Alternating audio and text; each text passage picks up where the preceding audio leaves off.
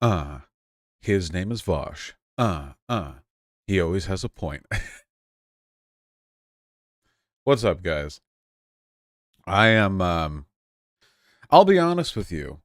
I'm a little bit out of it. I'm tired. Didn't get too much sleep. Have a headache. Uh, Only starting stream early because we have a debate scheduled at 5, and I figured there was probably some stuff we had to cover before then. So, you guys ready for another thrilling stream in the on-running saga of my you know my strong convictions getting me into trouble? A bunch of bananas. Let's go. Subreddit purge. Yeah, we should probably talk about the Contra thing, right? There's drama. You're tired. Please no thought. Slime stream part 2. Did I not demonstrate yesterday that I am, as they say, built different? I wouldn't worry about it. Vosh, I was proven wrong. I thought you were hyperbolizing when you said people were ceding ground to JKR. I would say that the behavior of the online left broadly in the past couple of days has been one of the biggest secessions of ground to transphobes that I've seen since I started my YouTube career, which is pretty impressive, I have to say. But, I guess since a lot of the people doing it are themselves trans, I guess that's their right, It's a self-determination thing, right? I mean, if they wanna, I don't know. Seems dumb, but not the strategy I'd go with, but you know. I'd see a therapist after this because the gaslighting give you some bad psych damage. I wouldn't worry about me, okay? I promise you. I listen, I'm doing far better through all of this than most of you are watching it. I'll say that much, judging from what I've seen on the subreddit. Um, yeah, psychic damage taken. Very true. Very true.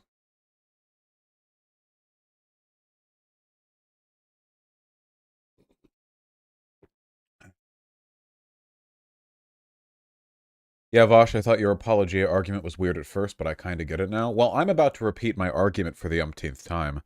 Um, you know, uh, if, so we can get kind of a summary.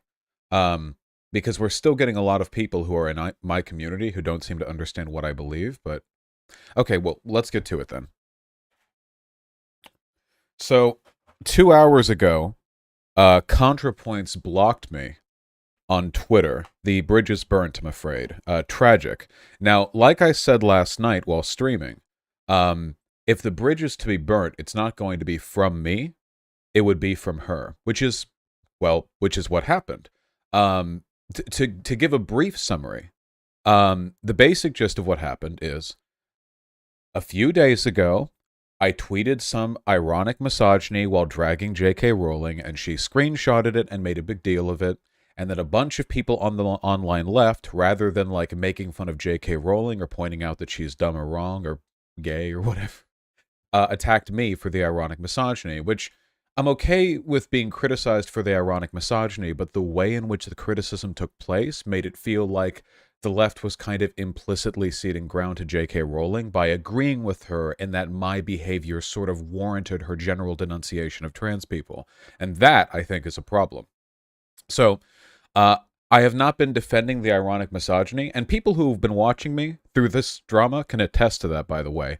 I haven't been. It hasn't been about that. That's just not what I've been focusing on at all. The only position I really have on that is that I don't think it's that big of a deal, and by God, I will stand by that point. But not like saying it's necessary or like morally good or whatever. I think those are very different things. We all have different levels of what we think is acceptable edginess. All of us engage in some level of acceptable edginess. Have you guys watched a ContraPoints video? It's not like there isn't ironic misogyny in there. We have arbitrary thresholds. So, that happens. Anyhow, people keep insistently arguing as though, well, I don't like the arguments a lot of people are using, I'm okay with being criticized for the ironic misogyny, but a lot of people, I think, again, are doing that ceding ground to J.K. Rowling thing. So one of the people doing that was Cat Black on Twitter, who posted this really long tweet thread, which was essentially criticizing me with arguments that I felt were pretty bad.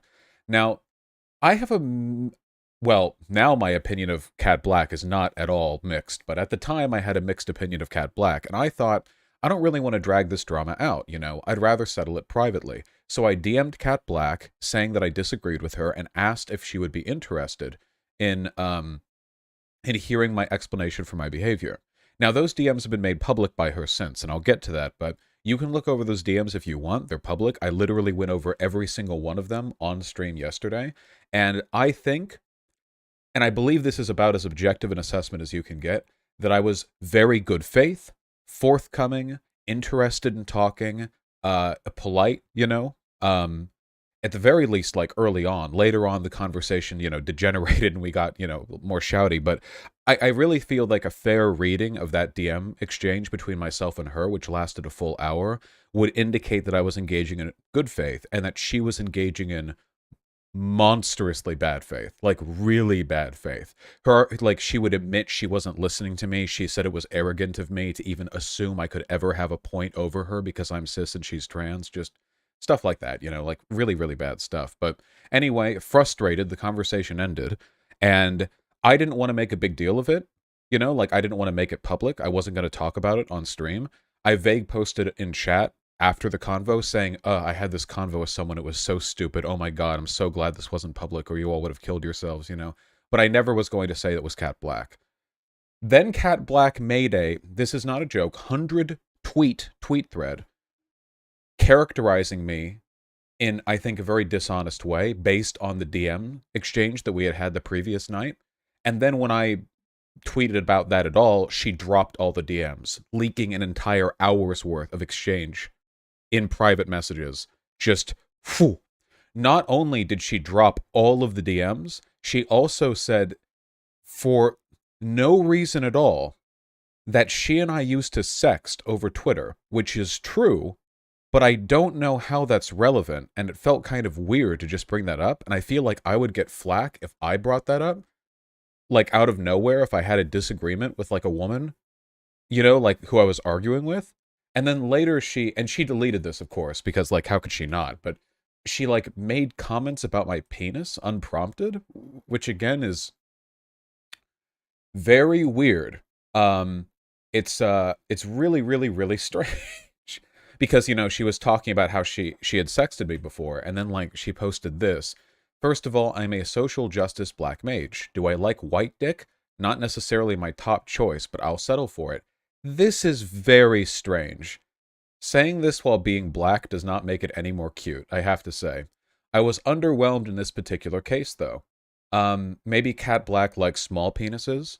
I don't know. I don't know why she wouldn't think mine is cool, but whatever. She seemed to like it at the time. Anyway, I think this is a very, very weird thing to tweet. Can we acknowledge that? Like, it is funny, and I have a good sense of humor about it, but imagine if I had a disagreement with a female content creator, and in response to us burning a bridge publicly, I leaked that years ago we used to flirt, and then insulted her pussy. That would be, like, I would get in a lot of trouble for that. Like, that would follow me for a long time, you know?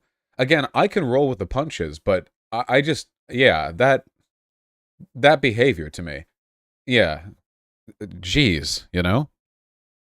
Yeah, I would be like excised from the online like that would be really, really bad. But look, the point is, I think that Cat Black, I think there are a few negative things I could say about Cat Black that like wouldn't be true, honestly.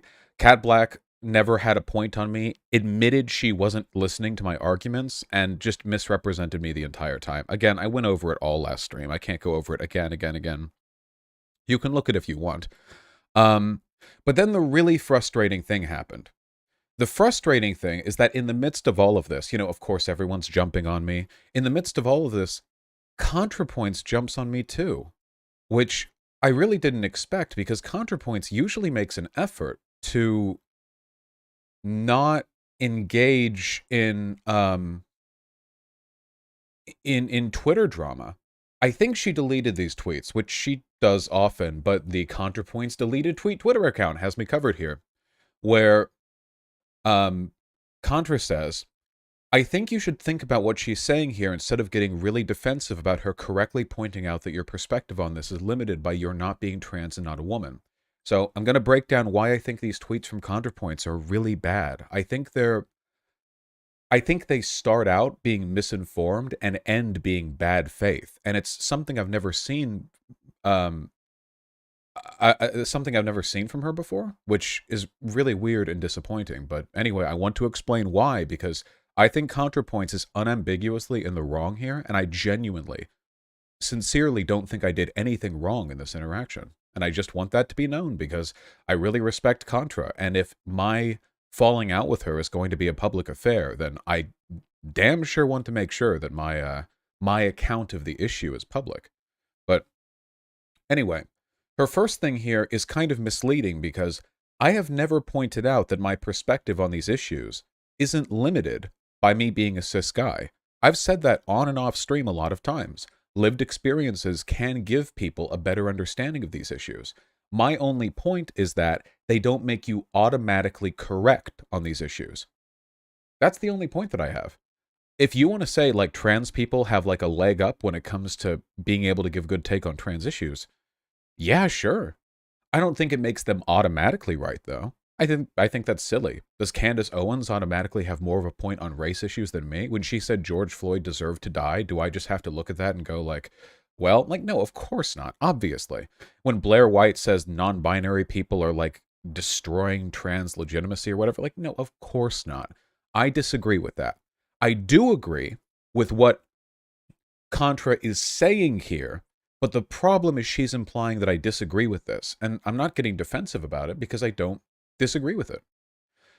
Then she continues, doing edgy, ironic misogyny while defending trans people magnifies the grain of truth in what TERFs say about there being misogyny in trans activism. So while I disagree with this does at least speak to the point that I'm trying to make broadly. So this would be something that I had wished I could talk with her about. You know, like, I wish I could have had this conversation with her to explain why, because I don't think there's a grain of truth here, you know? I think they'll find that grain of truth anywhere because they just make it up. They make up the grain of truth. It's not a grain of truth. It's a made up, like, yeah, I don't believe that. So, yeah. And then she said, maybe your tweet at J.K. Rowling just didn't land the way you wanted. Okay, fine, it happens, but why get so defensive about reasonable criticism? Now, the thing that is weird about this to me is I remember reasonable criticism being a term Natalie ascribed to the bad faith engagement she got on Twitter in her canceling video, right? She would talk about in that video how when mobs of people were mad at her over pretty fake drama online, you know, they would not directly address the argument she had or treat her in good faith, but allude to the hurt of others, the reasonable criticism. You know, it's a way of gesturing at an argument without making one. And it's a way of substituting a real criticism with, well, anger posturing as a criticism. That language to me is, well, it's a little bit concerning, but it gets a lot worse, unfortunately. Oh dear. Well, you know. So I respond, how many reasonable criticisms of you have you, knowing what others don't, thought unreasonable? I've talked about all this before and will continue to, and I'm happy to hear out Kat or anyone else, but I disagree with her here and I have reason to think little of her opinions. I think this is a fair tweet. All I'm saying is that, you know, maybe these criticisms aren't as reasonable as you think they are, and I'm happy to talk about it and hear out others' opinions, but I am, you know, I do believe that I'm in the right here, which is fair. And then I continue. With respect, the arguments you give in your videos support my position here. I do strongly believe this. And with all the associated context, this site really isn't the best place to speak on it with nuance. The reason I say this is because I don't want to argue with ContraPoints publicly on Twitter about something like this, you know? Like, what good outcome are we going to draw from that? I'm hoping we can, like, talk on stream or privately. Like, it's not about a content thing, just, you know, anywhere but Twitter. And then I say, I'm extremely confident you'd agree with me if you were fully caught up. This is where Nat starts getting worse, I think. It just strikes me as off that you're extremely confident you definitely know better than a trans woman who's been doing this activism for over a decade. And it kind of compounds my discomfort with the "women be quieter" tweet. This is a very, very strange argument to make. I like, I don't understand what this characterization is supposed to be. If I disagree with a person, like, what am I supposed to do? Like, we have a disagreement and it's like, oh, well, they're a trans woman who's been doing activism for over a decade. Never mind. I guess I don't disagree. Like, this is identity politics arguments from a person who I generally not associated with identity politics arguments. It's woke skull behavior. And this is the same language that people who attacked her on Twitter would engage in to allude to some kind of broader, like the trans community has problems with you, Contra. That kind of stuff. But, yeah. And then I say, is that really your argument? That I, by way of being cis, couldn't possibly be correct in a disagreement on trans issues with a trans person? I was always under the impression you valued the quality of the argument. Now, she didn't explicitly say this. She did implicitly say this. I hope anyone who watches my content would understand what the real message is here. And it becomes even more clear soon what she's really saying as soon as we see, like, I haven't heard any arguments yet, only your assurance you're extremely confident that you're correct. ContraPoints jumped in here without knowing what my argument was. She jumped in here, Contra, a person who is generally pretty averse to getting involved in drama, without knowing what my position was. So given that she doesn't actually know what my position is, that she's still saying that she thinks it weird that I'm confident I'm correct, this to me reads as her basically saying that me being a cis guy means that I can't have an opinion on this. That's kind of the implicit message there. If my confidence in being right is a bad thing and a warning sign, but she also doesn't even know what my argument is and therefore doesn't know whether my confidence is founded, the implication is that no level of confidence could be justified, no matter what argument I have. By default, it's not right to be confident. Very strange. And then she says, and I don't think extreme confidence is warranted. Men who are extremely confident they know more than women what is and isn't misogyny don't have a great track record. This is just woke skull did pull. I'm really sorry. These arguments are bad, and they're used by abusive people online to feign arguments when they don't actually have arguments to make. This, by the way, is the argument TERFs make, and Natalie has pointed that out in her video on TERFs. In her video on TERFs, she has explicitly said that TERFs will abuse this language of men don't have a right to speak in our issues by broadly, essentializing that categorization and using it as a way of reinforcing transphobic positions. She's explicitly said that. This is verbatim a contradictory argument to points that she's made. Now, it turns out, and I only learned this afterwards, the reason Contra's doing all of this is because she's friends with Kat. I'm pretty confident Kat must have DM'd her privately and egged her into joining the conversation. As tempting as it is to blame Kat for that, I'm very disappointed that Natalie would compromise on her positions like this because a friend encouraged her to. That is not good. That is not good behavior. I think that's very disappointing. Anyway, I continue. If I wasn't capable of extreme confidence in disagreements I have with people whose lived experiences differ from mine, I wouldn't be able to argue against TERFs. Noticed how her arguments are attacks on the legitimacy of my right to have a position on this, and mine are just a defense of my ability to have a position. I'm not even getting to argue my point here. Her point isn't that my point is wrong. She doesn't know my point. Her point is that I don't have the right to disagree. Anyway, I continue. Also, I can't help you if you're jumping into this without knowing my arguments. What do I even say to that? I still don't even know what I'm supposed to say that, really. I mean, like, geez, We're almost done. She tweeted this out broadly. I don't think she ever answered this. I don't think she responded to this one. But she did her own vague tweet publicly after that. So is idpull the new SJW? Have we moved on from woke so soon? I think this is also a weird tweet, considering that Natalie has explicitly argued against the cynical invocation of identity politics as a way of silencing people. Before, she's literally made the arguments I'm making here. So, yeah, but, yeah.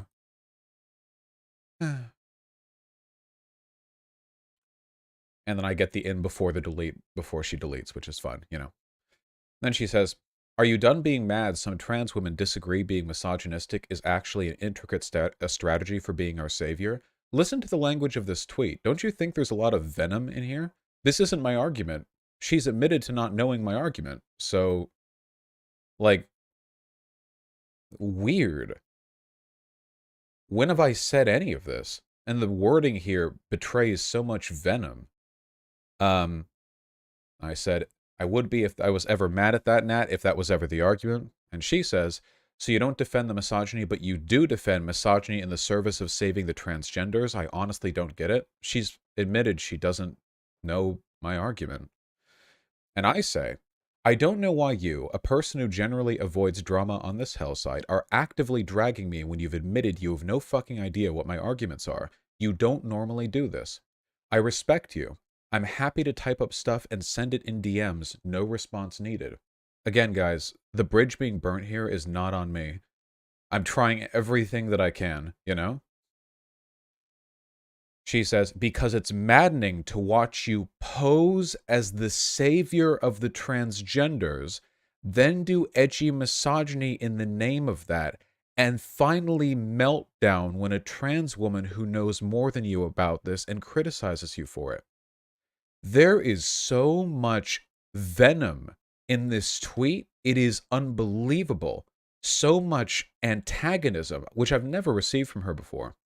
I don't pose as the savior of the transgenders. I have arguments, and that's all I can ever have, really. I don't do edgy misogyny in the name of anything. I did it because I thought it was funny. That's not really a moral defense. Like, that's just the honest truth. I don't think it's an intricate or necessary component of trans liberation. I'm not having a meltdown. If anything, she's the one demonstrating uncharacteristic behavior here. And then this, when a trans woman who knows more than you about this criticizes you for it, but she doesn't know what my argument is. So, yeah. And I say, is this not what the woke skull type said to you? I'm not trying to be anyone's savior. I'm a guy with arguments which you've admitted you're unaware of. And still, somehow, you have strong opinions on them. I'll continue to believe what I believe until posed a better argument. I don't know what I can say besides that. And now we're just about done.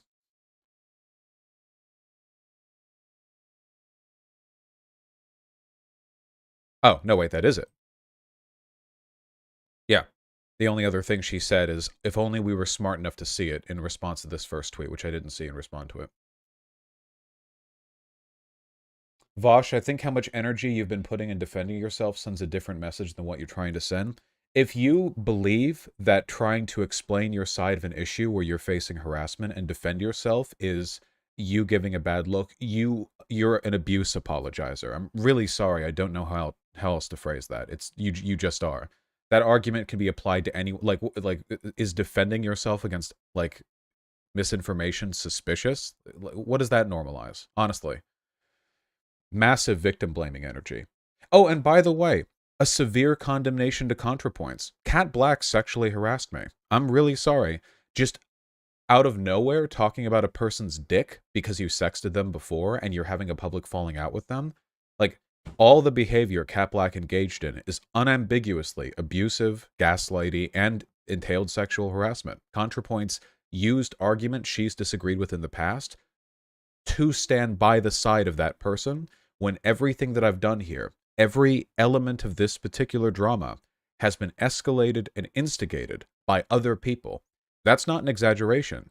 Every time some new person has gotten involved, every time things have escalated, every time this has been brought back out, it's the other person doing so. I have not dragged other people into it. The only time I got another person involved directly of my own volition was with Cat Black, and that was in private DMs where I asked her if she wanted to talk, and she said yes. That's me avoiding drama, not trying to cause it. I thought I was being responsible. I thought this was a uncharacteristically reserved thing of me to do, but clearly, even that is not enough to prevent this. Oh, so the last thing that I want to say is, I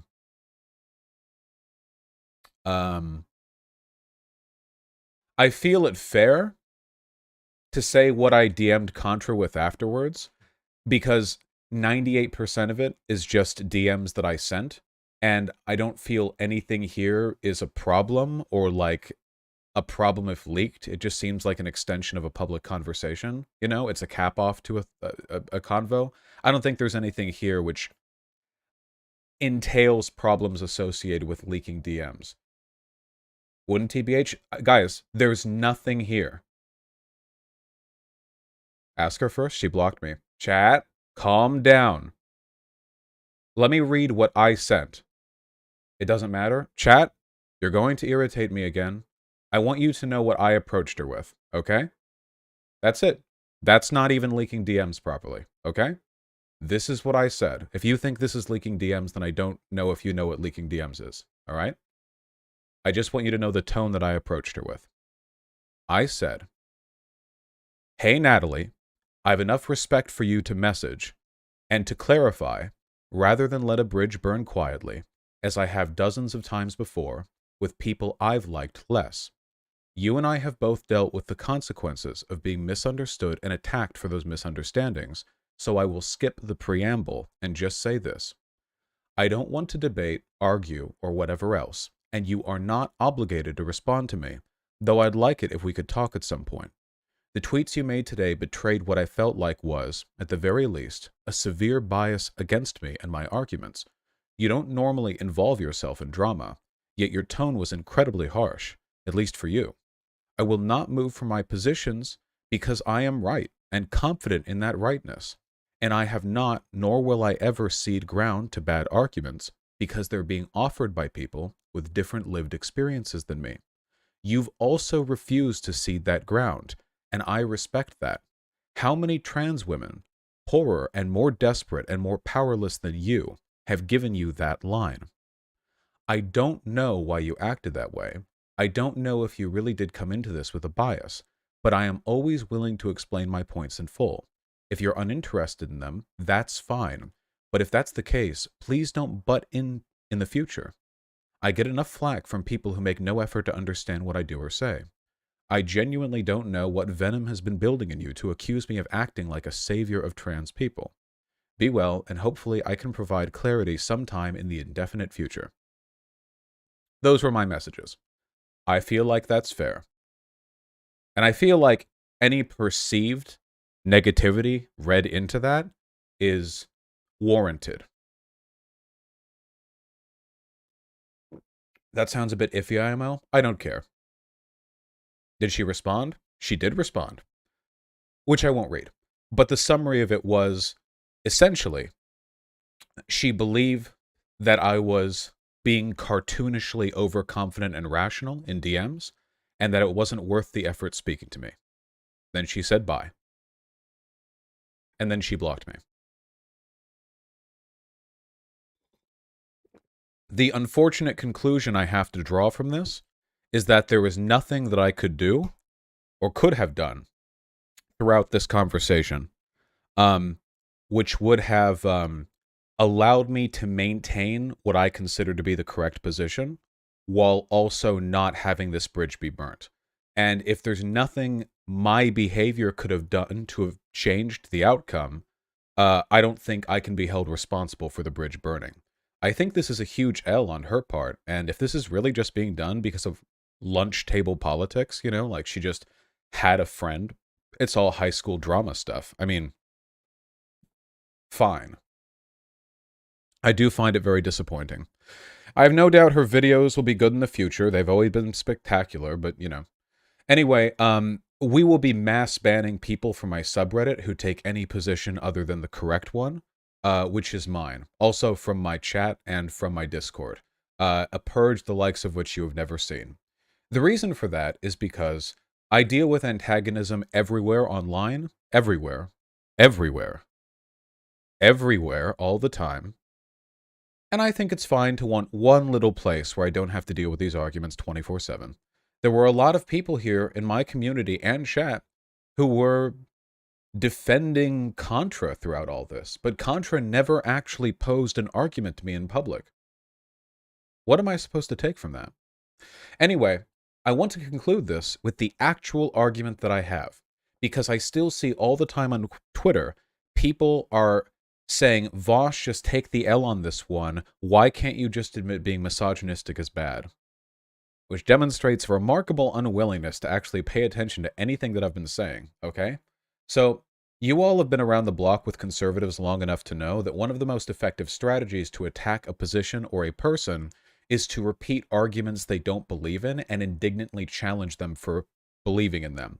So, for example, J.K. Rowling constantly says that that trans people want to erase sex as a concept. You've seen that from her, right? All the time. You've seen that from her so many times. That's like her main talking point, really. Now, no trans people want to do this. It doesn't mean anything, but she says it all the time. And her followers say it as well. And we're constantly playing defense against accusations that have nothing to do with our actual beliefs. So am I. My position is not, and never has been, that ironic misogyny is morally good or necessary for advocacy. I think that being able to be edgy is pretty necessary for forming a united front against the right in a broad sense. And I agree that there are definitely a lot of people on the left who are overly sensitive to this stuff, but that's not the same as me defending the ironic misogyny, you know? I will say what my actual argument is, though. My actual argument is as follows. I will demonstrate it through the use of two hypotheticals that I think accurately demonstrate two things. First, the potential harm of engaging in behavior the online left engaged in, and second, the potential benefit of engaging in a different kind of behavior. So I will do both now, okay? The first example is with the Black Lives Matter protests. Now, as we know, the vast majority of the Black Lives Matter protests were peaceful and millions of people participated and it was great and good, and you know I'm in favor of this, okay? There were also looters, arsonists, and rioters. Those are real things that actually did happen and did exist. And while riots are a thing, while looting and arson is a thing that tend to accompany mass protests, that doesn't mean they're good in and of themselves. Oftentimes, a lot of innocent people get hurt. You know, people's personal property gets destroyed. People get injured, sometimes even killed. It's not good, right? Now, what conservatives did and will continue to do, and still do right now, is hyperfixate on the riots and the looting and the arson as a way of distracting from the broader Black Lives Rally movement, right? They do that all the time.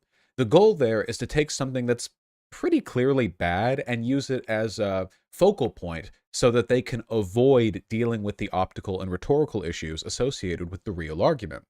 Just like how J.K. Rowling will use the idea that trans people and trans activists are misogynistic as a way of pushing for her broader argument through implication, the argument she holds, which is that, you know, trans women are a threat to, in her words, real women. The strategy is exactly the same. Now, with regards to the Black Lives Matter protests, the strategy the left adopted was the correct one, okay? What did people on the left do? What did I do? Well, for the most part, we didn't really talk about the riots and the looting and the arson that much because you're kind of missing the point by doing that, right? Like, it's already kind of an overstated element of the conversation thanks to conservatives. Conservatives are only talking about that. Mainstream media is constantly fixating on that. Why add to it? Why not focus on the real issue? If you're in a heated conversation about this, you know, why, if a conservative brings up like cities burning down, would you then hand-wring over it and start giving them time and attention, letting them dictate the conversation by agreeing with them about how bad this is and, oh, I wish it wasn't happening and, oh, you're right, and making independent Twitter threads about how people in these cities need to stop looting and stop rioting and stop doing arson? Would you all agree that would not be conceding a point to the conservatives? I think that it would. Now, you can acknowledge that the looting, rioting, and arson are bad without taking this momentous social opportunity, this big surge of drama, to dedicate more attention to that element than is necessary. I hope you understand the point that I'm making here, yes? The point is, when the right is trying to hyperfixate and exaggerate a small bad element in order to push a broader point by implication, attacking a good thing, what you need to do is not buy that strategy. Don't buy into their, you know what it's called, concern trolling. Because they don't really care about the rioting. They care about Black Lives Matter. They're using rioting as a way of getting an easy wedge in. Don't give that to them. If you guys were to cede this ground every chance you got, you would realize there is never an end to it. Guys, when you're arguing with racists, there is always a black guy who did something bad. If you're arguing with Nazis, there is always a Jewish person who did something shady. There's always a woman who did something bad. There's always this person or that person. There's always an element of progressive something that they can focus on. Don't let them dictate and control what gets discussed. And for God's sake, when J.K. Rowling is digging through Twitter to find people to screenshot or quote tweet, which she's been doing for years now, she'll do this to trans women with like no followers. She's always going to find something to look at. Don't look at that and go like, oh, well, look at the behavior of this tiny account she quote tweeted, and compared to her, I'm a tiny account, relativistically, but any size, and agree with her about how harmful that thing is. And yet in this conversation, both Cat Black and ContraPoints have explicitly said that J.K. Rowling has a point, at least part of one, in saying that misogyny in trans women is a problem. I do not think so. And I don't think that conservatives have a point, even a part of one, when they say that black people are criminal. Even though black people sometimes commit crimes. I don't think they have a point. Because the point there isn't technically, is there anyone doing this? Their point is that this is a massive problem, and the existence of this problem justifies my broader political point. You do a lot of damage to the ability for left-leaning people to find solidarity and to work against conservative narratives when you buy into their concern trolling every time. So don't do it. That's my argument. Not that the ironic misogyny was good or isn't worthy of criticism, but that the attention that was given to me was disproportionate after that, when people on the left probably could have, taken advantage of all the attention that the J.K. Rowling beef was getting. I mean, for goodness sake, news articles were written about that. When was the last time a beef on Twitter got J.K. Rowling news headlines? Isn't that ridiculous? Don't you think more could have been made of that? More dogpiling? But it's a wasted opportunity. What I'm advocating for is the strategy the left generally does. They didn't do it this time because it was me. J.K. Rowling has screenshotted and quote tweeted trans people being problematic before, and it did not warrant this response from the online left. This happened because it was me. And I really do feel like the insistence that after saying all of this, I'm just defending misogyny is a kind of projection. Or maybe bad faith? My arguments are clear. I can only assume at this point that if, after all of this, you're still saying this is just defending misogyny, then you're doing what J.K. Rowling does when she says trans people want to erase sex. You're deliberately avoiding a real position in order to hyperfixate on a made-up one. The second point that I want to make, very briefly, is the potential benefit of taking the opposite side and really leaning into it. Because this is something that we've done quite a few times, When Ben Shapiro gets ratioed by a person calling him short, if a conservative politician got angry by that, the American people are tired of women, meme, she would quote tweet it and go look at this misogyny from the left. Well, that is a misogynistic joke, is it not? But you can then make fun of her relentlessly. And I think there's a lot of potential good that could be done by playing up the fact that conservatives are massive triggered cry-bullies, I feel like, in my experience, many of the people who I've moved over from the right moved over because they realized that people on the left, namely me, were capable of having a sense of humor and a thick skin, and that people on the right, namely them, were actually quite easily offended and really easily triggered, And I feel like playing that up can be done quite easily. And you can do that without being misogynistic either. If J.K. Rowling is screeching about how trans people are a threat to cisgender women because of something that I said, you don't have to go in there and be misogynistic to her. Why not call her a crybaby who's literally one of the loudest voices in the oppression of trans people, and she's screeching over Twitter posts. Why not say that she's triggered and causing real harm while fixating on tweets? Like, why not lean into that, you know? Point out that she's being weak and hypocritical. Point out she doesn't really care about women's rights because she attacks women all the time, that she sides with conservatives and actively, you know, praises and defends conservative organizations as long as they're also anti-trans. You can do all of that without ever saying ironic misogyny is good. Generally, the left engages in this behavior. They didn't this time because it was me. And none of this means you can't criticize me. But disproportionate criticism to the point that the online left is fixating on me instead of the billionaire transphobe is harmful to trans people, because it means that when the circumstances are right, you're more willing to eat your own than you are to form rank and attack with the attention you've been given the real enemy. And I have to say, the people in the online left who were treating me and J.K. Rowling as equal evils fighting each other are revealing how little they actually care about harm to trans people. If you're pretending you care about the well-being of trans people and you're equating me and J.K. Rowling, you do not care about harm to trans people. And there were a lot of people saying that, you know, oh, let them fight, Vosh and J.K. Rowling. You don't care. What you care about is your social club. And you think that she and I are the same, or that I'm worse because I'm closer to them. I'm more adjacent to you in the social network on Twitter, and you see tweets about me more often than you see tweets about Rowling, so you think that I'm the worst one. That is a very selfish and self-centered way of advocating for minority groups, because it's not really doing that, is it? That's just embarrassing. Can I just say that? That's just embarrassing. To pretend that you care about trans rights and then to make that equivocation. That's embarrassing.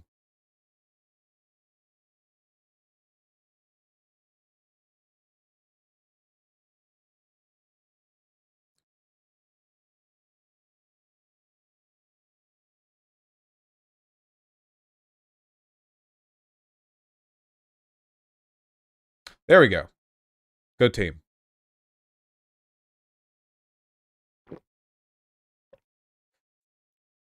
I had issues with the ironic misogyny, but anyone that equates J. Trans.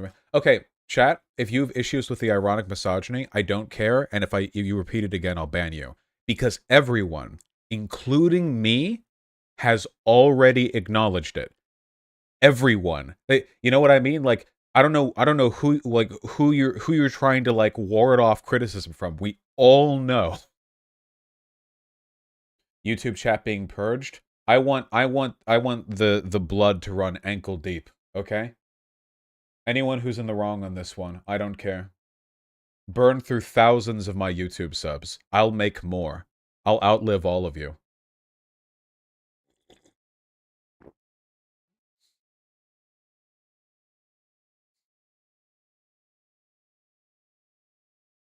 I'll outlive all you motherfuckers. I'll outlive Contra, that's for sure. I have a better temperament for dealing with drama than she does.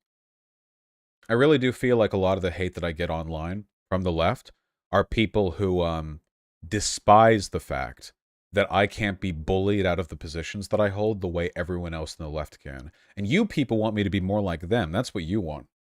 Oh, Vosh, just take the L on this. Just take the L. What, cede to peer pressure? No. What, be more like them? This lunch table politics bullshit? I don't give a fuck if I lose friends on here. I have a real life outside of this. If I care about making friends, I will go outside and fuck femboys off Tinder, okay? I'll go meet people at bars. I'm not on here to make friends. I'm on here to make fat stacks and convince hundreds of thousands of people how to best argue against conservatives. I don't give a shit. Oh, mommy and daddy Contra Vosh are breaking up. I don't give a fuck. You know how often I talk to ContraPoints? I don't think I've talked to her any time in the past 8 months, okay? I don't have friends on here. That's not true. I do. But I shouldn't rely on their continued existence. I do have friends on here. Let's not overstate the case.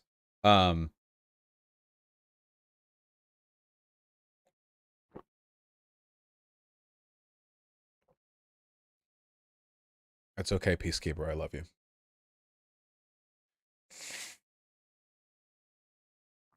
Don't you think the whole I'm right, you're wrong mentality encourages this kind of behavior? No, never cede into the abusers. They want you to think that being confident is what they have a problem with. They want you to believe, oh, things would be so much better if only you were weaker and more susceptible to peer pressure. If only you were less confident, we would stop harassing you.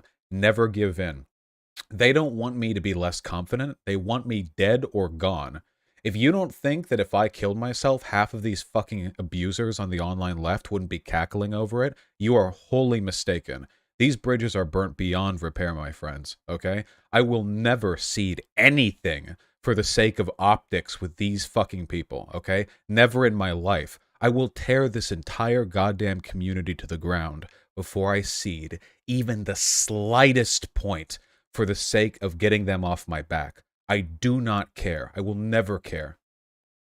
I'm building my nest egg, all right? I'll do this shit for as long as I can. I will never in my life back off.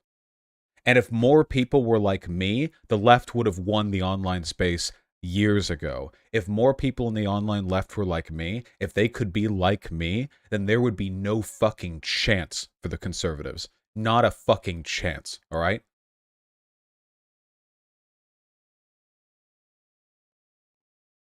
But unfortunately, doing this is hard. And it's tiring. Even for me.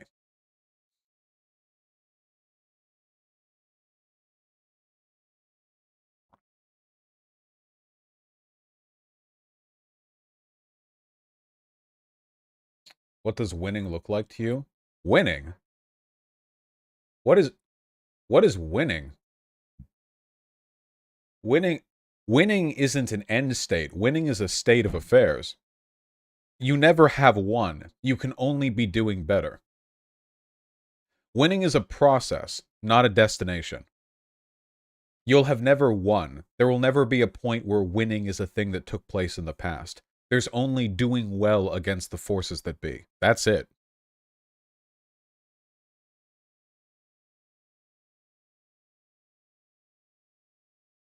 That might be a bit far. The conservatives might be able to pivot to some new strategy. They aren't always incompetent. Conservatives are not incompetent when it comes to effectively advocating for their politics.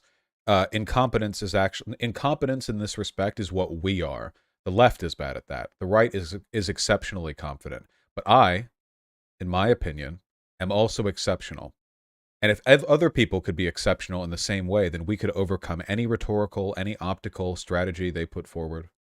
I just wish more people were willing to adopt these mantras, this confidence, you know? I'm not saying you all have to strut around like gigachads in your day-to-day life, but the fact that even in my community, people are begging me to take the L after ContraPoints dedicatedly tweets a chain of non-arguments and blatant id pull at me is very disappointing. What can I do to make you like me, at least in that respect? I don't even care if you disagree with me. I just want you to have a fucking backbone. Not even ContraPoints has a backbone. I respect her arguments and analysis, but like, come on, she deletes every tweet she puts out there. Let's not pretend that's some sort of ironic, flash mob pop-up bookstore strategy where she just wants her tweets to be enjoyed but for a few minutes. She tweets because she's impulsive and deletes it because she doesn't want to deal with it. Who else?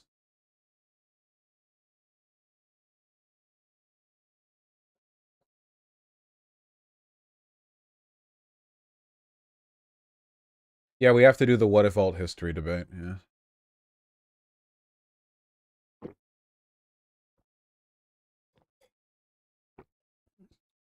Will she delete those tweets with me? No, she cared enough to burn the bridge publicly. In my case, she's going to stand by this. It figures. The one thing Contra decides to have a spine on, and it's being wrong against me. The one issue for which she decides to finally take a stand, and it's quite possibly the stupidest thing I've ever seen her do. That's the power of VDS, I suppose. God, I have a headache.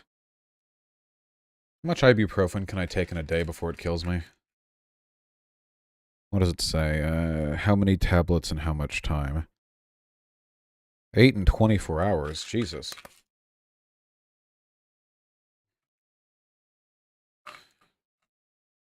Well, we're up to 8 now.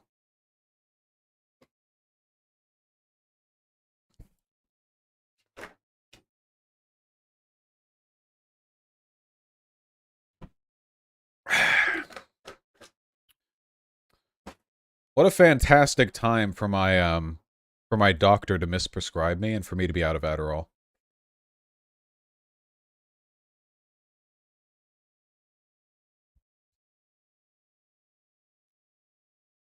Any idea what's causing the headache? Man, I wonder.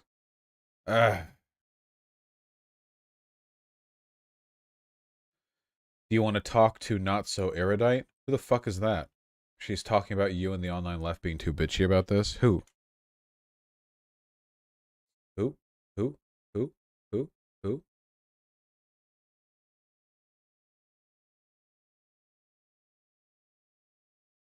Bosh, I love her. Well, I'm glad that she's lovable.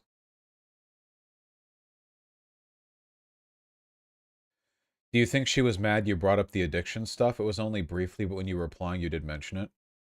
Who cares?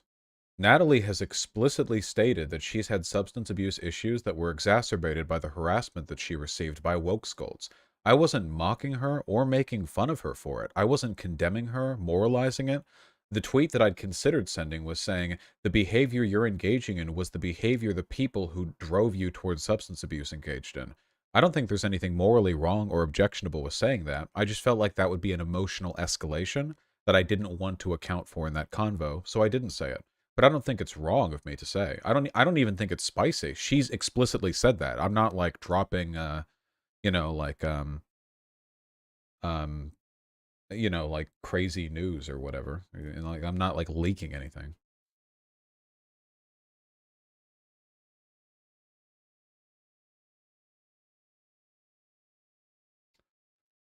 Vosh, this is probably a super dumb question, but would conservatives try to one-up you by acting like you as well? They try. They can't. They have to be smart to do it. It doesn't work. Unfortunately, the problem is what I do becomes a lot more difficult if your positions are undefendably stupid. I understand that sounds conceited, but like, imagine how much harder what I do would be if every single point that I wanted to defend was incorrect, like objectively. You know, that's definitely to their disadvantage. Like I've always said, the greatest advantage the online left, the left broadly has, is that we're right. Isn't that a great advantage? Honestly, this obsession with bridges is breaking all out of a lot of parasocial thinking. Listen, okay? We're not burning bridges. First of all, I haven't burnt shit. Other people are torching the few bridges I have, okay? But they're not even torching bridges, okay? They're burning chains, all right? Unleashed, all right? We're like Hollow Knight in the Temple of the Egg, okay? The chains are being broken.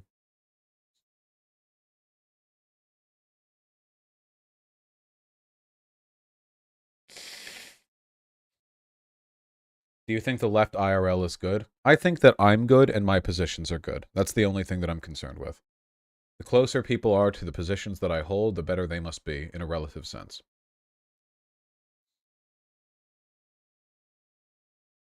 Or Silk Song? Don't ask me, I'm waiting for it.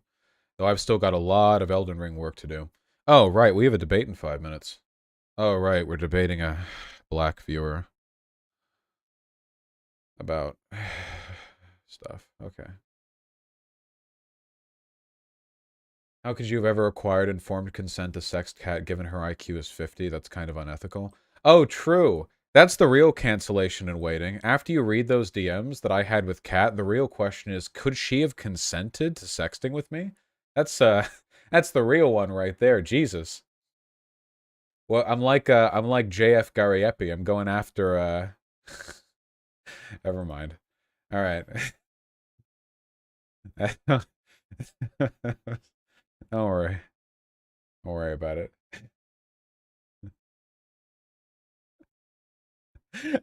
I love the girl. All right, stop. Okay. Uh, oh, my head. Okay.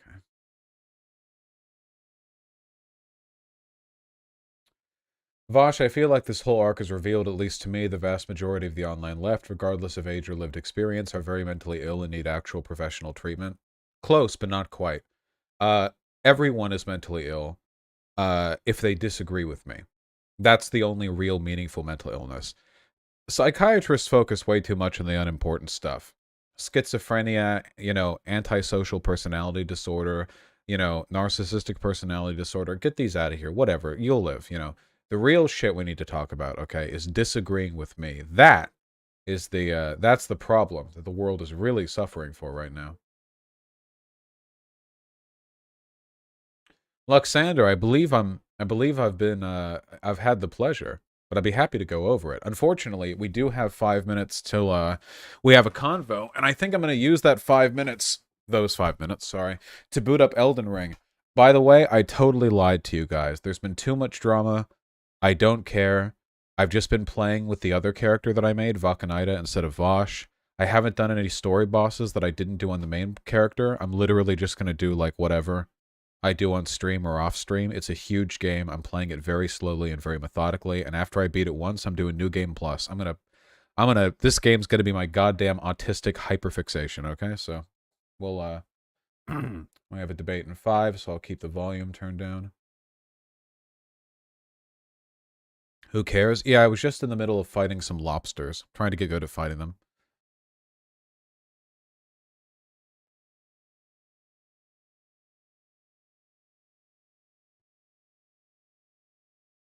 I can feel my brain dying. Jesus Christ.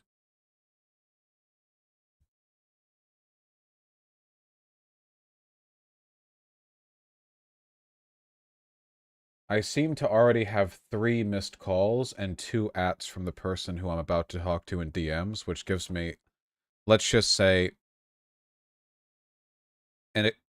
some degree of concern for their stability. All right. Hold on.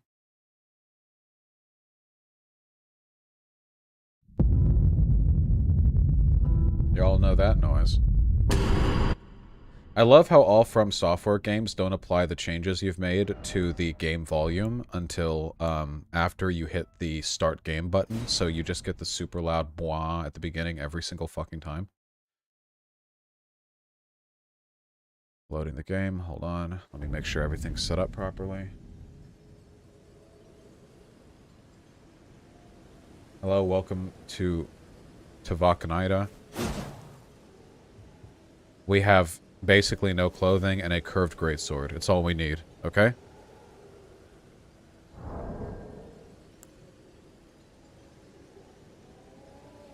Curved swords. Oh, we have to turn the volume down. Hold on.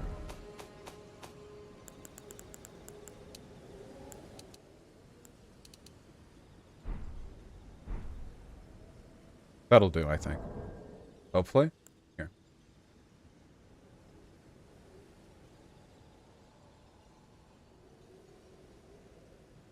Vosh, you hear me? Yeah, I can hear you. Howdy. Yeah, I can hear you. Howdy. I can hear me, too. I was gonna ask you, like, well, I was gonna debate you about, specifically about, like, the J.K. Rowling drama. Absolutely. Like, wait, hold on. Is my I echo really still don't there? understand. Hold on, is my echo still there? Oh, wait. Yeah, I can hear myself pretty clearly there. Yeah, I can hear myself pretty clearly there. Yeah, I can hear myself pretty clearly there. Yeah, I can hear myself.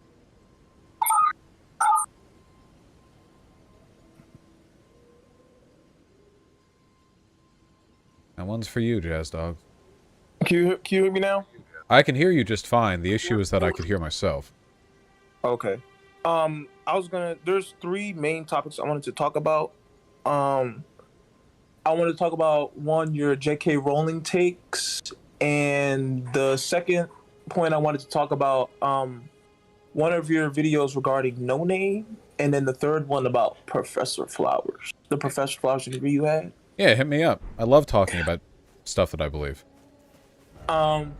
So about the J.K. Rowling situation, I feel that a lot of the times, like, I think, obviously you're a white leftist, and I feel like at times, because, like, you're a straight cisgender male and stuff, I feel like sometimes, like, you explained why you used ironic misogyny to come at J.K. Rowling, and I feel that a lot of leftists don't really understand that, using irony or using like, I wouldn't necessarily say dark humor, but like so like semi edgy ironic humor is a way to get a point across.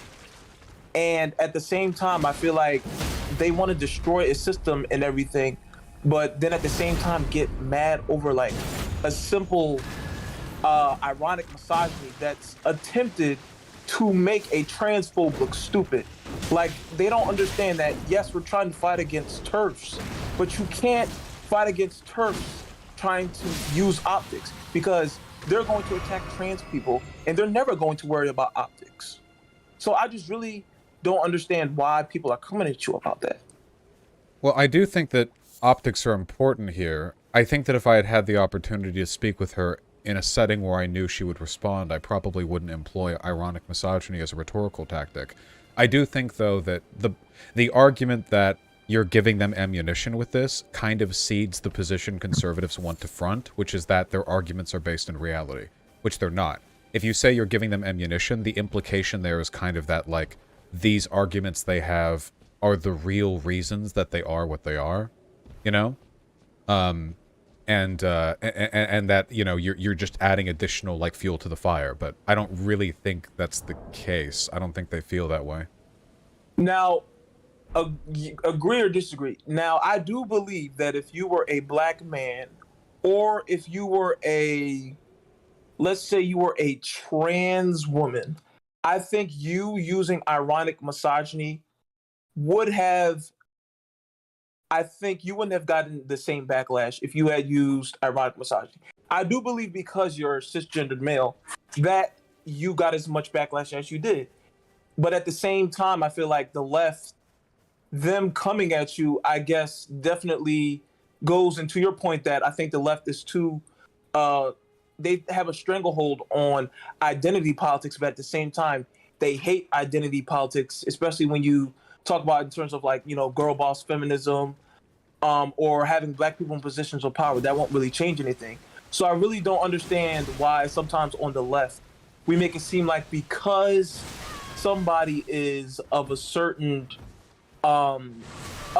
privilege, if they make a good point about a bigoted statement, that's simply because the person who made the bigoted statement is of a quote unquote marginalized community, then that, you know, the person who made the point, their everything they say is invalid simply because they made it towards somebody who's of a marginalized community.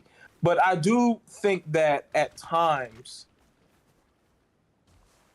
optics don't necessarily determine whether or not you're right or wrong. Optics simply are attempted to get a point across, and it's to do it in a way so that people understand it. Whether or not you get backlash or not, I think the left really needs to understand that optics don't mean anything when we're trying to destroy fascism, when we're trying to destroy patriarchy. Like, you can't care about optics. That's the reason why I think the right has a stranglehold on quote unquote culture compared to the left. Well, I do think that optics matter. I just think the issue is that you shouldn't let the conservatives dictate what is or is not good optics. You can't fall for their propaganda when they pretend to believe in things they don't actually believe in.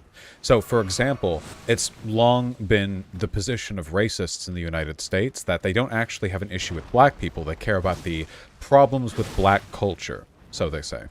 And, the idea there is that their criticisms of black culture are a direct product of the so-called irresponsible behaviors that black people engage in, with their hip-hop and their rap and what have you. But to believe them in that is to essentially say, we could have black liberation, but were it not for the mumble rappers or whatever else. It's very silly, you know? Mumble rappers, oh my god. Well, the point is that they're lying. They don't actually care about that. That's not the thing that determines their support or lack of support for black issues, you know? So to cede that to them seems to me like you're giving them unnecessary optical ground. Okay, now this next topic is where, you know, we'll probably reach the Vosh pit at this point. Like, I feel like this is the one where we're going to disagree. So I just want to know why you had a problem with No Name's tweets. You're going to have to remind me what exactly they said. So No Name said that she stopped performing because she didn't want to, because there were too many white people at her performances. and she also said something about white leftists or something like that, and you had a problem with her saying that, oh, um, I don't want to perform anymore because there's too many white people in my audiences. I just want to know, like, why you had a problem with that specific tweet. Well, I think it's racist. Wait. Why do you think that's? Wait, I just want to know, why do you think that's racist? Even though black people can't be racist, because you Sure they need can. you need power plus prejudice to be racist. I don't think so. But isn't that a liberal stance? That's so liberal. I'm not a liberal. You're a leftist, right? Yeah. The majority of leftists have the tenet that racism, you need power plus prejudice. Yes or no? Oh, sure, yeah. But the majority of leftists are morons, so I wouldn't put too much stock in that. I disagree.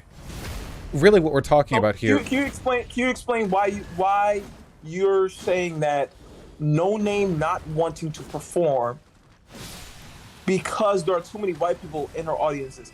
Why do you think that's racist? Explain. Do you think it would be racist for a white performer to say they have too many black fans in their audience, so they're no longer going to perform? Yes, it would be racist because of the power dynamic. I don't think it's racist because of the power dynamic. I think it's racist because it's racist. You're exhibiting racial bias. I think it's pretty weird, you know? But you have to understand that, see, this is why I say sometimes, like, this is not specifically targeted towards you specifically, but I think a lot of white leftists, whenever they talk about racial issues, they don't take the time to, like, add nuance to a lot of their takes. Like, Hassan had a pretty cringe take when the Nicki Minaj anti-vax situation came up. And I feel that with the No Name thing, you have to understand that she is, obviously different than most, I guess you could say, artists, black artists. She is very, very conscious, and she knows what she's talking about. Like, when she makes tweets, people listen. And I think that her saying she doesn't want to perform for white people isn't her being racist. It's her saying she feels, because of the history of racism and white supremacy in this country, that her performing in front of white people, she, in her head, believes that a lot of white people, when they listen to black music, they have a lot of cognitive dissonance. Yeah, Like, I think this is there's racist. no way- Like, you're basically just being racist and then asking me how it's like racism. Like, well, I have a bias against this racial group, and I think this racial group is different, so I don't want to do this thing for this racial group. Like, yeah, it comes off kind of racist to me. It's not institutionally racist. Like, it's not as though she's reaffirming a broader power structure. It's not like an element of systemic racism against white people, but it's definitely racist, yeah. But wait, hold up. So you know what minstrel shows are, right? Yes. So her not wanting to perform for white people somewhat goes back to that like a lot of black artists, not just No Name, like most black artists, when they are performing, they're performing for the majority of in their audience. The majority of them are white people. Well, So- the majority of people in America are white, right? So it's probably going to be kind of a recurring theme in a lot of cases. Yeah, but at the same time, yes or no, do you think that the majority of white people, when they listen to rap music, they're like, oh, I can really relate to this? Like, do you really think they can? Well, I mean, it depends on the rap songs, right? A lot of rap songs are about getting laid. I mean, yeah, sure. If the rap song's about growing up in poverty, then, I mean, yeah. I mean, it depends on the rap song. Rap is like a musical genre, not like a subject of discussion. So, potentially, yeah. Okay, I'll give a better example. Do you think that majority of, I wouldn't even say, like, not even just white, like the average white person, I don't care how woke they are, I don't care how many books on critical race theory they wrote. Like, do you think the majority of white people listen to Pimp a Butterfly and be like, damn, I really can relate to Kendrick Lamar when he says, you never liked this anyway? Like, do you really think that the majority of white people, when they listen to that type of rap music, that they can just listen to it and just be like, they can just jam to it? Like, I mean, I think they can jam to it. I think they can relate to it too, because humans have empathy and we're capable of understanding shared experiences, even if we haven't directly gone through what... Like, should black people not be able to consume media that is more like white, I guess, because they may not be able to relate to it. I don't know. I just don't get the point. Like, why can't we all just enjoy whatever media we like, right? Because it shows somewhat of cognitive dissonance. Does How? it not? Because to enjoy rap as a white person? If Wait, I'm a white person, Kanye is like super, super rich. Have you experienced ultra wealth? Is there cognitive dissonance in you enjoying? Because me and Kanye West have both experienced systemic racism. Dude, I promise you, there is more in common between you and me than there is between you and Kanye, guaranteed. Oh, Vosh, you're doing the white leftist class reductionism. Wait, hold on. I promise you that being literally one of the most powerful people in the music industry and ultra wealthy makes more of a distinction between you and the proles than you and me both being like of regular, relative to Kanye at least, income and being white and black. Like, yeah, that's definitely a much bigger difference. You telling me you can relate to rappers when they talk about how they're on top of the music industry and they're like fucking on yachts and shit? Like, I can't either. I don't do that. You know? But that is something that is universal to all, like having, getting laid, that's universal to all human beings. Like being a billionaire, that's universal to all humans? Not the wealth being the billionaire part, but I'm talking about like, I wouldn't necessarily say like getting money part, but like the getting laid, throwing money. I mean, I've been to the strip club. Well, yeah, white and black people can both relate to that, but you can't relate to any of the shit rap artists say when they're like, yeah, got my new Bugatti. Like, you don't know what the fuck that feels like, right? So does that mean you shouldn't be able to listen to what they're making? And I'm looking at your chat. They're saying that I was a hotep. I'm literally a Marxist communist. Like, no, I'm not a hotep. I'm not a hotep. I saw someone say Kendrick Lamar was a hotep. I don't know. Okay. I actually want to get into that. So Kendrick isn't actually a hotep. He got labeled a hotep because he put in one of the songs, at the end of one of his songs, he had an audio from a Hebrew Israelite saying how black people are the chosen people of God. That's why people said that he was a hotep. Now, it's pretty weird. I mean, do I think that Kendrick Lamar is a hotep? No. Now, black people who think that we are the true Israelites, that's a whole different discussion. Not because I necessarily think that they're correct. I don't think that black people are like the chosen Jews or whatever. Now, are we the chosen people? That's a different conversation for a different day. I think that's also not true. I don't know if there are any chosen people. It is kind of weird to sample from a speech from like a Nazi group, right? Like the black Israelites are like Nazis. Wait, hold on. What do you mean by a Nazi group? The black Israelites are basically Nazis. Their political prescriptions are very similar. They're just for black people instead of white people. I've watched hella videos from black Israelites because my peoples, a lot of them believe that black people are the chosen people. But to say that that's another problem I have a little bit with a lot of white leftists. They equate fringe black nationalist groups to Nazis. They're like not even in the same stratosphere. What do they believe? Black Israelites believe that they're God's chosen people, that Jews are the false usurpers of their legacy, that they should create an ethno-state to their supremacist race, and, like, build, like, a world culture. I mean, I don't know. It's not exactly Nazi shit, but it's, like, pretty similar. It's, like... Like, I'm sorry. Like, when's the last genocide that black Israelites committed? Wait, name it. Wait, when did Richard Spencer commit a genocide? Can't I just condemn people for their ideology? Richard Spencer is one person. Like the Nazi Party committed a genocide against 6 million Jews. Wait, that happened like 80 years. Wait, so I need to wait for like 6 million Jews to die before I point out people believe like Nazi ideology? Like, if an ideology leads to that, I don't know, right? Like, the Nazi ideology isn't exactly the same as a lot of neo-Nazi sects that have popped up afterwards. Do I have to wait for every one of them to kill their own 6 million Jews before I can go like, oh, wait, that was pretty bad? Like, why can't they just identify the problems in the ideology to begin with? Okay, I can somewhat agree with that, but, like, when you think about it, Richard Spencer, they led an attack at Charlottesville, correct? Yeah, he was... I think he was one of the organizers, yeah.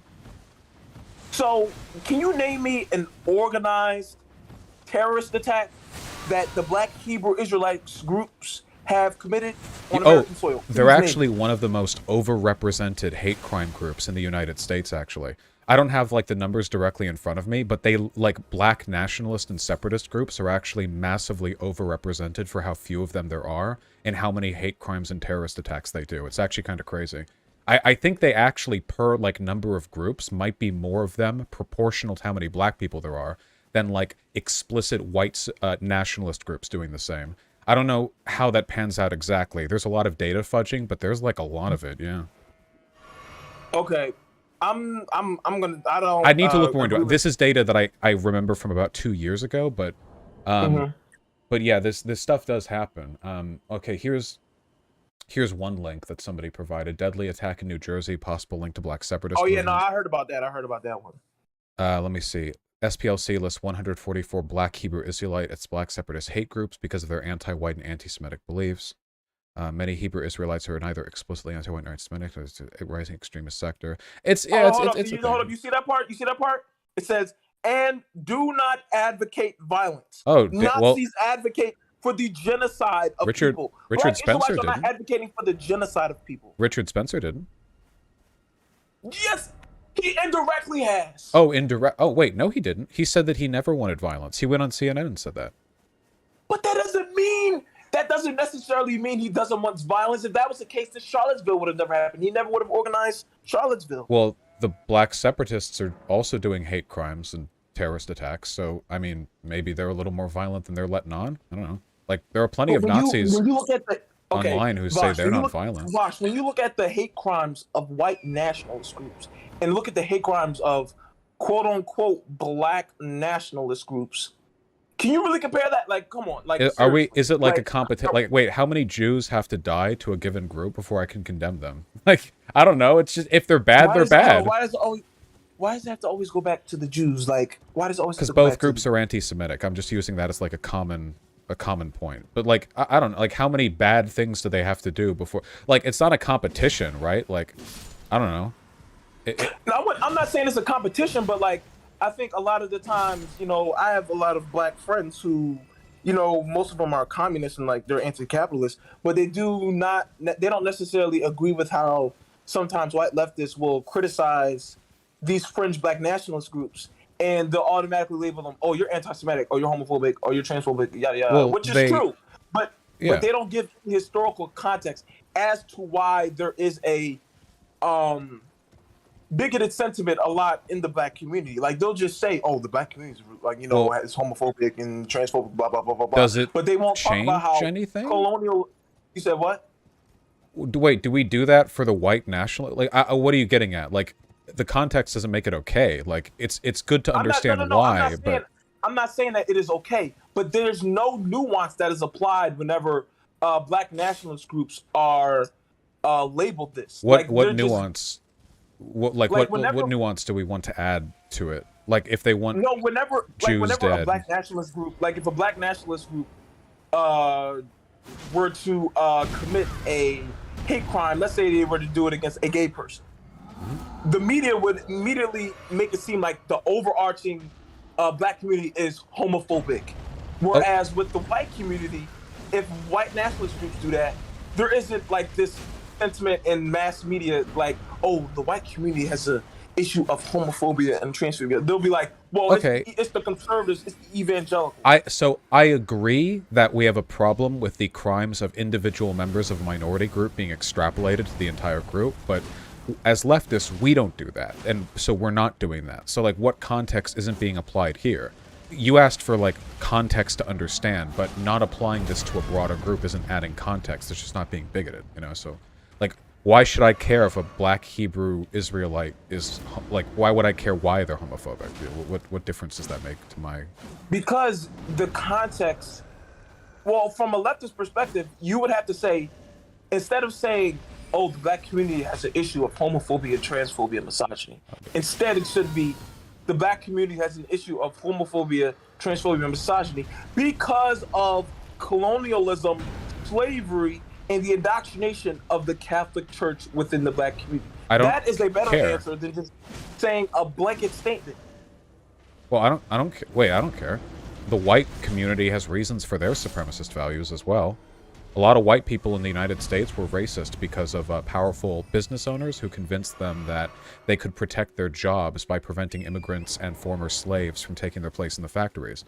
Like, that racism was often supported through legitimate economic terror from, like, very poor white people. But I'm not now, 150 years later, going to go like, oh, well, we need to mention this every time we condemn racism from whites. Like you can, like, it's good to know, but I don't think it's necessary to preamble every condemnation with that. Oh, and the Professor Flowers. I watched about 2 hours of that interview.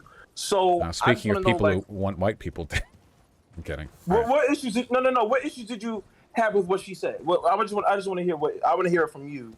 Mostly What issues did you? The fact that she was racist, a bad advocate for indigenous rights, and also she seemed to be okay with ethnic cleansing against white people.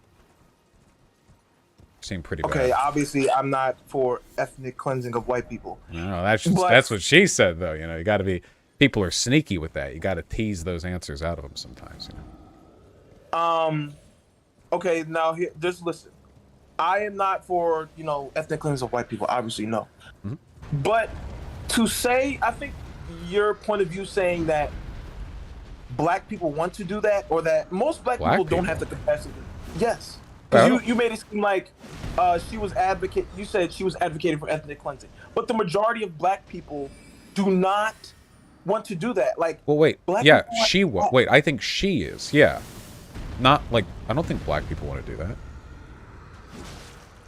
But like, when you, and another thing, you were, I think you were against safe spaces. I think you were saying that, like, black only spaces, you said you were against that?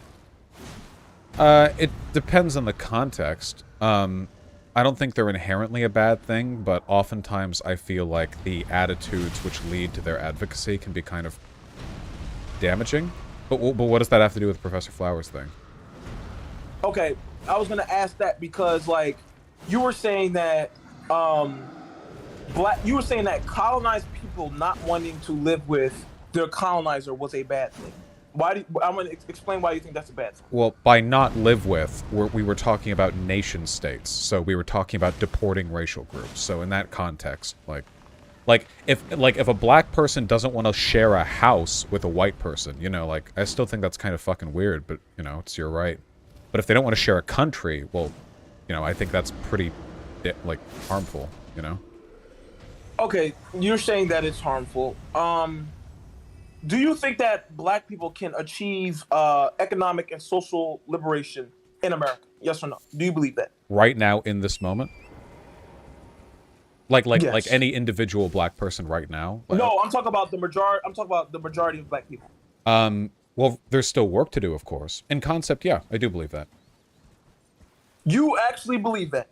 Yeah, absolutely I do. Oh Why wouldn't you? Vosh, lib. Oh my gosh, you're on lib shit right now. Do you actually legitimately believe that the country that has subjected black people to 400 years of oppression and hell, do you really think that our freedom is going to happen in this country? Do you actually believe that? Yeah, of course. How could I not? Explain. Please explain. Please explain. Like, this is the type of take I would expect from a lib. There are plenty of minority groups that used to be heavily ostracized that no longer are. Not really, at least. Because they can assimilate into white status. Black people can't. No, not even on issues like that. The Romans, for example, used to think that all people... The Romans! Oh my gosh. Wait, on how long of a time scale are we talking? Yeah, the Romans used to believe that there was an intrinsic, fundamental difference between people who were citizens and people who were barbarians, or part of conquered provinces. But Rome fell. Peoples changed, new ideas arose, and eventually attitudes that they had differed. In Europe, which group of people, which ethnicity, do you think the Britons hated the most for hundreds and hundreds of years? It was not Africa. Huh? It was the Irish. For a good time. I was thinking the Franks, but honestly, they hated a lot of groups, Now, the British and the Irish, to this point, I think, still a bit of a contentious relationship, but for the longest time, it was the Franks. And let me tell you, okay, the hatred the English and, like, French had for each other, it was it was pretty rough and essentialist too. Like they thought the other was like subhuman, cursed by God. Like it was a whole goddamn thing. But now like it doesn't really matter. There's just kind of like a lingering national rivalry that's like half of a meme anyway. Yeah, I think that bigotry fades. It takes a long time and it's a painful process, but I legitimately believe in the idea that we can build better societies. We don't need to separate people for us to get along. I think that's a very defeatist attitude. Okay, we can agree to disagree on that one. Oh, and another thing, I actually just finished Avatar: The Last Airbender, and That show agrees with my message because they all end up getting along. okay, listen. I think the show is amazing. I think any baby leftist should go watch that because I think it's good, somewhat good for radicalization in a way. But I watched your video dissecting the show and saying, if it came on now, conservatives will hate it, and I agree with you on that. But when you said Tankies hate the Jet episode, I kind of cringed because what did you mean by that? What did you mean by that? Well, in it, Jet was essentially saying that you could justify like any violence against your oppressors, even if it meant targeting civilians, because it's in the service of some kind of like broader opposition. So, for example, Jet was making a Professor Flowers argument. Jet was saying that the crimes committed by the Fire Nation were so severe that his occupiers deserve to die. I just want to acknowledge to chat, I am not a tanky. Please stop. I am not a tanky. But go on. Yeah. Jet believed that the crimes of his occupiers were so heinous that actions against even the civilian population were justified, that the antagonism was justified. So Jet was willing to kill a bunch of people by flooding a town with a dam, right? Professor Flowers is saying essentially the same thing for colonizers, right? Like, the crimes of colonizers are so bad that you could morally justify allowing the indigenous people of a country, which in that case Jet was, to engage in ethnic cleansing in order to purify the population and rid them free again as a kind of retributive act. Because Jet didn't want to be forced to live alongside his colonizers, huh? So that was the point that I was making. I feel like the logic of that episode was a rejection of that essentialist attitude. Okay, I somewhat agree with that. I think that Jet's anger was somewhat justified. And there was a similar situation later near the end of the show where Katara and Zuko went to go find his mother's killer. And her not killing her mother's killer, I think in a way somewhat pacifies radical ideologies. Like, I feel like that scene was a little, I didn't like it, not because, like, forgiveness is cool and all, but I do think that, like, somewhat in a way it pacifies, our message. Our message at the end of the day is a revolution against the capitalist class who continues to oppress the proletariat.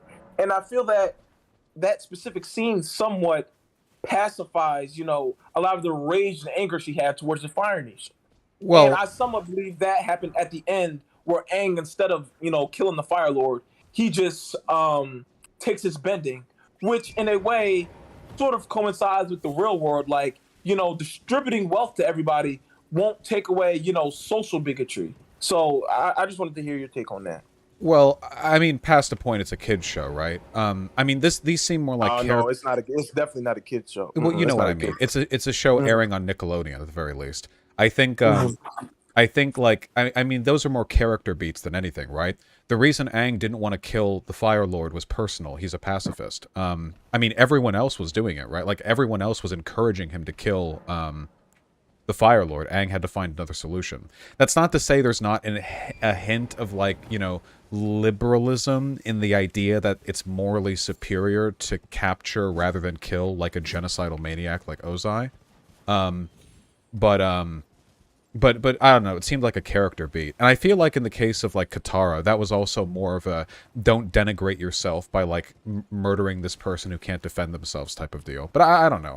I think you can read into those, like, interpretations that aren't, like, explicitly denunciations of violent activism, but, And then I think, when we examine the show Legend of Korra. Legend of Korra was, in my opinion, it was a 7 out of 10. It was still an amazing show. Don't get me wrong, but I do think that each of the villains were in it. Well, I wouldn't say necessarily Kuvira, but Amon, season 2's villain, and Zahir. I feel like the villains, in a way, showed that the creators did not know anything about politics at all. Like, the first season was basically a bastardization of communism. Like, basically, they made it seem like, oh, benders are bad because they oppress people. But the creators, in a way, they didn't show any benders getting, quote unquote, oppressed by benders, which, in a way, the creators were trying to say all the inequality and the oppression that you woke people say exists, it doesn't actually exist. I feel like that was the reason why they made Amon the way they did, even though he somewhat had points. Because I was talking to my friend and he said that, in a way, if Aang were still alive at that time, he would possibly understand why non-benders hated benders, because him personally seeing his entire race get destroyed by bending, by the Fire Nation. So I feel like, in a way, Amon somewhat had of a point. Now, I don't agree with everything that he said. And the way they made him to turn out to be a bender is an allegory to, in real life, they'll say, oh, all you communists, y'all just want to be rich yourselves. That's where I feel like that's where they went with that specifically. Oh, my takes on Korra are long-winded and well-documented. You're not going to get me on that one. That is a whole goddamn convo. I think there are plenty of political problems with The Legend of Korra. I mean, the villains are honestly the only problems. Everything else is pretty spot on, if you ask me. Well, Like, I definitely still enjoyed watching it. I mean, other than the villains, what other critiques could you possibly have? Because the villains are the reason why the show is bad. Like, I mean, I'm not gonna say bad. It's the villains, the way they were made. Basically, the creator said, "We're gonna make the villains as as nutty as possible." So then at the end, they'll say neoliberal capitalism is the only solution. That's basically what the villains were supposed to do. Yeah, I don't disagree that a recurring element of a lot of these stories is an unwillingness to challenge bad political ideologies beyond like liberal democracy would be preferable. Why don't you believe that? Because wait, hold on. We've been off so many topics. Wait, hold. Are we on Legend of Korra now? I can't. You're getting my sleep deprived brain to leap over a whole lot of content here. My goodness, I gotta remember the whole of the Korra show. You gotta help me. Be kind to me. Somebody in your chat said that Korra was a lib show.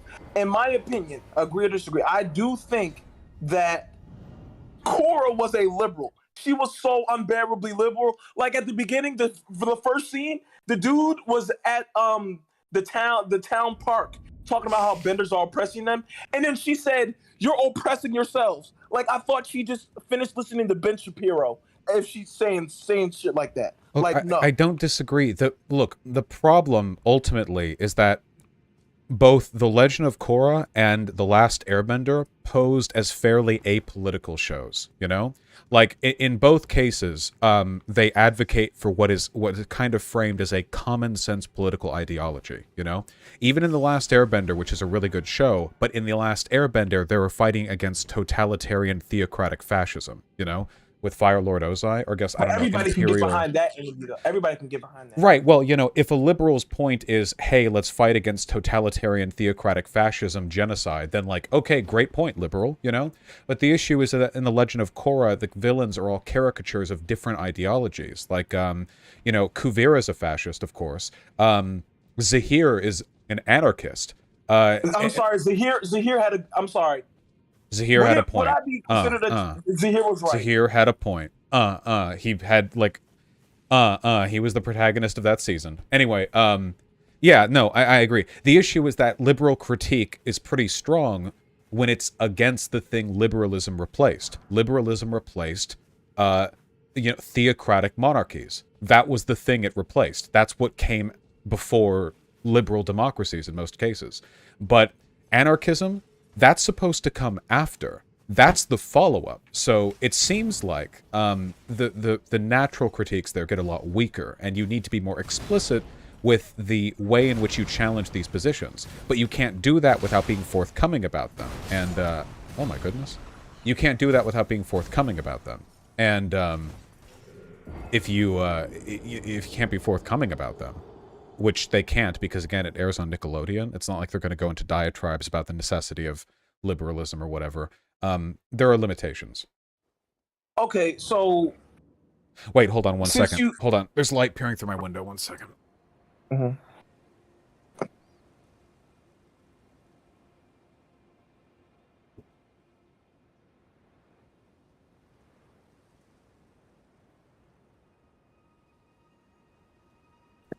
Okay.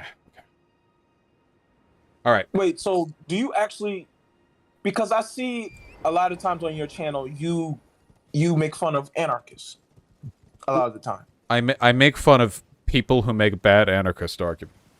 I think. I'm sympathetic to the political... Do you think that Zahir made a good anarchist argument? Because you remember in the forest where they were, when he was in the spirit world talking to Korra, he made Korra look like a dumbass. Yeah, Zahir was pretty explicitly the protagonist that entire time. Yeah, I think so, at least. Because in a way, it reminds me of some of the arguments that I've made before about superheroes. The idea of the Avatar is fundamentally an undemocratic one. The idea that every, like, generation, or every time the last Avatar dies, you get a completely politically unappointed, unaccountable to any public process, like, demigod, capable single-handedly of altering, like, worldwide conflicts with the power they personally control. To an anarchist, this is monstrous. I mean, you're essentially just randomly giving one person every generation the Ubermensch title and just hoping they turn out to be good. Especially now that Korra has severed her links to all the past avatars, there's not even like a spiritual advice-seeking component that might temper their bad tendencies. Imagine if Korra had sided with Kuvira. Imagine if Korra had been born and indoctrinated into Kuvira's government.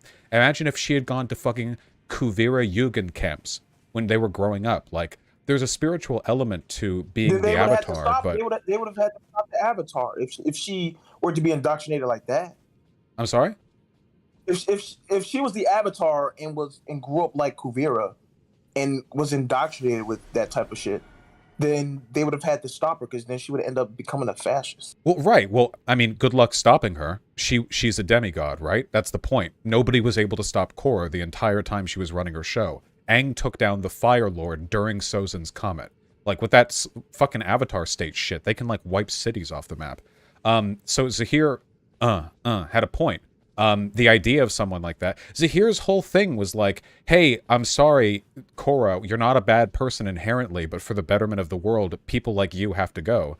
So, like, seriously, what, like, chat, did he do anything that was explicitly monstrous, you know? Oftentimes, in shows like this, the character will do, like, a very bad thing, you know, to sort of round it out. Like, here's why you hate them. Like, Zahir would have had this moment where he, like, randomly kills a baby or something. But he assassinated the queen. Okay, I'm fine with that. But, like, yeah, I don't know.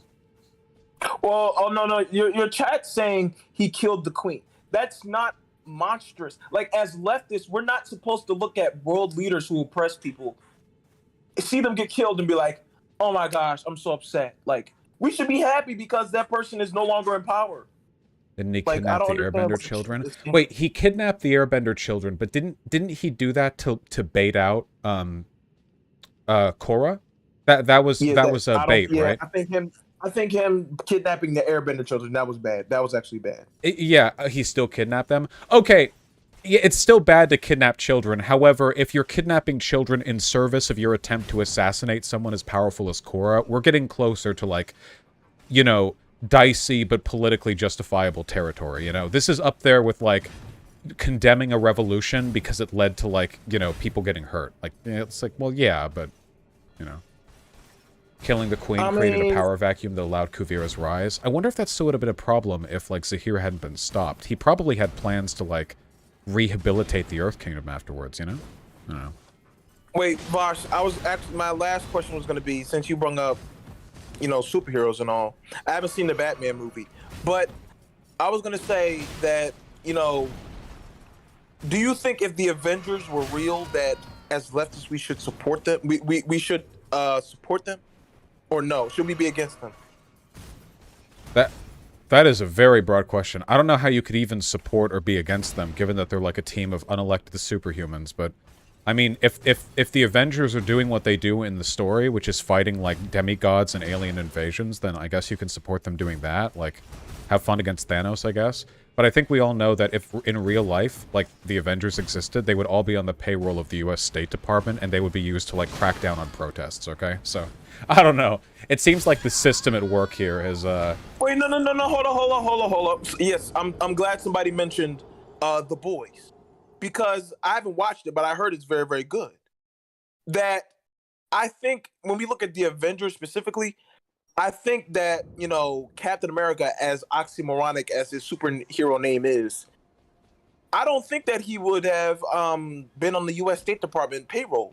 I don't think so. I think, obviously, Tony Stark would, because, all the Elon Musk stands, get horny over him.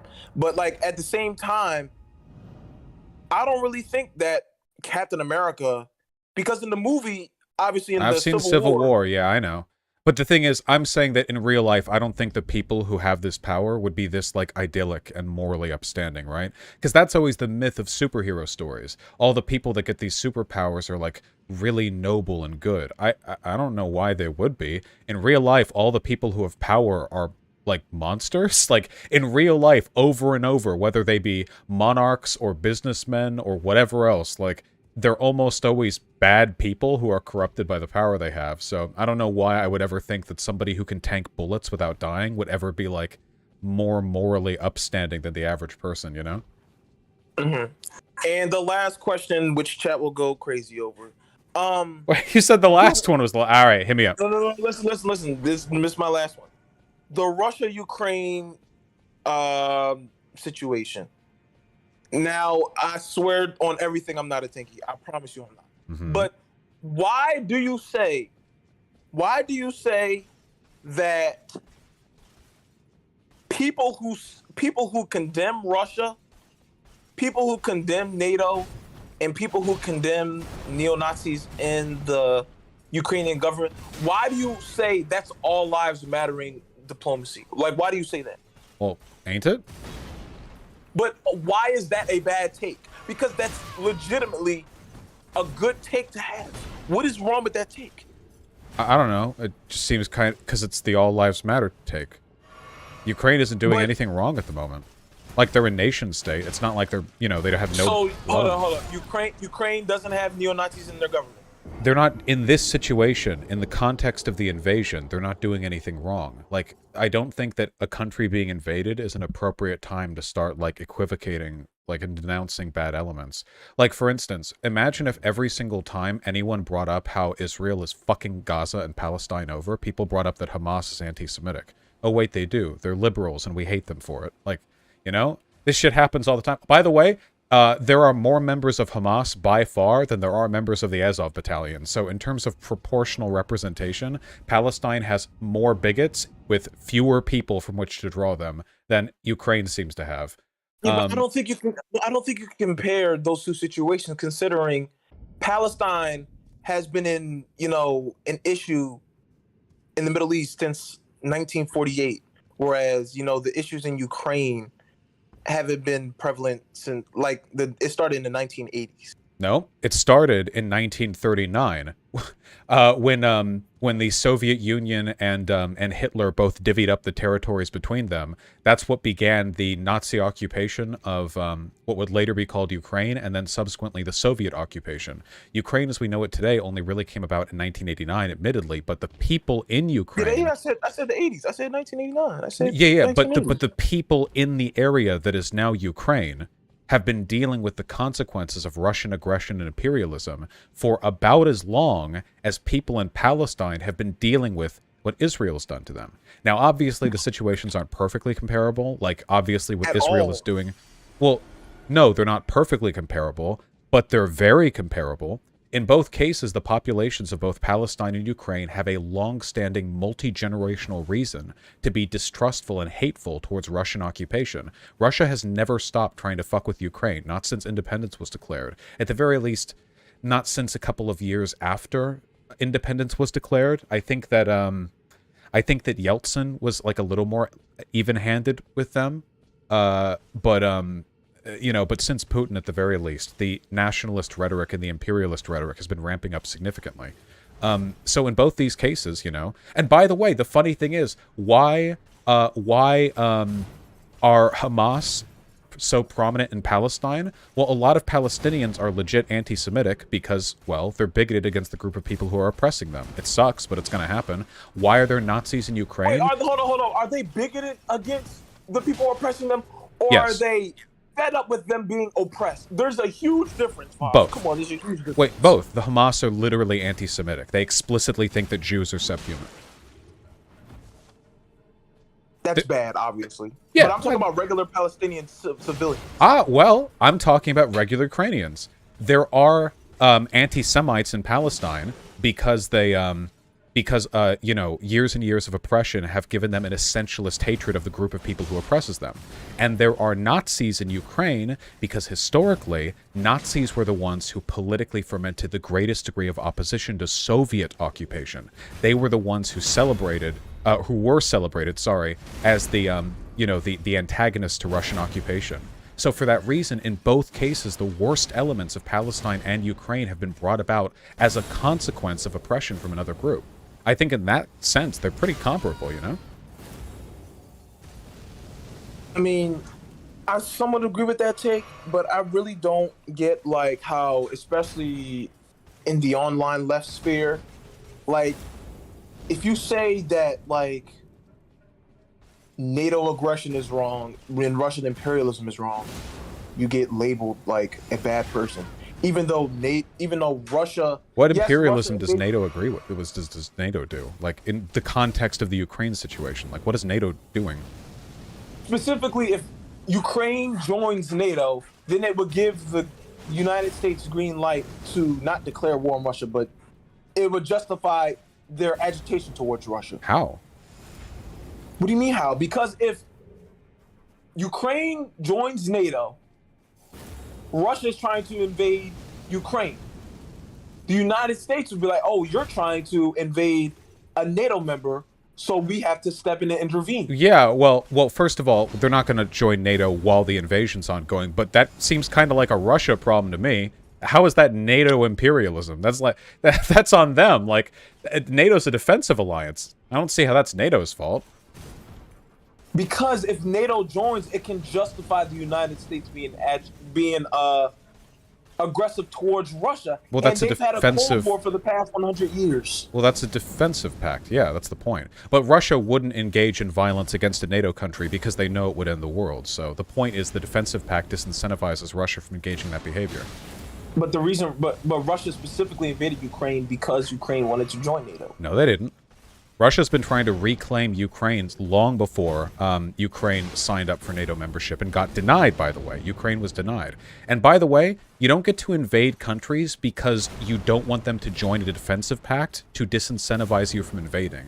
Like, what kind of logic is that? Like, we get to attack you because you're taking steps to prevent us from attacking you? Like, that's kind of weird. Russia has nothing to fear from NATO. They're a nuclear power. No invasion of Russia will take place. You don't think it's possible? No, absolutely not. 0% chance.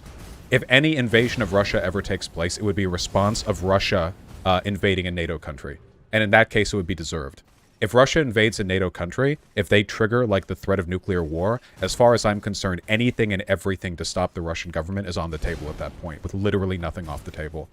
Because at that point, they're threatening to end the world, right? I mean, you can't... That's on them. If they're threatening global nuclear war... No, that's another thing. I'm tired of the media making it seem like, okay, yes, Putin is a monster. That's unequivocally true. He's a monster.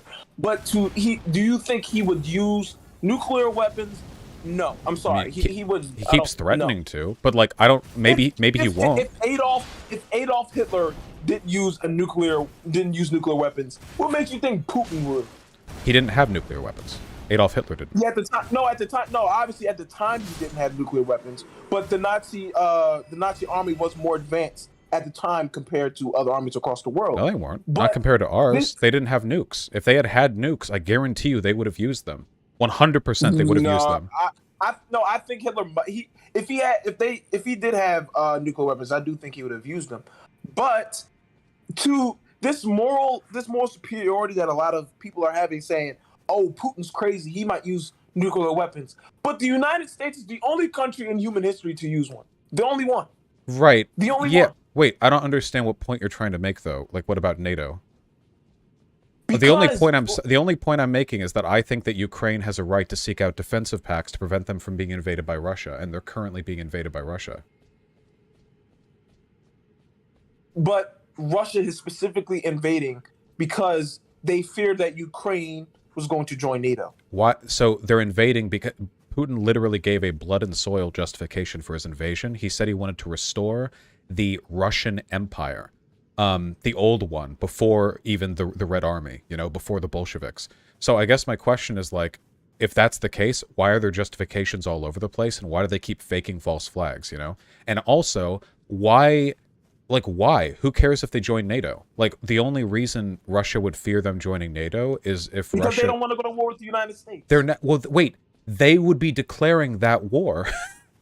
You're saying, like, the war with the United States as though the U.S. would be starting that. The example you've provided is one in which they declare war on a NATO member. That's them doing it. Like, they already share a border with NATO countries right now. Latvia, Estonia, Lithuania, Finland might join NATO after all of this. Like, they already share borders with NATO countries. Like if they declare war on them, that's on them. Like, that's their fault. Wait, but the reason why I'm so confused about this Russia-Ukraine situation in regard to the left, it's like there's so many there's takes, you know, saying, you know, Putin is justified, where I don't necessarily agree with that. But then there's also this notion that Western intervention and NATO intervention is somehow going to make the conflict better. In fact, well, I don't it will agree make with it that. worse. Because Zelensky has been asking Biden for aid, and Biden has said no. Yeah. But if he continues to deny Zelensky aid, Russia's going to continue to crush Ukraine. And if they eventually take over Ukraine, you're going to have, I mean, I'm not going to say you're going to have the Soviet Union all over again, but if Putin's like, oh, if I can invade Ukraine, why can't I invade these countries to the left of Ukraine? Why can't I continue to expand? Well, wait, I agree with all this. Yeah, like, I think that Russia's doing bad shit. But America can't get directly involved. That would be an authorization, essentially, for nuclear conflict, which would be bad, I think. Okay, so... Where do I But go? that's the thing. Like, you can... Like, I don't understand how Biden is continuing to I can fast travel. reject aid to Zelensky, and Ukraine's continuing to get crushed. But then, I don't know if he's getting crushed. He's doing pretty good, isn't he? I mean, he's doing better than expected, but they're still going to get crushed. Like, Russia's like the third best military on the planet. I think we're indicating right now that that's not really the case. I think Russia had the, like, second largest military on the planet, but a lot of that was just, like, outdated Soviet equipment sitting in depots and they haven't had their tires checked in, like, 20 years. I don't know. Yeah, I don't know. In terms of just volume, I feel like they had a pretty good thing going, but clearly that's not enough. You know, you need proper training, logistical support, you need well-equipped and maintained stuff. Apparently, Russian MREs are not only, like, in short supply, they're also really low quality, and Ukraine's MREs are really, really good in comparison. So, like, there are Russian soldiers fighting in Ukraine right now that are living off stale bread, whereas, like, Ukrainians are getting clean supply lines from Kiev and getting a lot of food, and it's like, I don't know. You know, Ukraine might lose, but I thought there was a 100% chance of them losing. Now it's like... Let's say Russia completely overtakes Ukraine, and they occupy the country. You still don't think Biden would have to intervene? No. He can't intervene. It would trigger nuclear war. Or at least it would, you know... But Putin, if the media is as crazy as they make Putin out to be, if he overtakes Ukraine, what's stopping him from going to other countries? Because NATO. Yes or no? Is this not the same thing that happened in 19? Is this not the same thing that happened with Hitler? He invaded Poland and then he tried to invade other countries. Yes or no? Yeah. Well, that's why we have NATO. That's why I'm an anarcho-NATOist. But as if the media is as crazy as they're making Putin out to be, you don't think he eventually is going to be like, I want to continue to expand? Do you really not think that? Then the world will end. Be ready. It won't end. Then Why? it will. Then Like, it will. If he declares war on a NATO country and is fully prepared to deal with the consequence of that, if he brings that about to its conclusion, then the world will end. But that's on Putin. I agree. We should murk Putin. I completely agree. He should commit suicide with 2 shots to the back of the head. I completely agree. You think we should murk Putin? Absolutely. 100%. If you murder Vladimir Putin, you're asking for the world to end. Yes or no? Oh no, I don't think so. I think you could establish. Whoa! Come on, Bosch, you're smarter than that. Come on. Wait, hold on.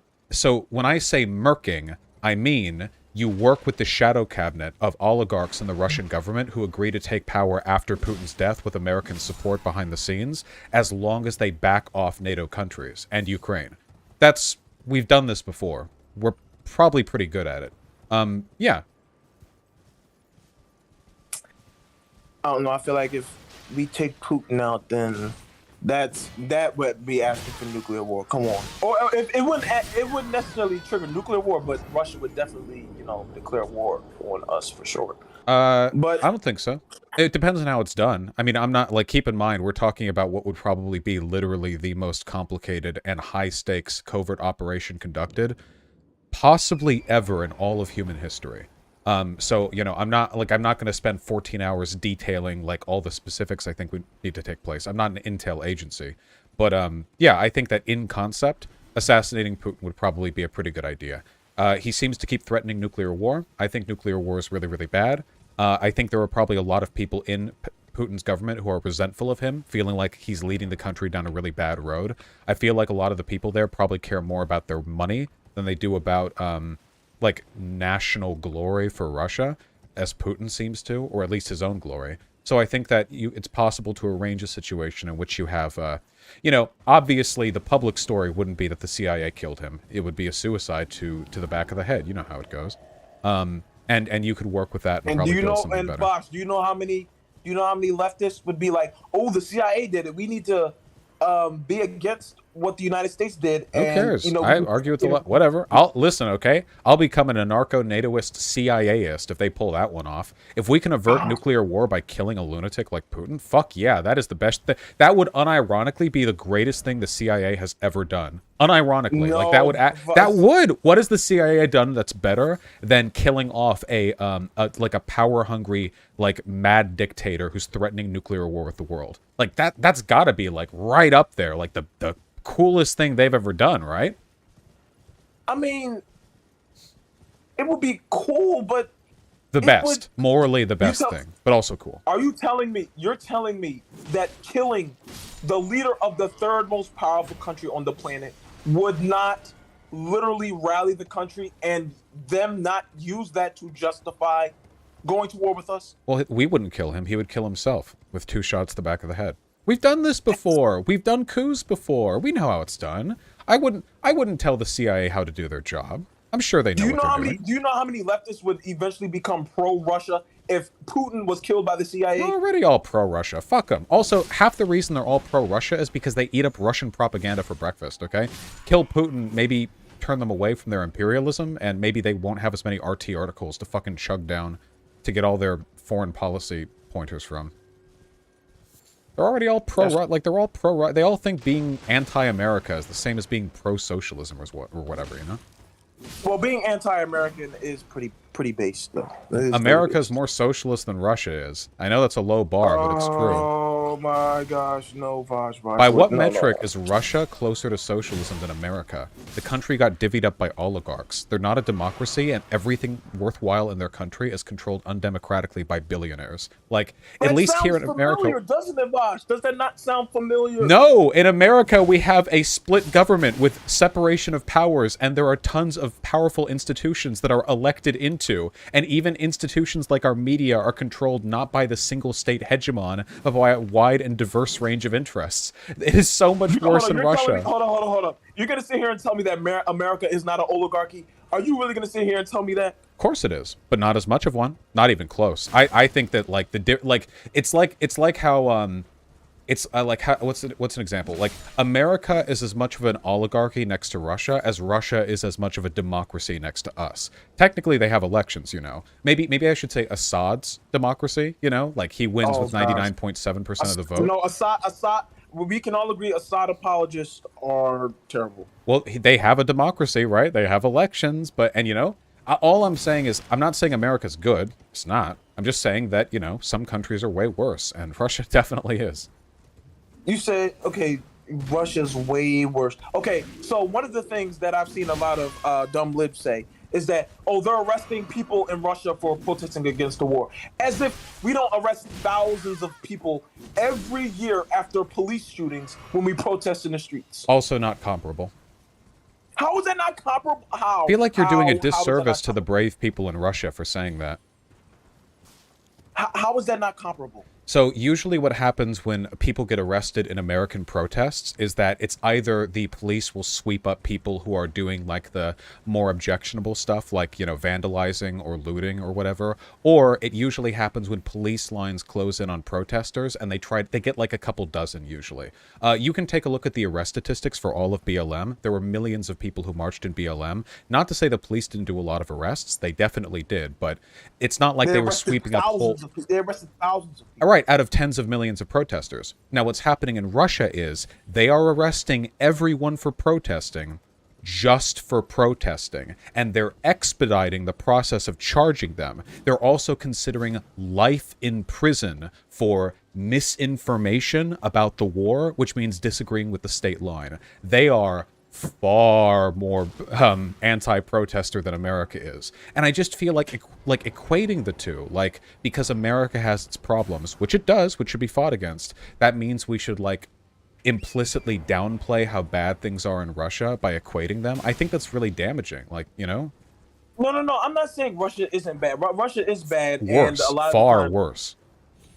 But to say it's far worse lets the United States and their fascist tendencies off the hook. That's what I'm saying. No, it doesn't. I can say both are bad. I'm just not going to lie by equating the two of them. But to say that one's far, far worse makes it seem like... That's true. That's a true statement, by the way. So if you disagree, like you're advocating for lying to serve a political point. I think it's possible to say that Russia is far worse, but still to heavily condemn what America does. And I know that because I do it. I mean, I'm not a fan of Russia. Russia is obviously imperialist and all that, but like at the same time, I feel that a lot of leftists, you know, we mentioned earlier, optics, like they'll go super duper hard when it comes to Russia, and like when it comes to the United States, they'll be like, you know, we're bad, but Russia's worse. Russia is worse. Like, and right now, Russia's doing the big bad thing. We're talking about Russia, yeah. The thing is, I'm only arguing against the whataboutism, okay? When protests were happening in America and American protesters were getting arrested, I was not out here going, okay, well, what Russia does is worse, so it's okay that the police arrest our protesters. But the left is doing the opposite, where when Russia does anything bad, they're rushing up to the microphones to scream about how America does all these bad things too, and actually we're far worse. I'm not doing the whataboutism. Because the U.S. State Department often tries to play the moral high warrior bullshit and try to act like Russia's this crazy, you know, what State Department? What State Department publication are you referring to exactly? Or are you referring kind of like broadly to like American hegemonic media?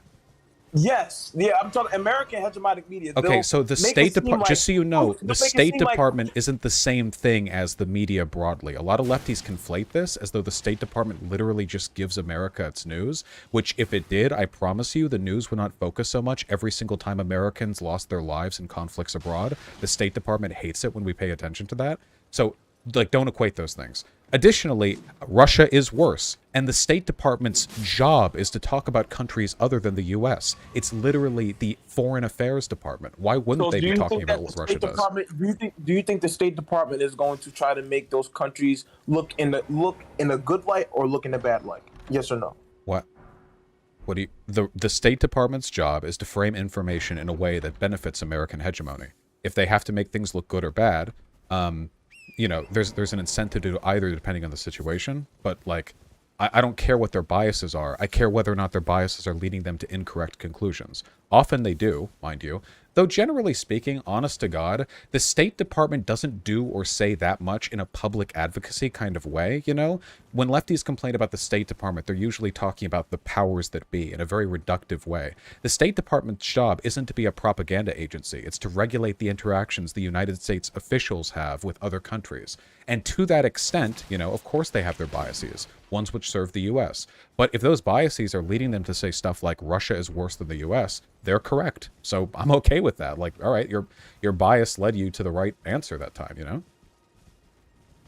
I mean, you want to talk about Putin arresting people and the Russian officials arresting people for protesting, but we're not going to act like, you know, I mean, obviously the Vietnam War was pretty unpopular in America, but we're not going to Yeah. act like thousands and thousands upon thousands of What? See, this is what I mean by the whataboutism. Why are you bringing up something that happened 60 years ago? What, like, what does that have to do with what's happening right now? Whataboutism is critical because a lot of the time, It's a whataboutism fallacy. is. You said what? It's a fallacy. Why would you be like, okay, well, what Russia is doing in 2022 is bad, but what America did in the 1960s was also bad? Like, yeah, okay. Because it's kinda wait, did you wait? it makes us wait, look hold like on. Wait, hold on. When did I defend Nixon in this convo? Can you find the time that I did that? What I'm not hypocrisy? saying you're defending Nixon. I didn't say you were defending Nixon. Okay, tell me about a group you think is bad. Anywhere in the world? Yeah, anywhere in the world. The CIA. Okay, why the fuck aren't you also talking about Pol Pot? Don't you think it's a little bit Oh my hypocritical for you to gosh, bring up that's CIA not the when Pol same Pot did really bad thing. things? You know he killed everyone with glasses? Do you have any idea how many people died under his reign? The population of Cambodia dropped to like 2/3 of what it was before. Like this is stupid. What do you mean? Like Russia's doing something bad today? Let's talk about Vietnam? I don't get it. What? Why? To what point? Because a lot of the times, United States, especially Western leftists, they often will make crazy statements about other parts of the world without giving What any crazy sort statements? of context. Like they'll get angry about certain global South movements, but not like a certain leader because, you know, We're not talking about global South movements, though. We're talking about Russia's invasion of Ukraine. Like, I don't get, like, we're being so broad. Like, I have problems when people do things. Like, okay, I also have problems when things happen. Aren't we talking about Russia and Ukraine?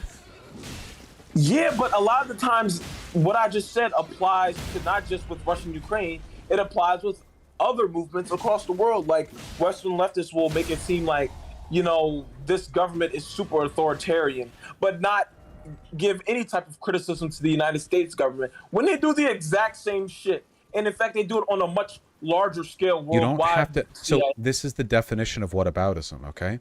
If your issue is that people don't point out when America does bad things, just say that. Stop taking issue with people pointing out bad things other countries do without then like also mentioning America for some kind of like LARPy virtue signal points. Like that's really weird. Well, Like, how is that LARPy virtue signal? because because it's not related to the topic and you only want it brought up to placate this perceived unfairness in discourse given.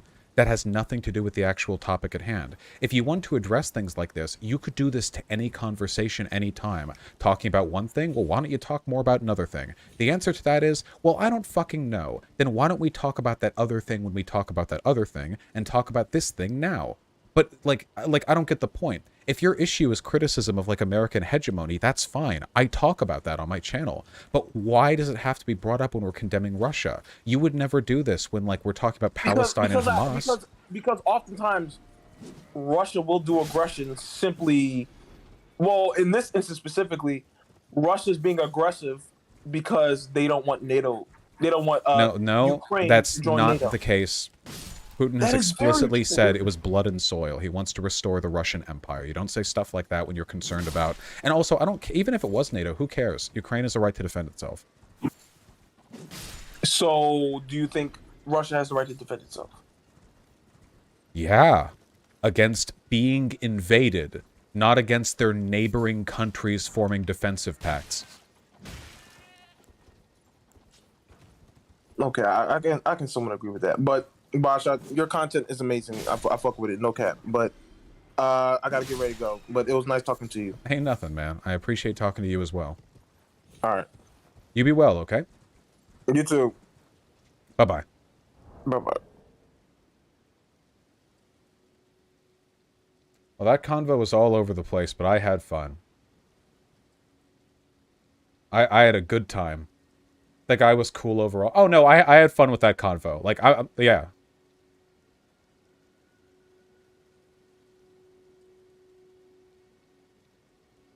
Sure, Jason here. Vosh, the U.S. isn't rejecting aid. When he said rejecting aid, he meant, like, sending troops in. The United States has already given arms to Ukraine, and will continue to do so. Let me turn the volume back up, then. Oop. Check Discord, I sent a debate request. But we have a debate lined up in less than an hour.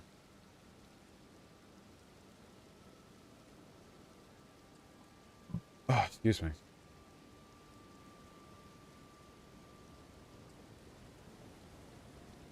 Can you explain why you treated this dude with absolute kid gloves? Man, wait, what was the issue? It's all good.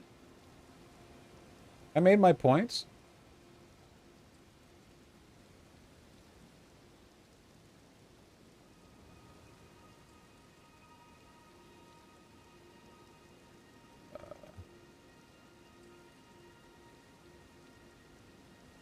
So no to rare life.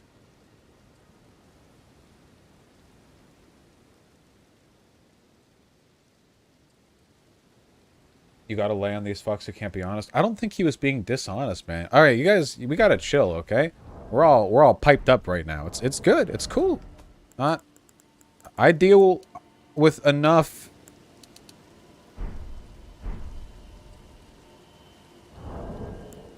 What is this?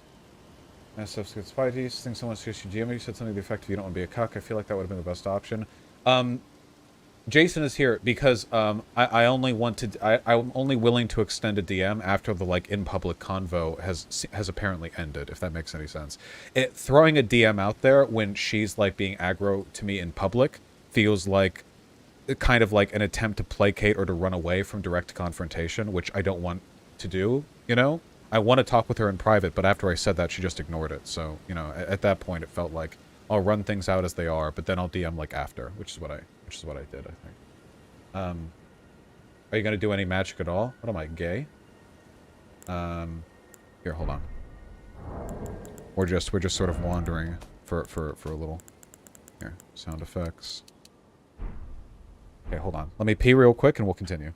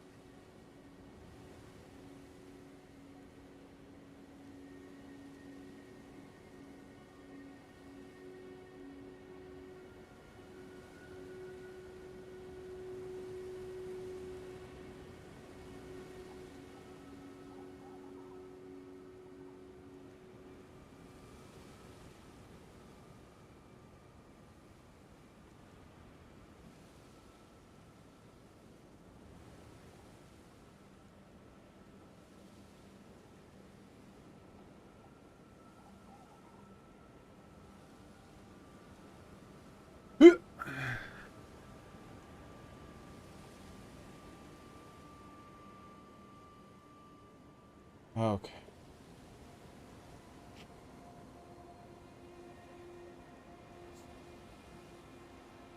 All right.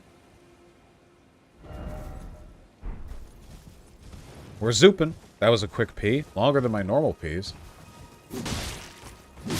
I really like this curved greatsword. Hey! He doesn't. Those lobsters fucking sucked. Yeah, they're tough enemies, especially in a group. I don't know how to oh my god. It's another one of those caravans. Zoop!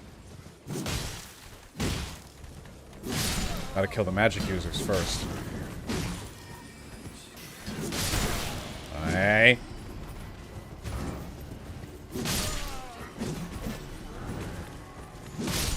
Safety heal. Yes, kill the elderly first. Another one. Hey. Where'd that come from? Who? Who? Who? Who? Was that one of the regular soldiers throwing one of the pots on the ground? Ow. Killing off entire families. These guys are assholes, okay? Will you be naked the whole game? Okay, but like, isn't my character kind of hot? In my humble opinion, having sexy characters in games like this... No!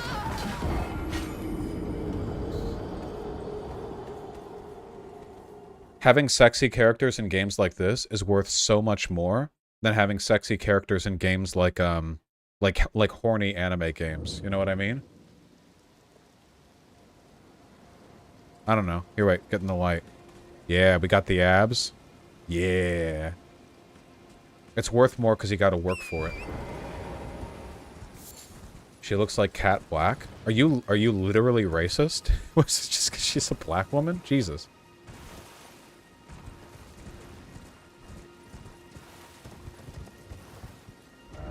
Okay. We gotta kill that caravan.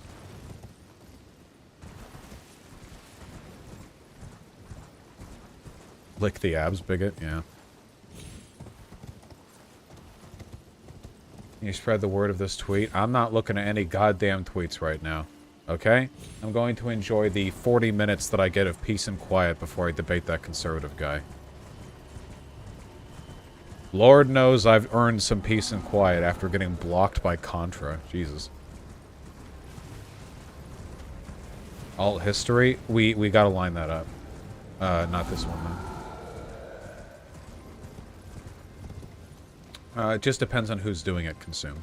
Depends on where that stuff's coming from.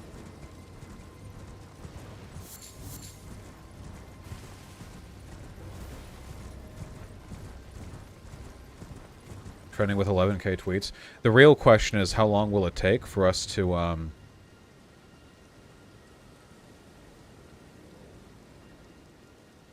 There we go. During this stream, we're probably going to drop back into the 300k subscriber area. Alas, it was fun while it happened. It's a good thing that I never did the big call-in stream, since it would have been preemptive.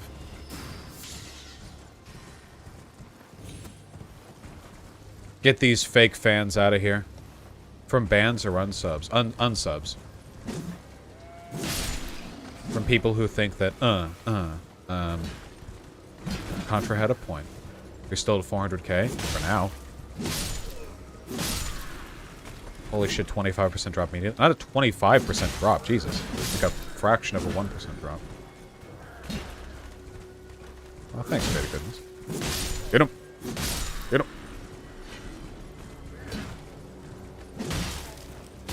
Good time to shill for likes, then? I don't feel like shilling right now. Oh, okay, it came from that guy. Or one of those guys.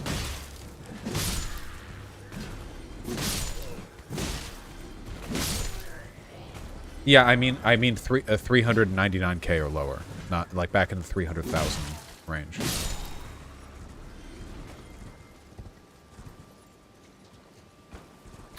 Yeah, that's true, Zan. They hate us confident whiteys. Jack Saint is saying you're weaponizing us. Link the tweet. Are you ever going to use magic? Not in this build. Maybe on future, like, New Game Plus playthroughs. I want to do one where I do, like, an incantation, like a faith, you know, like a magic, Maybe like melee magic or ranged magic. You know, we'll see.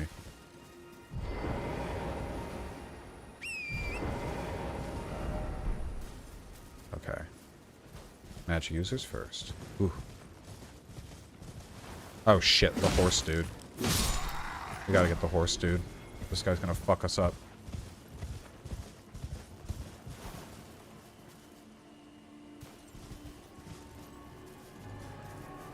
Jack's tweet. Of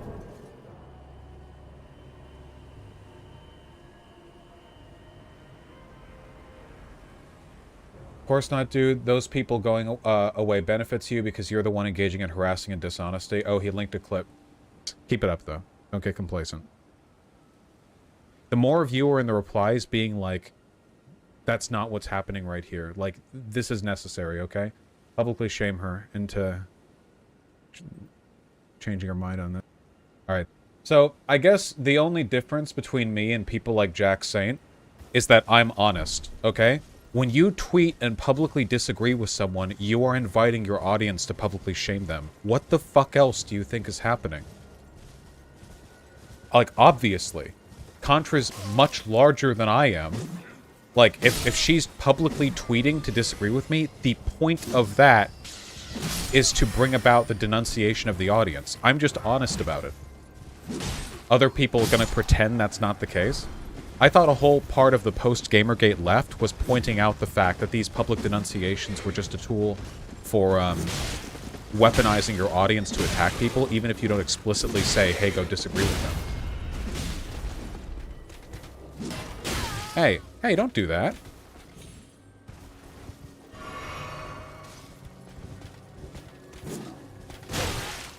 Stop. Oh my, this person's like a fucking impregnable fortress. Holy shit. Spear and shield?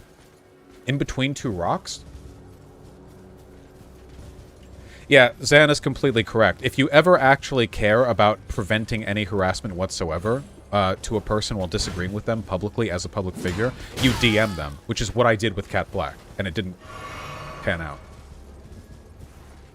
I tried to settle things privately with her, and then she tried to publicly shame me by going public with it. So, like, that's it. There we go.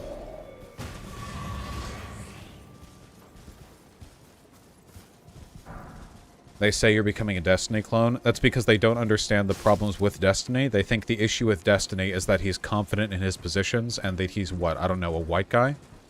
That's probably the similarity they see with how these people interpret this behavior.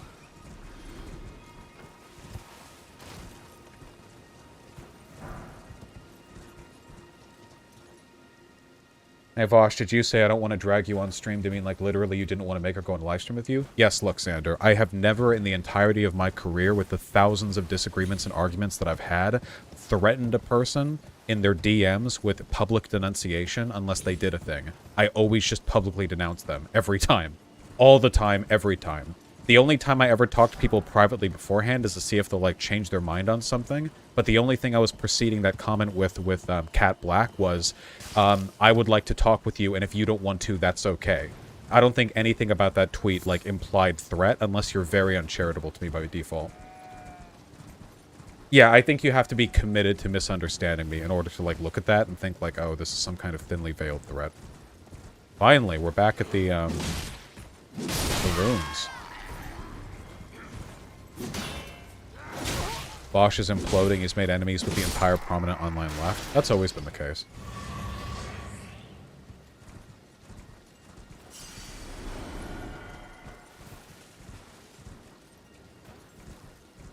Econopraxis, just watch the bit at the beginning of this stream. Woo! Woo! Stop!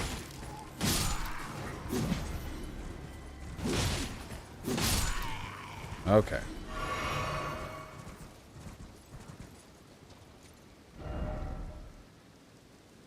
We gotta check out this strip of land right here.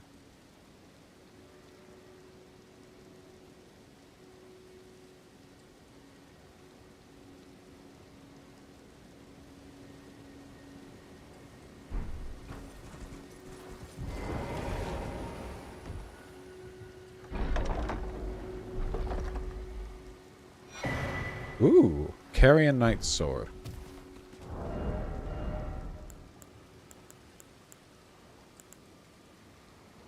Ah, it's an int blade. Yeah, Zan, well, a lot of people just don't have consistent standards for how they handle these sorts of things. It's unfortunate, but it's part of life. Alright, let's get these giants.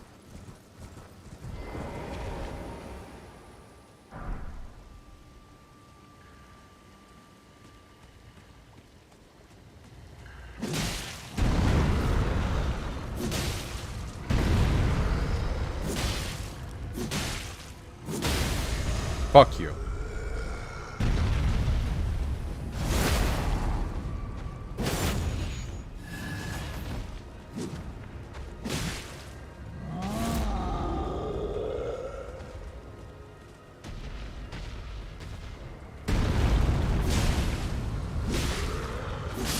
Ah, there we go. Oh man, I'm tired. Whew. How are you guys doing, huh? Have I given you all enough content? Alright.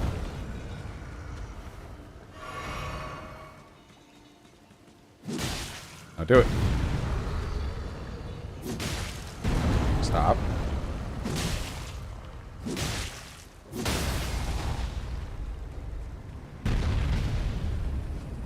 Oh, that's fun, Jason here. Sorry to hear that. I really hope Contra readjusts her approach. I gotta be honest with you guys, in the years that I've been doing this, nobody who's exhibited that level of bad faith to me has ever changed their mind. What Contra did, nobody has ever come back from that abyss. The VDS pit. I wouldn't hold my breath.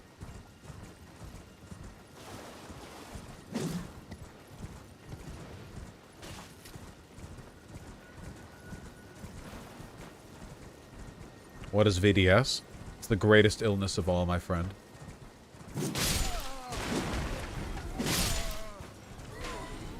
I did enjoy talking to Mr. Beard the other day, you know. Hopefully we can maintain at least a couple of reasonable conversations.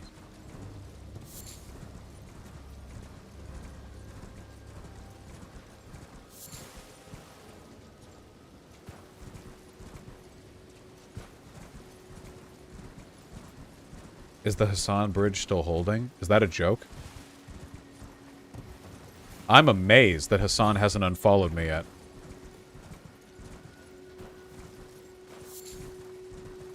What bridge? Surprise, I have no idea where I found the sword. This is a lot of graves. What's up? Hey, get my fucking sword radius.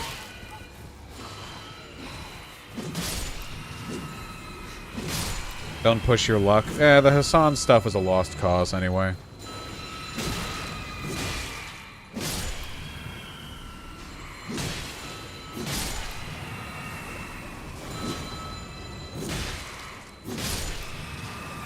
Go, get him. The sword is from an Everjail boss. Probably the blue one, the tall one that stutter steps. Get him. Oh no, the assassin one? Okay. That does the flippies, I see. If there's any, like, design problem I've seen in this game so far, it's probably the fact that it's so insanely difficult to level up normal weapons as quickly as you can level up boss ones. It basically means that, like, you're incentivized to just stick to boss weapons because it only takes one, like, special upgrade material for every level for boss weapons. And it takes literally 12 times as many for normal weapons to be upgraded, because you need 2, 4, then 6. Just a little bit weird. Can you rate it where you stand at Tactical Muskaji? Iconopraxis, just look at the beginning of the stream, please.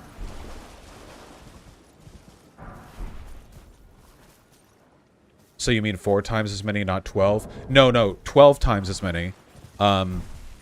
Because, for every one upgrade with the special boss weapons, you do 3 tiers of upgrades for normal weapons. So you're skipping the 2, 4, 6 for every, like, 3 levels. For every magical stone. Is this supposed to be shitty armor on purpose? What's wrong with my armor?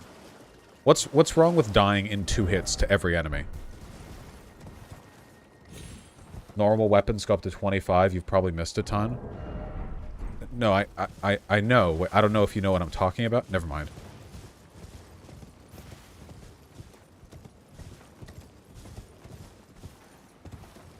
Never mind.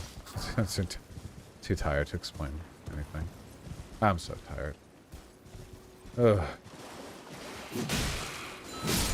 Losers. Losers. Remember your debate? Yeah, it's in 30.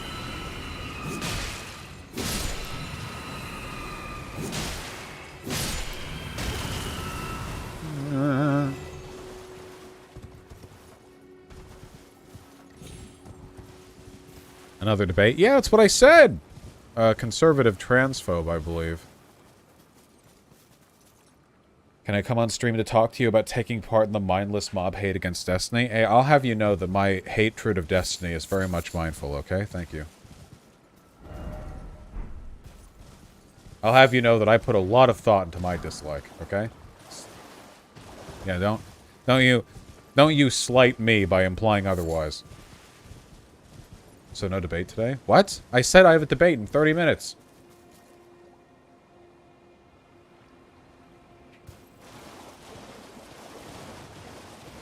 Get back here.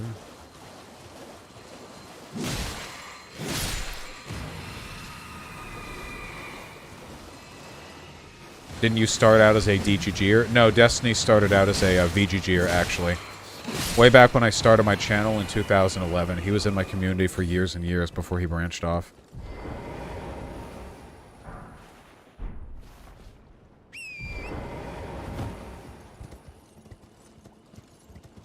Oh, God. Oh, God. Oh, dear Lord. Okay, I'm trying to clear this land area all up here as best as I can. And then, like, I'll get to the swamp and the content inside. I'm trying to be super methodical about seeing and doing everything. So we've gotten to here. We'll move up further. Okay. Can you be anti-war and anti-imperialist at the same time? Yes. Yeah. Yeah, Destiny's name used to be Cuban Laddie in my community.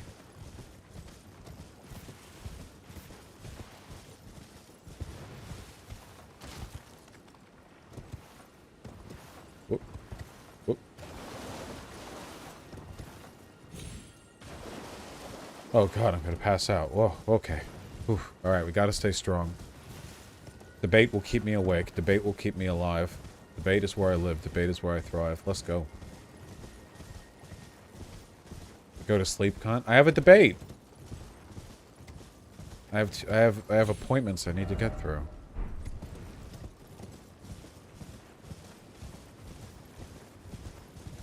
I remember being here.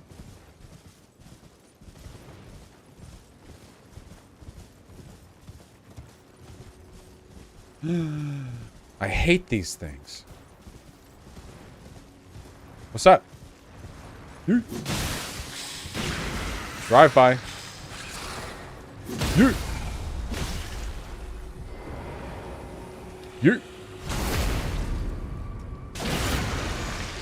Who are you debating? I forget. Is there a way to kill them easily? You just gotta hit their beaks over and over. They do stagger despite their size. Look.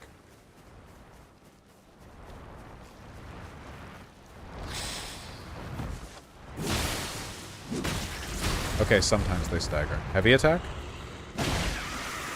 See, like that, they retreat. They just stagger easily. I don't know. Aren't you two-handing? I am. Oh, wait, no, I'm not. Now I am.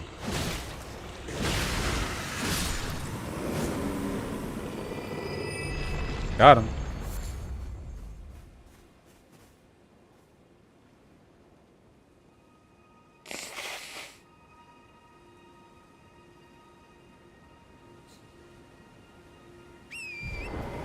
Have you tried your weapon art? Yeah. L2 then R2? Wait, you can follow up on my weapon art? There's a follow-up? What? Huh?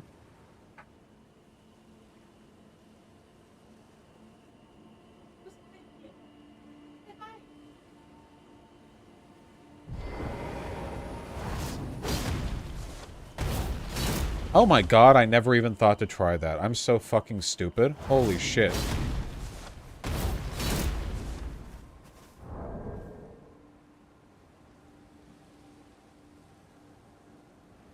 Yeah, I can hear you. I can hear you. I can hear myself. Yeah, I can hear you. I can hear you. I can hear you. I can hear myself. Yeah, I can hear you. I can hear you. I can hear you. I can hear myself. Yeah, I can hear you. I can hear you. I can hear you. I can hear myself. It's for you, Jazz Dog. My wife! Jazz Dog, you're such a fucking artist. You're a goddamn artiste, Jazz Dog. Don't ever let anyone tell you otherwise. If anyone tells me about smithing stones in chat again, will fucking physically eat you. I will find you in real life and I will swallow you whole.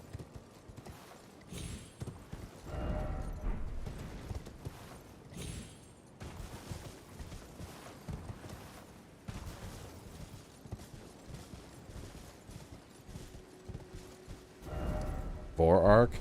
I gotta say, Vor is one of those fetishes that I really don't understand. Like, I really don't understand, you know? Like, I don't get feet... What? What?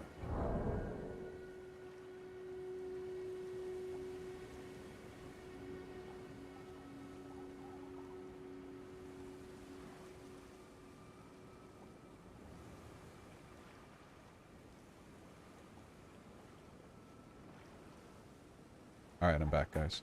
What was I saying? Like, I don't get foot fetishes either, but that's... Thank you. But that's like a whatever thing, you know? Like, oh, okay. Like, I don't mind feet. There are things that I'm actively not into that I still get. Like, I'm not a sadist or whatever, but like, I don't know. If you want to hit an ass with a paddle, like, okay, whatever, I get that. It's jiggly, you know? But then it's like Vor. Where the fuck does Vor come from?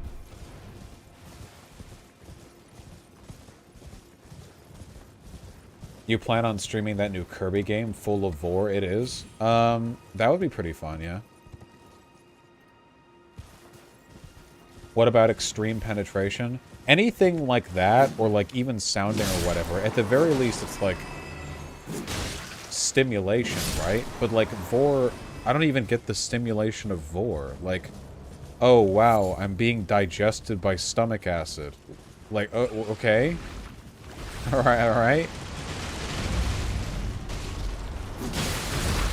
Oh my god, it did a fucking burp. Did a burpee.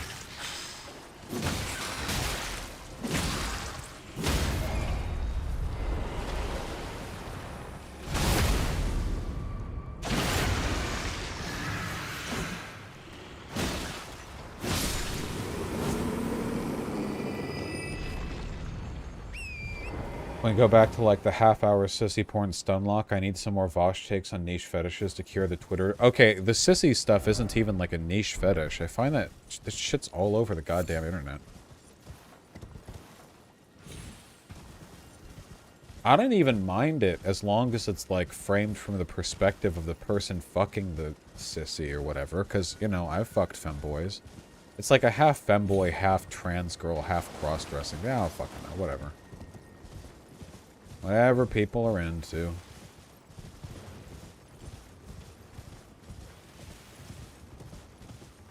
Is attraction to only one race racist or fetishization? Well, it's definitely possible that it could be indicative of racism. It probably is indicative of racism. It's possible that there are just physical characteristics associated with one particular racial group that you're most attracted to, but anybody who has a strong preference on that, I'm going to look at with some degree of suspicion, you know what I mean? Like, if for instance, you think that, like, olive skin is just really specially pretty, so you tend to be into, like, Mediterranean girls or whatever, like, okay, you know? But you can be, like, cool about that, and you can be weird about that, right? Like, you can be like, oh, I don't know, I just think it's, like, really pretty, you know? But, like, I don't really care. You can be, like, chill. That's fine. But if you're, like, really obsessive and, like, fetishizing and weird and exclusionary and essentialist about it, like, that can be bad. What do we got? Always something in these places. Are these ruins? They are ruins. Hey!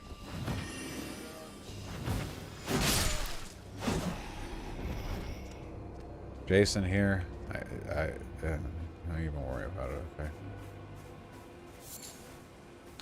Like otakus and Japanese women? Yeah, like, if you're especially attracted to Asian, or like, let's just say Japanese girls, I guess. Like, I don't think that's inherently bad, you know?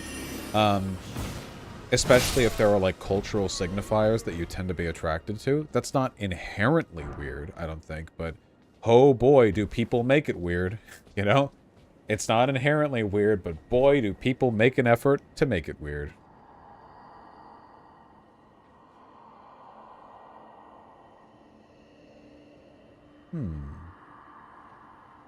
I've noticed a lot of 4chaners like the black fetish. A lot of racist people, which 4chaners tend to be, or have like a fetish for like getting race cucked or whatever.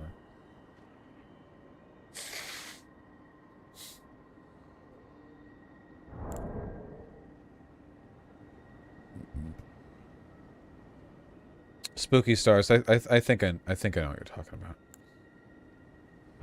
Especially with Asian girls, white guys love making that weird. Yeah, I'd say so. Destiny is covering this drama. Do you think he'll support you? Probably. But... Oh! Is that a bomb? That's a bomb. Is that a shot? Okay. But, I mean, does it matter?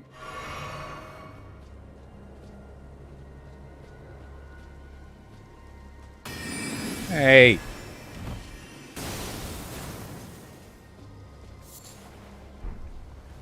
Booby trapping corpses. Hey, hey!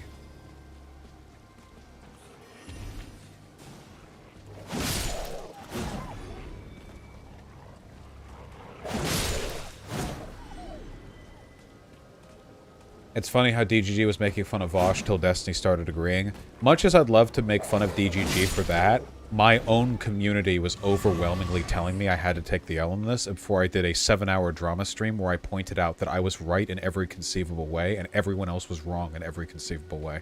So I don't really think that you guys have any grounds upon which to attack DGG over that. Oh, yeah, Zan, yeah, 100%. He's defending me here for 2 reasons. One, there's a shared interest, because if he condemned people for, like, edgy humor and the dog piles they get from leftists for it, then he would be unfavorably judged there. And 2, because it, like, helps with the lefties fight, you know? Yeah, like, it's... I don't consider it, like, a buddy-buddy thing or whatever.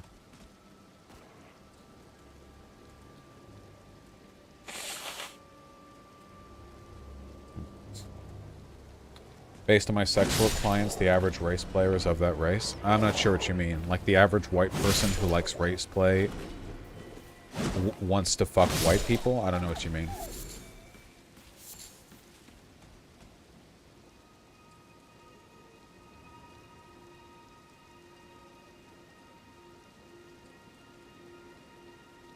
What the fuck is race play? It's sex play that fetishizes some elements of race, you know?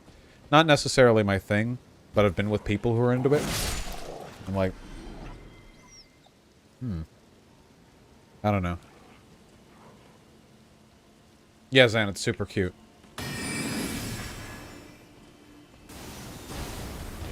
Isn't that racist? Dude, I don't know. Go ask Cat Black. She seems to think about white dick quite a bit. So it seems. There are people I saw in my chat talking about it, and apparently, having talked about it herself, she almost exclusively dates white cis guys, and apparently there's some other account that where she was, like, making comments on her YouTube channels that specifically talked about, like, black women in interracial relationships. So, I don't know if it's... Listen, if it's a race play thing, I'm not judging. Whatever, it's a free country, but given all the associated context, I can't help but find it a little bit funny. Didn't I talk to you? I did. I remember this guy's ghost being yellow or something. Okay, there should be like a cellar somewhere around here. Every ruin that I've been to had a cellar somewhere. It's getting dark.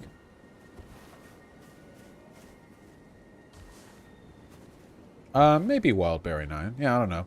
I will say that, like, I definitely will think that it's more sussy for a white guy to be into race play where he denigrates black women than a black woman to be into race play where she gets denigrated by white guys. But that might be unfair on my part because both of these fundamentally stem from...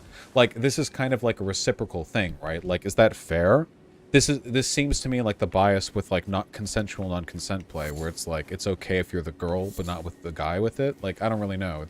That might just be a bias on my part. I don't know. Yeah, as long as both people are consenting to it, that's fine. You know.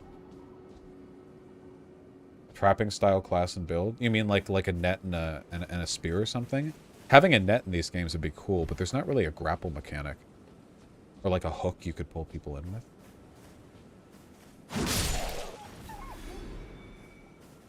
Okay, so is there not... Is there not a cellar here? Chat, don't answer that.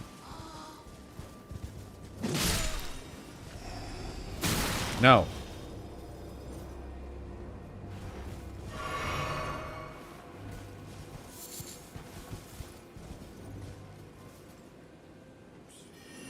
I don't know, Vosh, maybe it's me, but I've always been weirded out if someone I'm into is defending race play. Oh, well, yeah, that's fine. If you don't want to do it, that's your right.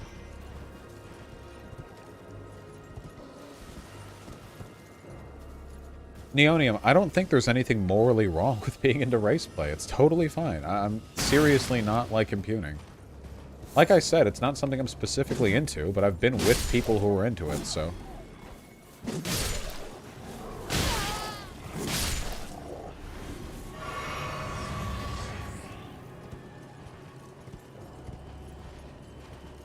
Race play and age play are creepy. Well... I think there's a difference between the two in that, to me, age play feels a fuckload weirder. But, you know, maybe that's just me being racist. I don't know. I'll say that much. Listen, it's a free country. You're with consensual adults. You can do what you want. The only thing I'm asking is that you be introspective about why you're into what you're into. That's all I'm asking. I'm hands off, okay? That's what I'm saying.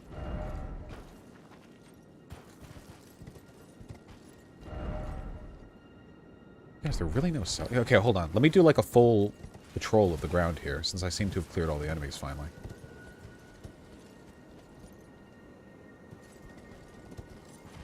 So why are you into big dicks? Because they're meaty.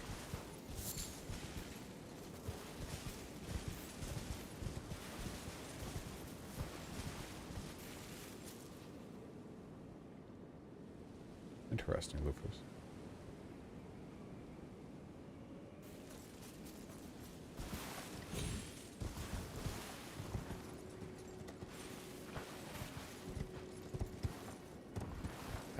I know it's here.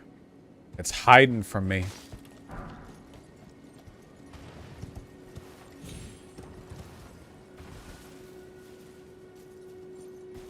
I'm not looking at any of your goddamn links. I have seen that though, Miss Moon.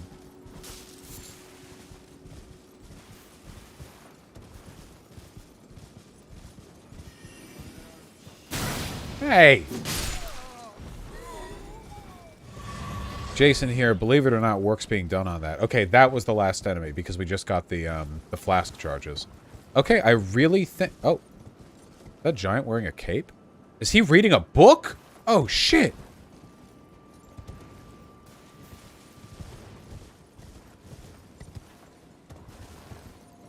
Oh. Do I have to take a risk to get there? I see these bloodstains. Let's see how these guys did it, huh?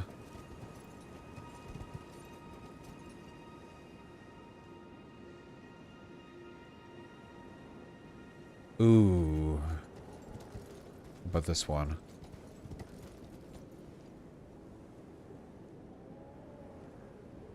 Okay, that clearly wasn't it. What about this one? Not gonna let me choose that one? It's farther than it looks.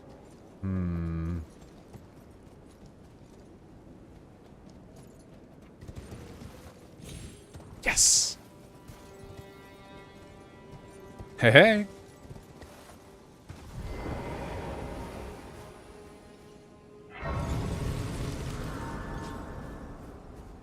What's up, man?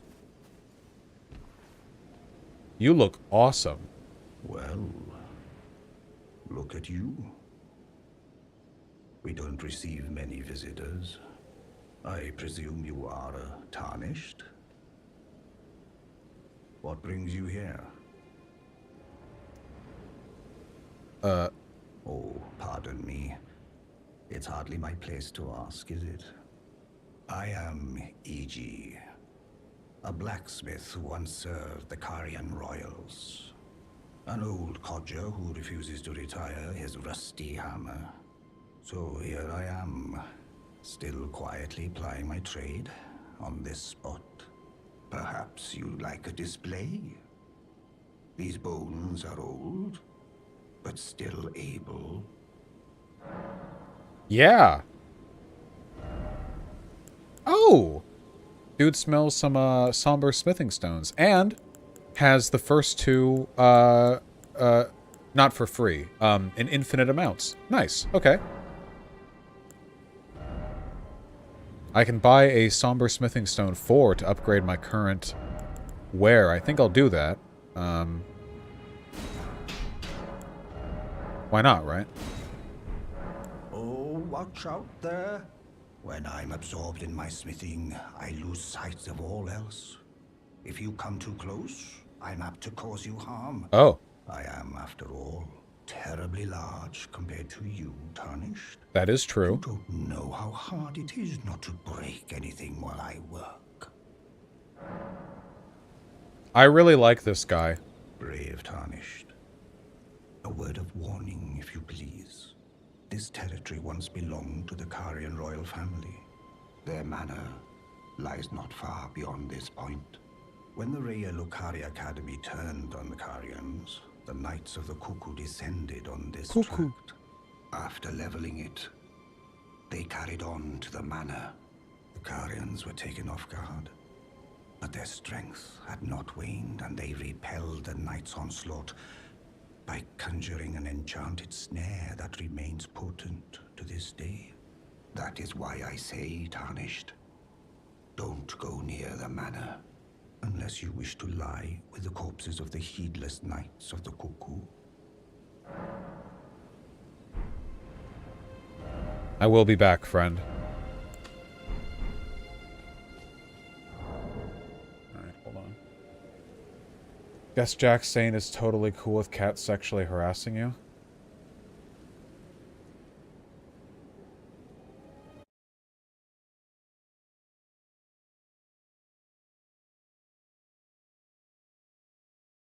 How much harassment did Vosh receive from this relative to what he was sending to Cat for hours before and after this? Wait. I didn't send any harassment to Cat. I went to her in DMs to avoid any public drama. She was talking about me before and then chose to talk me after, both publicly. I took every possible step I could have to discuss things with her without causing any public harassment towards her.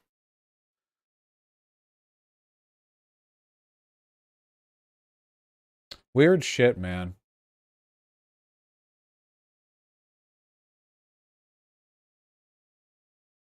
Yeah, I guess I was asking for it. Alright, hold on. Let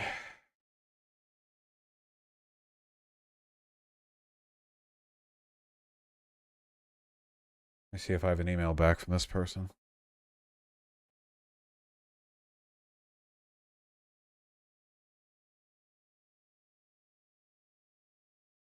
Okay.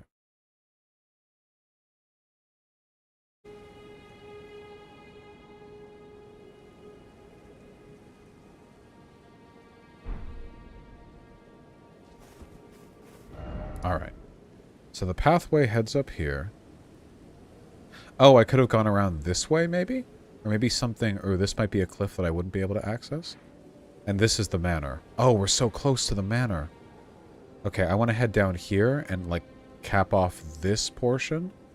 Like, this whole chunk right here. And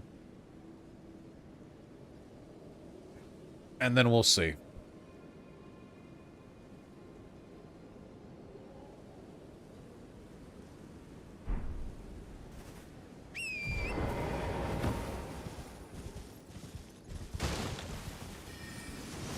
Whoa! Okay. Yep. Nope. Yep. Alright. No, that's fine. Never mind. No, it's cool. Not going there. All right. I know my limits. Maybe we can run through that. Maybe there's a way to just, like, blitz through that. But if there is, I will find it out later. Ooh, I'm gonna pass out. Oh, my God.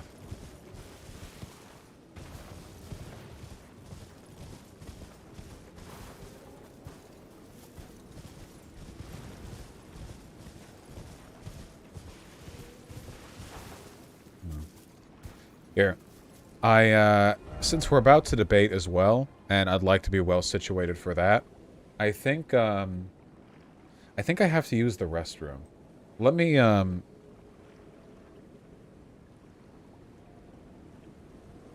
direct you to some content, okay? I guess it would be okay. I guess if Adam something is okay. Adam something seems to be okay with me looking at their content.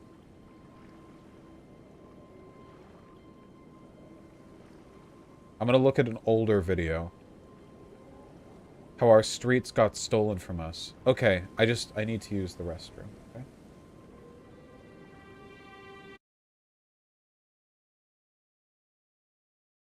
When you hear the word Azan urban street, stream. what kind of image comes into mind? Is it something like this?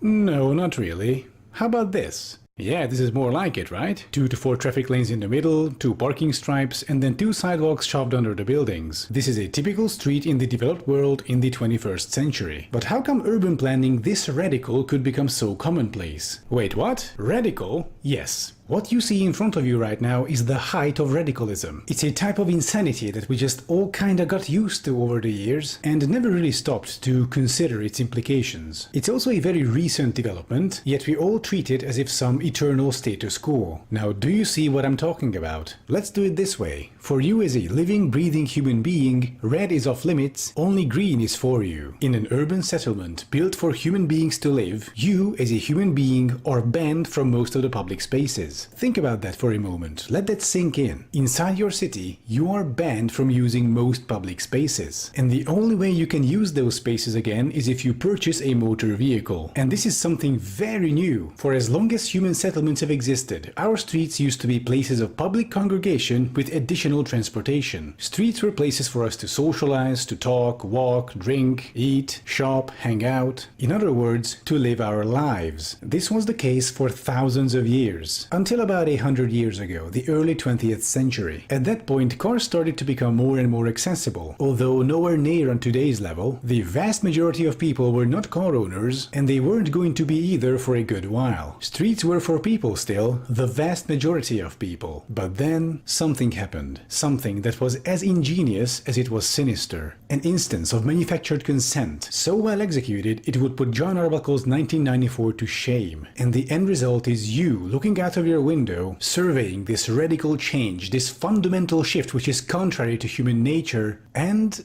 think nothing of it. How did this happen? Who was responsible? And what can we do to fix this mess? Let's find out after a brief word from today's sponsor, Morning Brew. Morning Brew is a daily newsletter designed for millennials and zoomers. Founded by 2 students about half a decade ago, Morning Brew enables you to keep in touch with the world of tech, startups, politics, and business without having to trudge through multiple websites, multiple magazines, paywalls, warnings to turn off your ad blocker. Morning Brew spares you from all that by providing you a professionally curated newsletter. In it, you'll find everything you need to know that day, given to you in a brief but comprehensive format.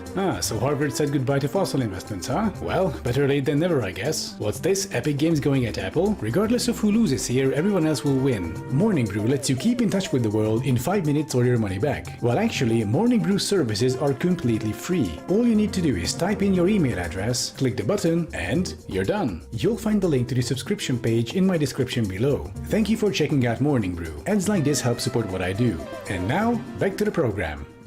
100 or so years ago, in the 1920s, cars began to appear on the streets in greater and greater numbers. And by virtue of being a new and expensive tech novelty, it was mostly wealthy people who owned them. And keep in mind that traffic rules as we know them today didn't exist yet. The way you drove was completely up to you. So we have a bunch of wealthy assholes in expensive and fast cars with no traffic rules driving onto pedestrian streets. And so predictably the result was a massive death toll, the result of a phenomenon which later came to be called joyriding. And believe it or not, the public was staunchly anti-car at this point. So car manufacturers had a big problem. Their cars were being portrayed as these murderous death machines, which they pretty much were at this point, and the consequences of this bad PR was a threat to the automaker's bottom line. So what can they do? They can't really change people's minds at this point. The obvious and negative consequences of motorization were there for anyone to see. And that was when players of the auto industry came up with an idea. An idea that was just as insidious as it was genius and effective. Their targets became your grandparents or great-grandparents, depending on how old you are. At that point, they were school age still, and they started receiving a new type of education, courtesy of the auto industry and their endless benevolence. For the sake of their safety, children were taught to always look around before crossing the road, because they are the ones who have to stop for traffic and not the other way around. And that's because streets belong to cars, not people. And so entire generations of children grew up thinking this was the new norm. But in the meantime, the old generation was very much alive still, and they had some very different ideas about how streets should be used. And they put up quite the fight against the auto industry and drivers, and they even scored some victories. But according to Peter Norton, the author of Fighting Traffic, The Dawn of the Motor Age in the American City, the tide turned against the majority in 1923 when citizens of Cincinnati organized a referendum aiming to put governors on cars limiting their speed to 25 miles per hour. And this was the point when players of the auto industry decided to go all out. They realized that if this thing gets passed and becomes a national precedent, it'll become much more difficult to sell cars and they're gonna make a lot less money. And things went all downhill from there. To quote from this Bloomberg article titled The Invention of Jaywalking, local auto clubs and dealers sent letters to every individual with a car in the city, saying the rule would condemn the US to the fate of China, which they painted as the world's most backward nation. They even hired pretty women to invite men to head to the polls and vote against the rule, and the measure failed. They also got Detroit involved. The automakers banded together to help fight the Cincinnati rule, according to Norton, and they remained organized after that, he says. The industry lobbied to change the law, promoting the adoption of traffic statutes to supplant common law. The statutes were designed to restrict pedestrian use of the street and give primacy to cars. The idea of jaywalking, a concept that had not really existed prior to 1920, was enshrined in law. And this is the reason why even today, our streets belong to cars and not people.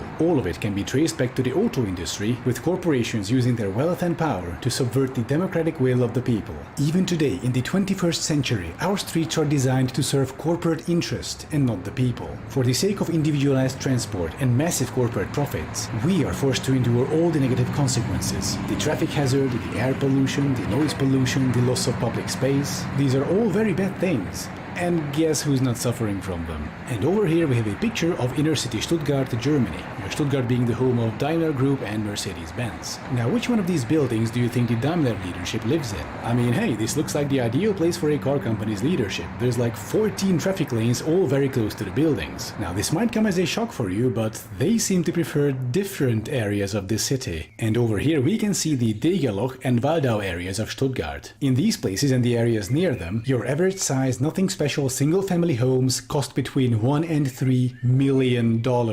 According to this local German newspaper, this is one of the most expensive areas of Stuttgart, offering its tenants calm and quiet and proximity to green areas and the city center. They also describe it as a practical Daimler enclave. But hey, if you also want to raise your children in an area free of the negative aspects of motorization, all you need to do is buy a house in Waldau. That would be $1.2 million, please, if you're lucky. And this is the reason why I fundamentally oppose urban motorization. It produces this bizarre and harmful hierarchy, where the wealthy in our society can pay money for things such as clean air, calm and quiet, access to green areas, and streets on which their children can safely play. All these used to be the standard for most people in cities. Now they come at a 7-digit premium. But health, space, and environmental consequences are not the only ones we suffer from. There is also a social aspect, also known as atomization. As I've mentioned before, streets used to be places of public congregation and socialization, right until cars took it over. And it was COVID-19 that really highlighted this problem. As soon as we didn't have the restaurants, the bars, the clubs, the yoga classes, many people became completely isolated, with no opportunities to meet others. Before the era of motorization, you would have known people from the street, people living in your neighborhood, that is, because streets were places to hang out in, to stroll around, to do your thing, to have conversations with people, to socialize. But nowadays, with all the noise, the pollution, the crammed, narrow sidewalks, streets became this temporary unpleasantness that we have to trudge through to get to the nice places. And all because we gave our streets to cars. So what is the solution? How do we fix this mess? One word. Superblocks. To date, superblocks are the most efficient ways of taking back our neighborhoods and making our streets fit for human habitation once again. The first superblock was established in Barcelona, Spain in 2016, and it turned out to be a massive success, so much so that now they're being expanded. Here's how it works. You take an area delimited by 4 major roads, and inside that area, you pedestrianize every single street. Of course, residents' cars and essential services can still drive in, but the streets are arranged in a way that you cannot go through the area. That means you will only drive into the superblock if you really have business there. The philosophy of this design is that inside a superblock, cars are only guests. Living inside a superblock encourages a more active, healthier lifestyle, which reduces obesity, diabetes, and other similar health issues. People will also live longer and healthier lives because of the lack of noise and air pollution. With superblocks, a tremendous amount of public space is freed up again, providing people with much needed places of public congregation. This reduces loneliness and thus increases mental health. Superblocks seem to be a great solution to all the problems brought about by mass motorization. So let's build more. Right now, Vienna is also joining this club with their first experimental superblock. Super Gretel, which is great. In the meantime, Paris has been doing a ton of stuff already, banning through traffic from the center, pedestrianizing the promenades. The list goes on. Now, I think every major city should start doing this right now. Not only because it's a nice and beneficial thing to do, but also because pretty soon we'll have to do it, due to this thing called the oncoming climate catastrophe, where cities by 2050 will see a temperature increase of up to 8 degrees Celsius in their maximum temperature. Holy shit. And if this happens, which it really looks like it will, all our big, black asphalt-covered streets will turn into frying pans. Imagine hearing that your dog got hit by a car, but upon running out to the street, only finding a piece of well-done steak. The only way cities will be able to combat this temperature increase, the only way our cities will remain livable, is through narrow streets with lots of shading, no black asphalt, and certainly no giant hunks of metal and plastic to absorb all the heat. So yeah, essentially climate-resistant superblocks, and better sooner than later. And this can be achieved by banning most motor traffic inside cities and giving back public spaces to the people. And wouldn't that be nice? To sum up, if you hate hierarchy and dying of complications from heat strokes, you should support transitioning away from individual motor traffic. And I know that for some of you this might have sounded a bit radical or harsh, but I'm sorry, we have no choice. Since apparently we kinda just gave up on stopping extreme climate change, the least we can do is prepare for the consequences. Right. At any rate, thank you for watching, and please like and subscribe, and don't forget to check out my Patreon if you think this content is worth your money. And vote for politicians who are in favor of decongestion measures, please. And I'll be seeing you next time.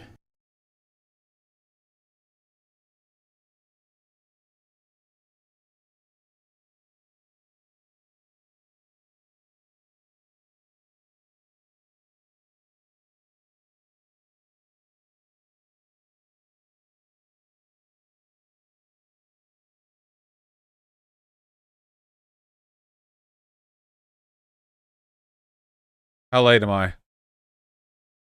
How late after the video?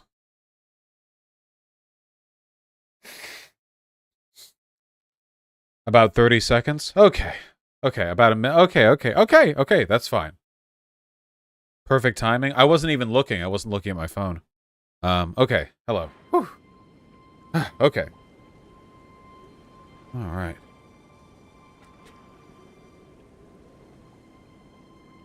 You wash your hands? Come on.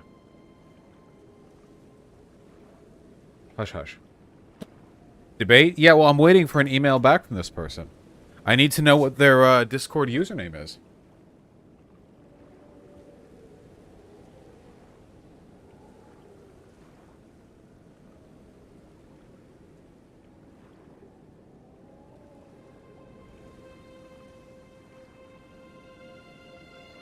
Yeah, I'm not seeing an email back from them.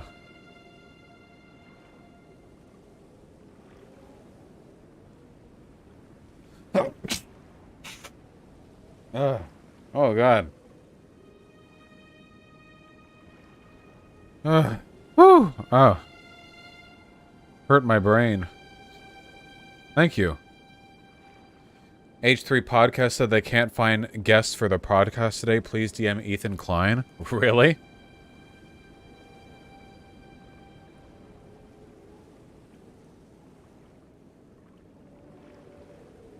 No shot.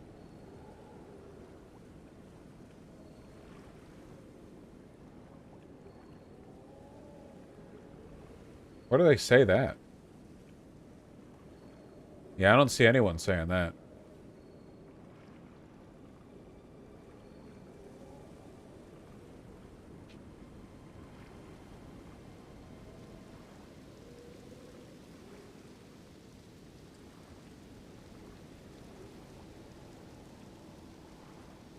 You miss 100% of the shots you don't take?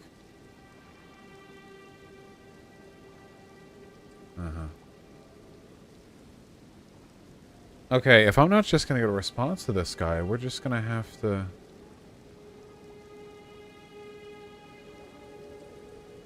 Oh wait, they just DM me on Discord.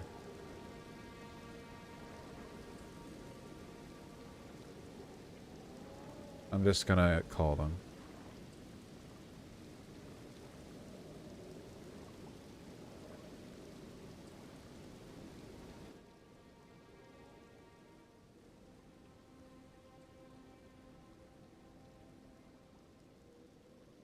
Hello? Hello! Can you hear me? Yeah, I can hear you. Okay, awesome. Yeah, I never got a response to you over email. Sorry, I was looking at that, not at my Discord. Sorry. I told you I was going to just message you direct.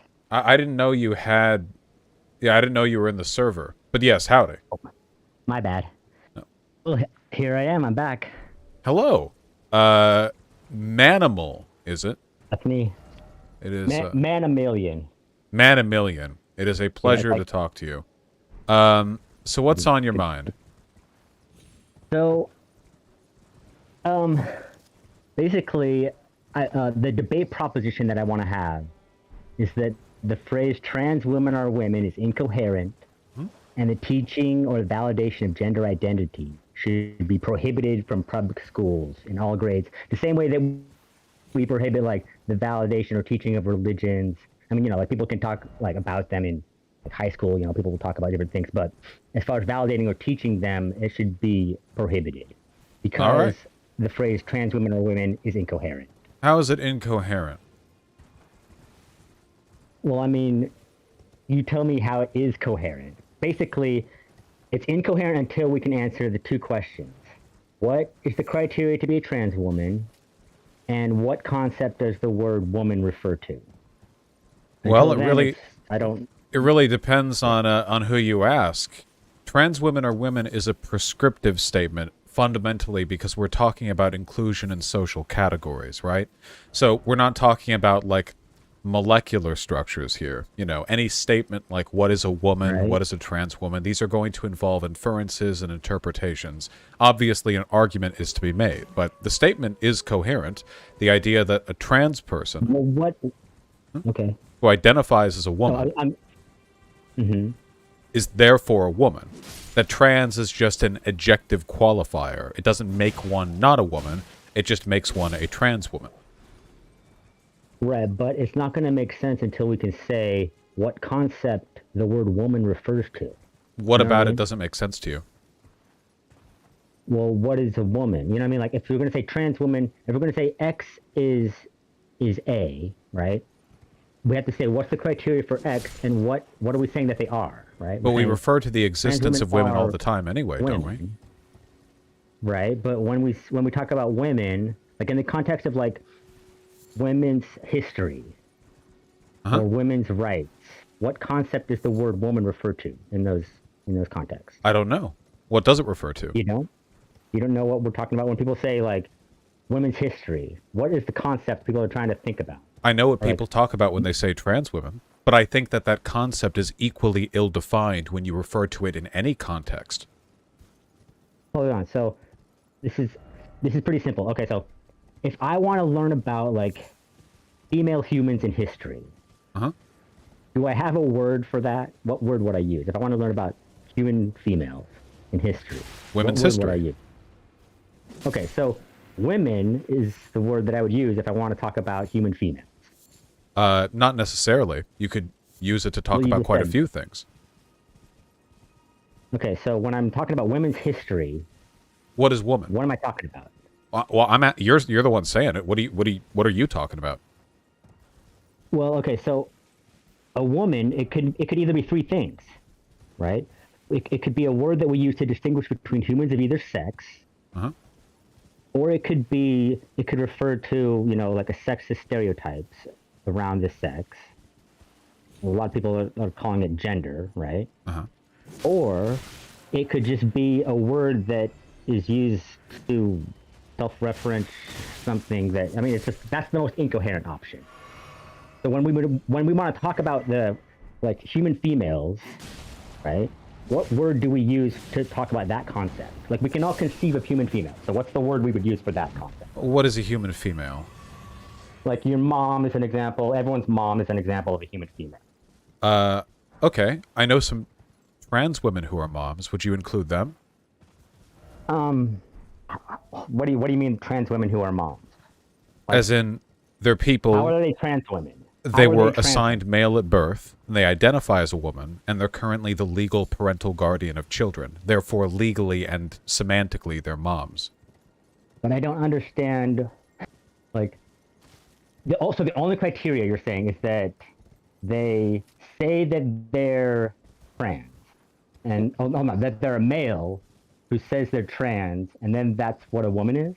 If Is that what you're they're trying to say? a person who is assigned male at birth, but they identify as a woman, then they would be a trans woman, no? If they are assigned male at birth, what is the criteria to be assigned male at birth? Well, generally means that you're sexed as male.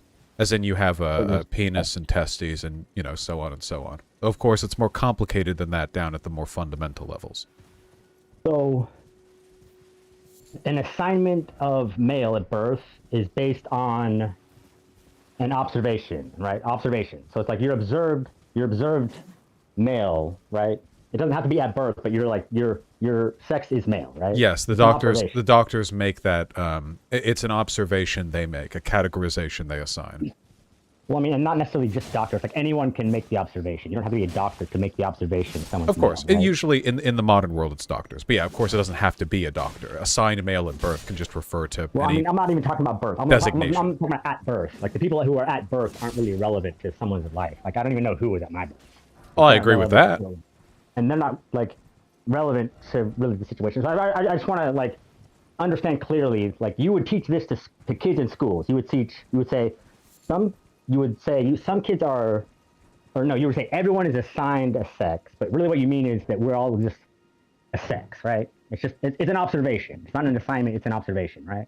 Well, human sex is a spectrum upon which we all exist. I don't think there are distinct categories in that region. Generally, in a social sense, we flatten it down to sexed male and sexed female, but there's very much kind of an arbitrary designation. For example, with intersex people, depending on, I guess you'd say, how intersex they are or where they fall in that spectrum, oftentimes the doctors make a pretty arbitrary decision about what sex they, quote, actually are. And sometimes that involves performing surgery on, like, an infant in order to, like, have them more closely align with the assumed sexual categories of one side or another. Hold on. So in that case, So- it's, you know... So you're talking about intersex people as if it's like all one big like group of people. Like I don't know of any intersex or it's a DSD, right, or a VSD, variation of sexual development. Is what they're calling It's about it now. 2% of the Intersex- population, I think.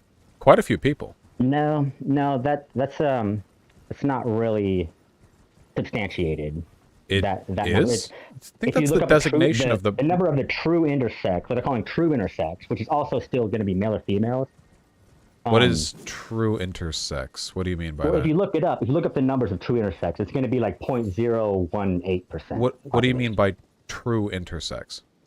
Well, something that like is designated. I guess people will designate this as a true intersex condition. But even those conditions, those particular conditions, I guess, are still classified as male or female. I'm not sure what you're saying right now Okay, let me contradicts make what more I've clear. said. If about Well, 2% of the population are everyone- deemed intersex, it means they have characteristics that deviate a sufficient amount from the bimodal sexual distribution that people fit on. Mm-hmm. Do you mean people who are hermaphroditic?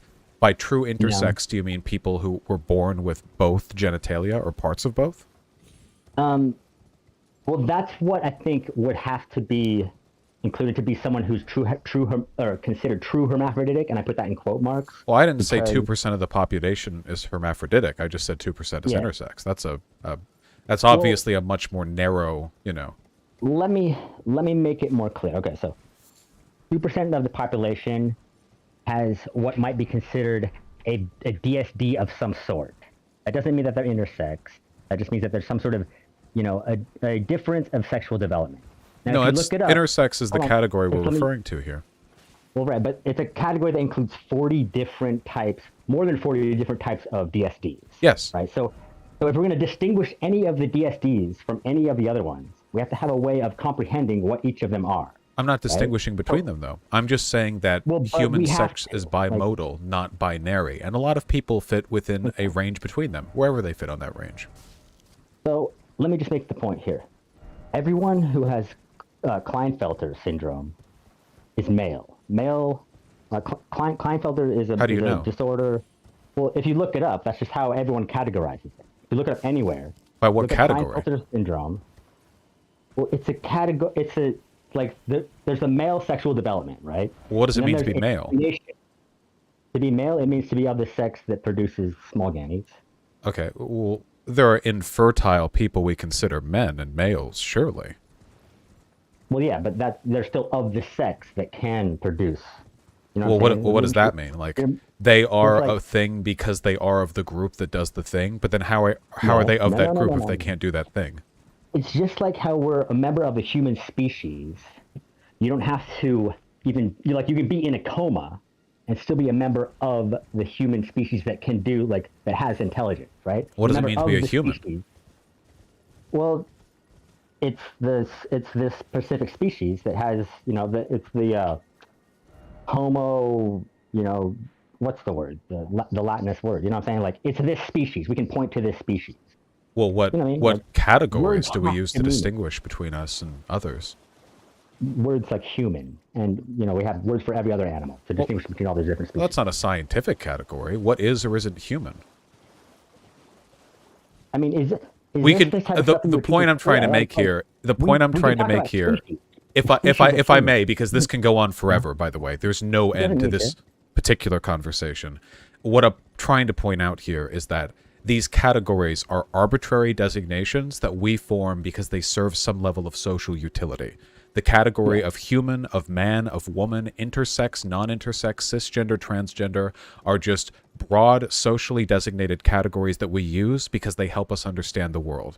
And in my opinion, and in the opinion of people who, like trans people and such, we believe that these categories serve much greater utility if terms like trans women or women are coherent. The idea that being trans and a woman is just a type of woman that one might be. But you can believe that without having a rigorous definition of womanhood, because I don't think anyone's definition of womanhood is rigorous. As I just said, So- they're arbitrary social designations. So you're calling these social designations arbitrary or something, but really what they are is they're just concepts, right? We have the concept of humans that are female, that's what words do. They're not arbitrary.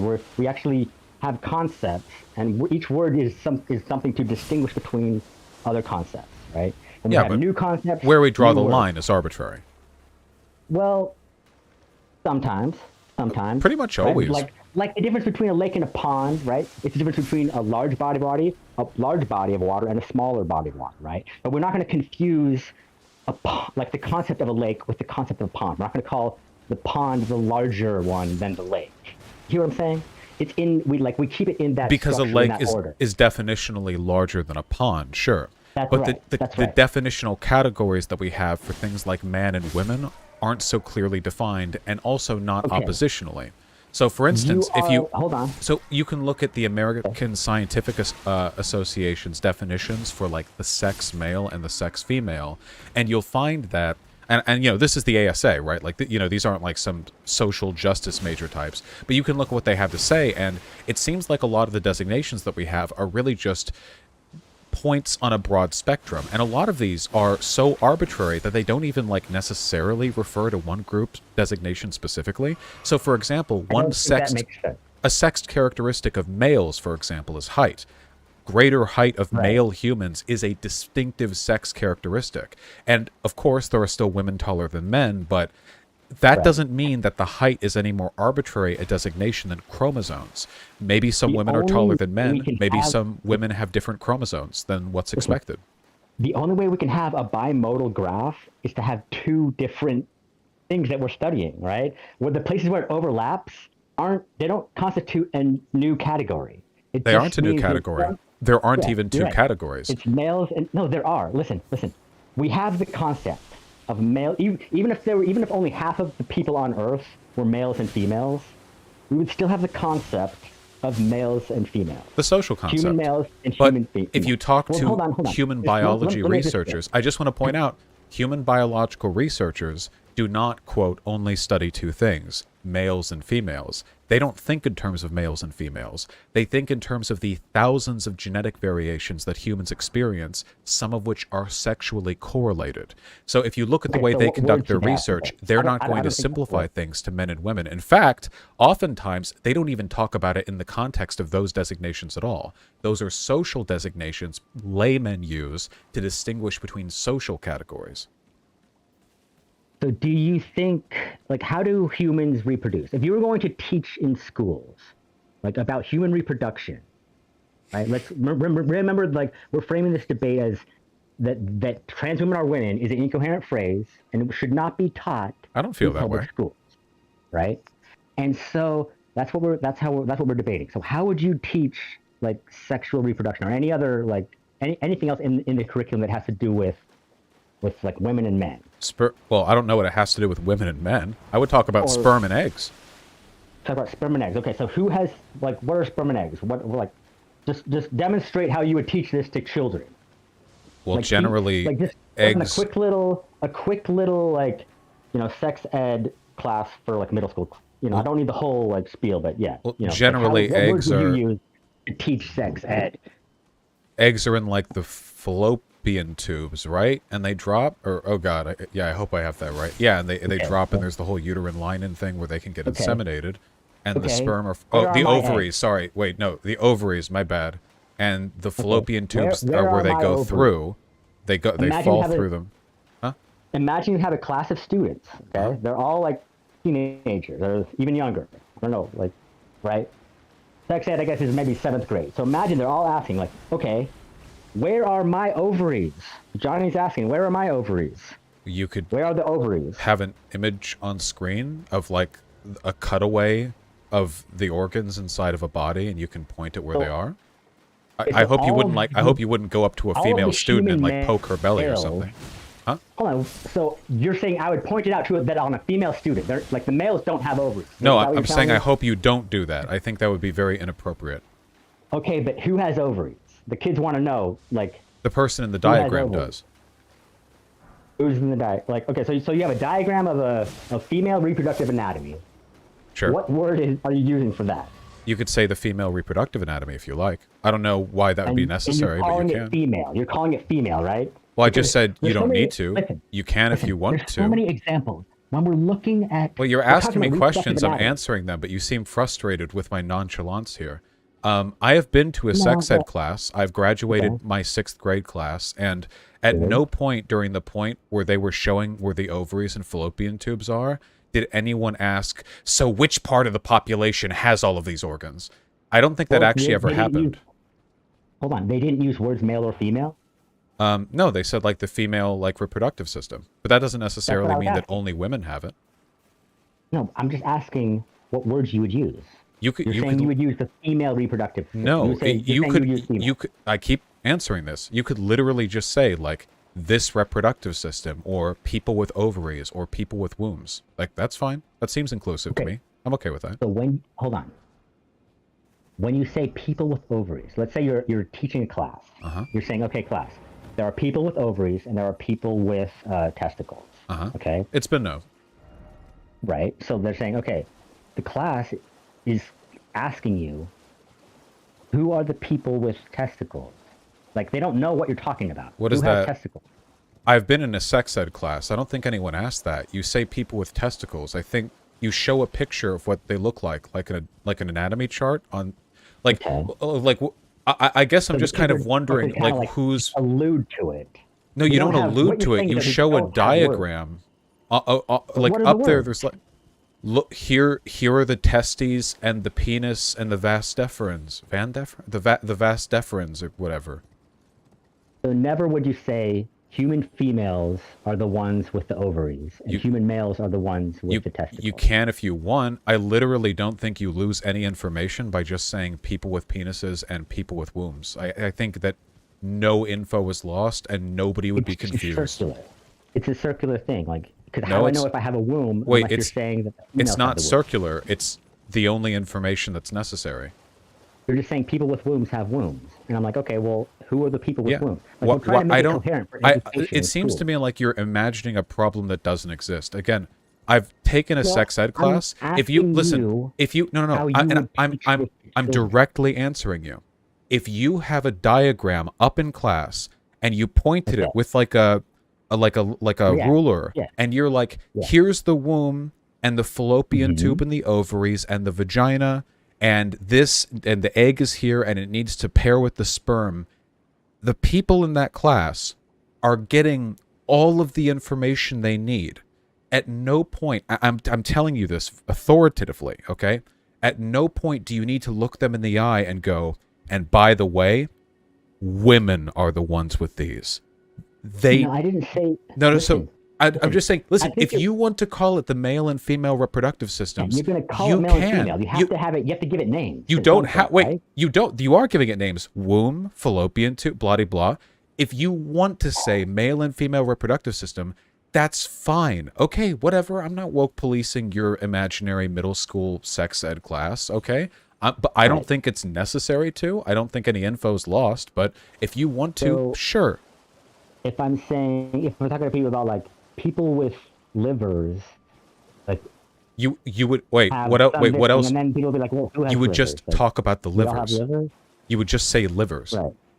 Right. Okay. So then I'm saying people with ovaries. Like, I feel like this would create confusion in a seventh grade just class. say ovaries.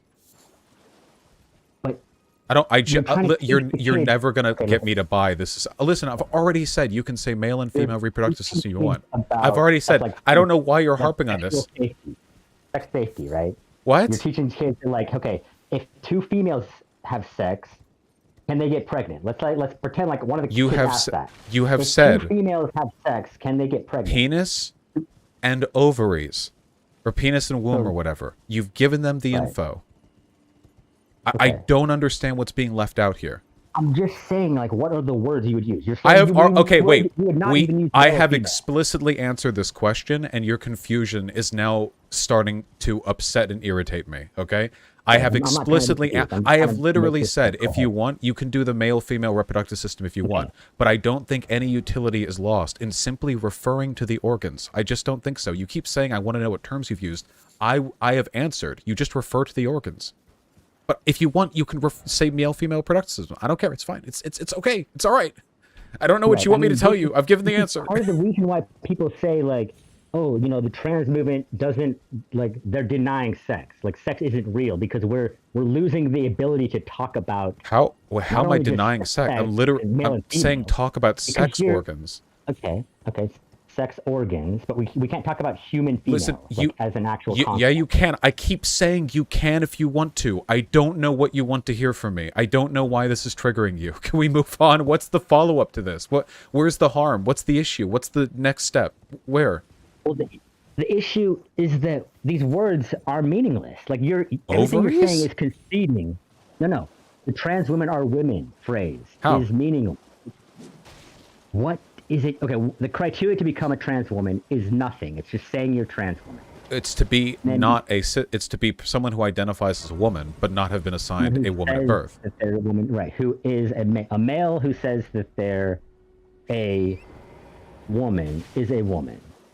So it's like A how does this trans make woman sense to is a anyone? person who identifies as a woman, but was not assigned a woman at birth. Right. So there's no other criteria besides just saying it. Well, Like, you you have understand how this is to. just breaking You have down all the to. meaning behind the words. Not even what does it slightly. This mean is a now? very simple definition, and I'm not sure how you're confused by it. To be a trans woman, you have to identify as a woman, but not have been assigned a woman at birth. But what are they identifying as? Like I woman. I know what you're saying. I hear what you're saying. They're identifying as a woman, but this is a circular definition. It doesn't. Let me give an example. If I said a vegan is anyone who identifies as a vegan, regardless of what they eat, what happens to our ability to talk about like vegan diets or veganism? I'm not sure if or I even understand the advocate- relationship between these things. Well, just any word. Let's do it with any word. So you Just seem to any be under the single category you impression. can think of. You seem to be under the impression that our I'm ability to advocating talk- that listen, I wait, our wait, hold on, ability to wait, talk please, about veganism please, would please, be please, lost. please. So you being confused about my very simple definitions is not the same as these definitions having no meaning. A trans woman is identifying as exactly the same thing a cis woman is. A woman. Ask yourself, what is a cis woman identifying as? And you'll have the answer to what does it mean for a trans woman to identify as a woman? It is the same thing. They're identifying as Because- exactly the same thing. No, they're saying that they're a female. They're saying they're a female, a human No, female. they're saying they're a woman, which they identify That's as. what a woman, hold on. Wait, So do that's what cis the word women not woman means. identify as women? I think they do. Listen, the only utility to having the words man and woman is to distinguish between humans of either sex. If it's not distinguishing between Really? humans of either sex, How? what is it distinguishing between? Social roles. By the way, I'm a Well, gender social role. abolitionist, so I don't want these designations at all. But as long as these designations Okay. exist, yeah, we're talking about social roles. That's So what we talk about does when it we say mean man and to woman. abolition? So what's the difference between a man and woman in your language system? What they identify as. It's the social roles and Okay, categories what that does you it mean? assume. What do you mean? Okay, so like in this sentence, let me give an example. Okay, some women are gender non-conforming. Right? If I say some human females are gender non-conforming, that's perfectly coherent. You understand what I'm saying? Some human females are gender non-conforming. No, That actually, makes I sense. don't. I don't actually know what you mean by that. You don't know what I mean when I say some humans of the female sex are gender non-conforming. Is that what you mean? So some people who are assigned female at birth would be the term that I would use. Female and woman, depending on the context, are often used interchangeably. If you were to say Look, some I would AFAB people are gender substitute- non-conforming, then I would say, yeah, I get that. Some AFAB people? Assigned AFAB is female at if they birth. were assigned. All right, so if they're observed female, like in life, Observed. So like a trans woman? no, if they are observed, if you can observe that they are female, Like I'm not talking about their assigned at trans? birth, I'm talking about the Wh- doctor. What do you mean observe? No. If you can observe that someone is female, How would you do that? empirically, How would you do that? How would you observe them? empirically, you can. No, you can, like sex how can like be observed mechanically, at any how time. would you Like, observe? ultrasounds before birth, you can observe sex. You can observe sex at any time. Like by I'm not talking by about like looking at them what you naked? think they are. I mean, if that's what it takes. No, right? not wait. Okay, There's- so you could still so wait, conceive hold of on, a hold on, woman, right? wait, hold on. Okay, so you're just saying, like people born with pussies. I have no idea why you're doing this whole like pseudo-scientific reach around with like the observed empirically. Like just say people with vaginas. The funny thing is that you're getting on me for making these words meaningless when you're the one using unnecessarily confusing language. Like just Like be what? direct. Just say people with vaginas. Like you're Well, I'm so not saying wait, people hold with on. vaginas You're so desperate to load I'm your saying a language with like female wait, human. stop. You're so desperate to load your language with like gender signifiers that you're actually making it what? harder to understand what you're saying, which is pretty ironic considering what you're getting No, on no, my no. case about. No, I'm literally trying to say, like, when people talk about women's history, women's rights, women's health, what could the concept woman possibly be referring to? What do you think it refers to? It can only be three things. It's either distinguishing between, it's either human females, and even if it doesn't refer to that, What is We that? still Wait, need a wait, word wait, for the human, concept of wait, human female. females. Yes. What do you mean by A that? female human. What do you mean by that? Like your mother, everyone's mother. I could say everyone's mother. I know trans mothers. Do you mean female trans human. women? No, I mean everyone's biological birth mother is a human female. Can you Okay. conceive of human males and It human seems. females? See, again, like this is you you're can actually the conceive one of who's it, engaging in unclear you- language. Are you allergic to saying people born with pussies? Like I'm curious. Like, isn't that the most direct way of guess getting I what you're would say saying? Female as a concept has a lot of born- overlapping definitions, but pussy doesn't really. Like, not in this context. Hold on. Female and male can be utilized throughout biology. They aren't. Right? What do you mean? In most biological research done on people, they refer to the thousands I'm of talking characteristics. about animals, plants, male and female. So- We're talking about so hold on. hens, cows, You're not- bulls, you're all not these things. referring to Males and females human- is how people reproduce. Hold on. I'm talking about You're not. biologists. You're not referring to human biological analysis then, which doesn't often concern itself Yes, with like fitting things into humans the category. are- Okay, humans wait, are animals. buddy. I'm letting you interrupt me a lot, but you need to tone down the frustration. Let me finish responding to your points, okay? Okay. Now, if you actually look at research articles published by biologists who study human beings, we understand that sex and gender are pretty complicated because we're very socially developed animals. So there's a lot of nuance that we engage in there. And oftentimes we don't directly refer to broad sexual categories. We refer to the individual characteristics that humans have that are often sex correlated. It's always ever sex correlated. There are, of course, women without XX chromosomes and men without XY chromosomes. Nothing is solidly determinable.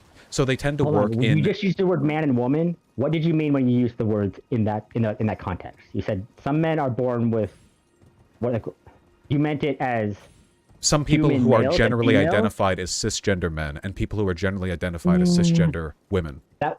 Then you just undercut what you were saying. Not at all. Actually, I established what I was saying. The ambiguity of the terms men and women. Do you understand?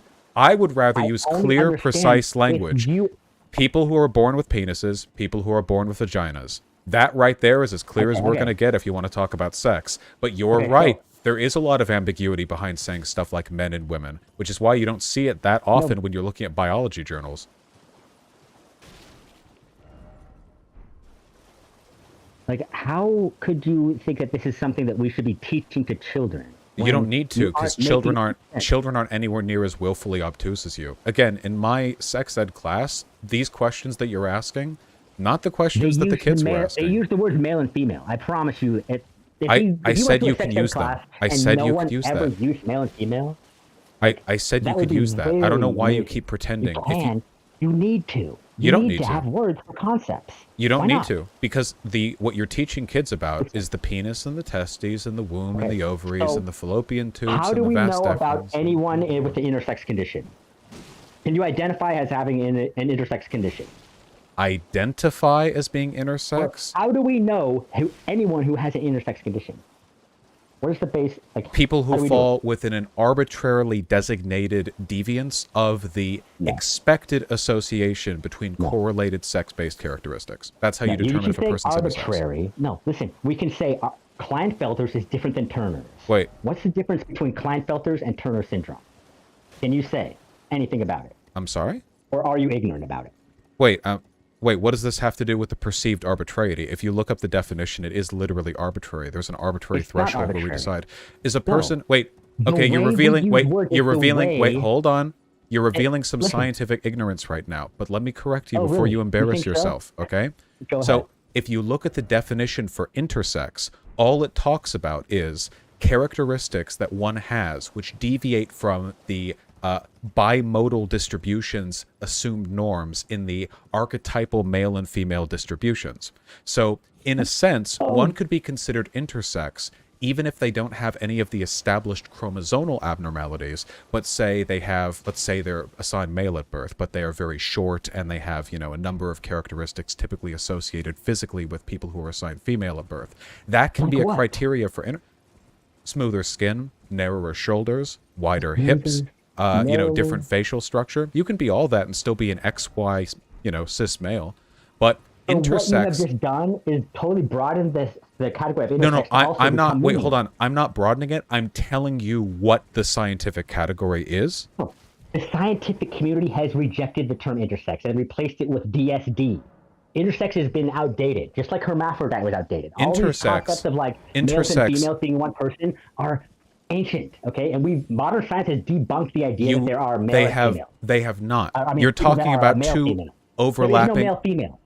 Name one category. Listen, We are talking about. Wait, hold on. Wait. Stop with the running and the running. It is not.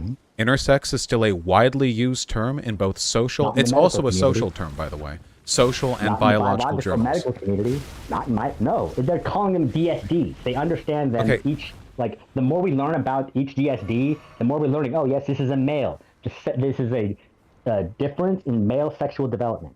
This is a difference in female I'm sexual terribly sorry to disappoint you, but you genuinely Listen, you don't understand. All you have to do to disprove what I'm saying is very simple. Find one DSD that is considered by experts in any journal to be both male and female. Just find one. What? Wait, that's not what I'm. Search the web, high and low. Wait, and each one. You don't understand.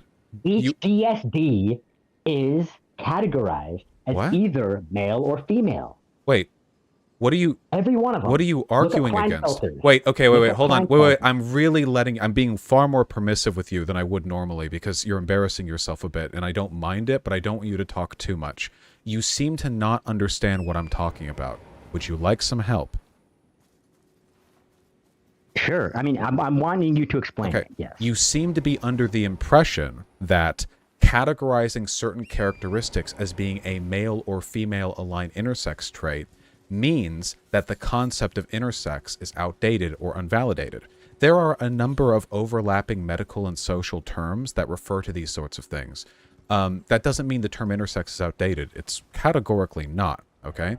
You seem to think that what I'm saying is that all intersex-associated conditions are sex-neutral. At no point have I said that.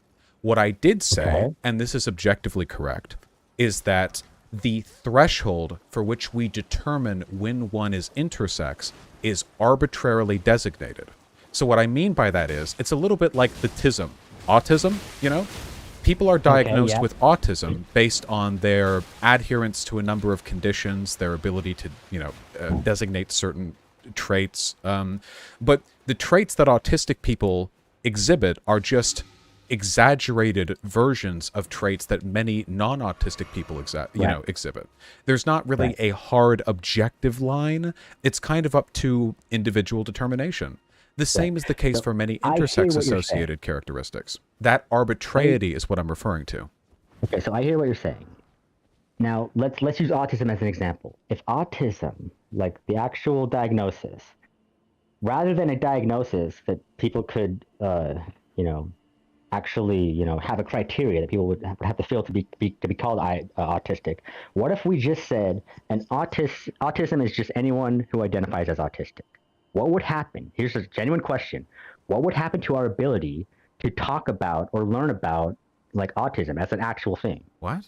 I'm not encouraging people to just arbitrarily identify as intersex. What is the allegory we're establishing here?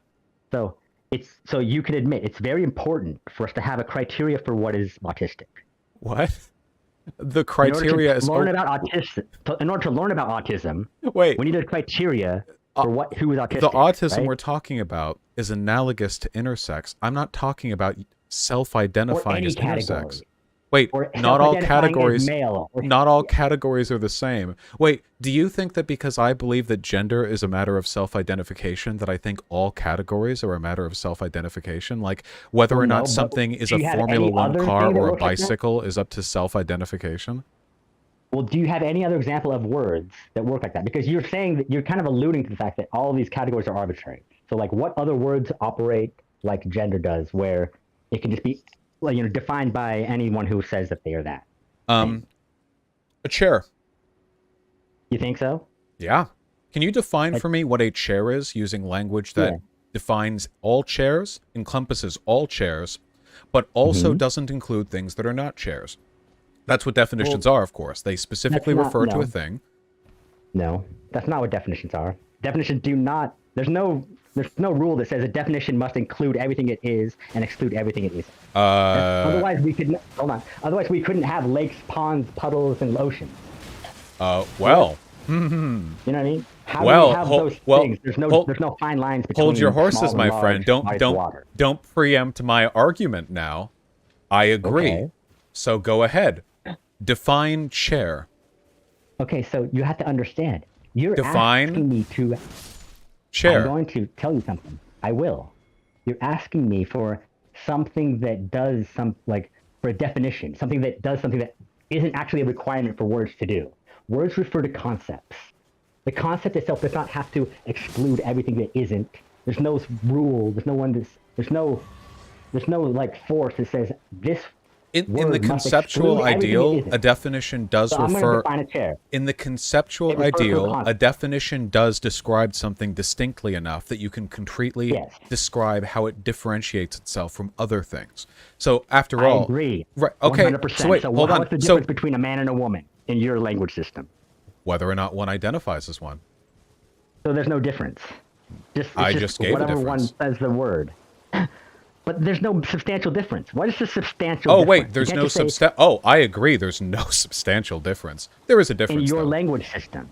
So there's no. It's useless. You have a useless. Well, You've I rendered the I word am. man and Well, woman hold on. useless. I am a gender abolitionist. So yes. Okay, so yeah, let's get back to that. You can explain what gender abolition. Well, I want to hear what a is. chair is. Well, hold on. I want to hear what a chair is. Furniture. All right, chair refers to the concept of a piece of furniture that is, typically got 4 legs and a backrest. Oh, we're gonna be on this one for a while. No, we don't need to be. Oh Because no, it's oh distinguishable no, we from need to be. couch by saying So it's I cushion. take issue Okay, with your go ahead. definition. First of all, Why? 4 legs is totally arbitrary. Chairs often have more than 2 legs so that they stand up, but apart That's from why I that, there is think no typically- reason at all. yeah. Huh? Listen, the definition of a chair, it would be ridiculous to think that any definition has to fulfill the requirement Really? of excluding So everything. you're Yes. saying it would be ridiculous how to form. languages work. You're saying it would be ridiculous to construct a definition of something which is so excludes comprehensive that it everything that it complete. isn't. Hold on. Which is so comprehensive that it completely excludes any other people, or sorry, not people, any other things, which might not inherently, be a part of that definition, but nonetheless sort of semantically correlate. See, I side with the Wittgensteinian. But how? I subscribe to the Wittgensteinian argument here, where a word merely refers to the idea people have of that word. It's simply an Right, the association concept. game. That's what I'm saying. The word refers to the concept. It's an Oh. association with the concept. Oh, wait, That's what okay. I'm saying. So you think that a definition of something only refers to not an intrinsic definitional quality, not a distinctive and exclusionary set of characteristics, but rather to the broad perceived social construct that people think No. of. Yeah. What people think of. Exactly. Oh, Right. well, you'll So, never guess yeah. what I think of when I think of woman. Okay. Use it in a sentence. Some women are gender nonconforming. What do you, it makes sense to me to say some human females are gender nonconforming. How does it make sense to you? What do Some you think of when women you are say gender the word woman? non-conforming. They would just not conform Yeah. to the social expectations of being a woman. That can mean a lot of What things, was but the concept? What did I mean when I said some women are gender nonconforming? you can mean a In lot my of stuff. But system, it makes makes perfect sense. In my system, it To makes me, perfect sense because- as well. How? A person It's- is a woman, Because, hold on. but they sort of Let me participate clarify. in your non-womanly system, behavior. Woman does not refer to human females. Yeah. So substitute in your sentence. Say the sentence. I'm going to say the sentence. Mm-hmm. Some women. I'm going to substitute the word woman. I'm going to say human females instead, so you can understand what I'm saying. Mm-hmm. Some human females are gender nonconforming. Okay. Okay. Now you say the same sentence, but substitute human females for whatever thing you think that woman means, and I'll just listen. A woman. Some blank. A woman. No, Can no, be no, gender don't use the word nonconforming. woman. Use the concept that the word woman refers to.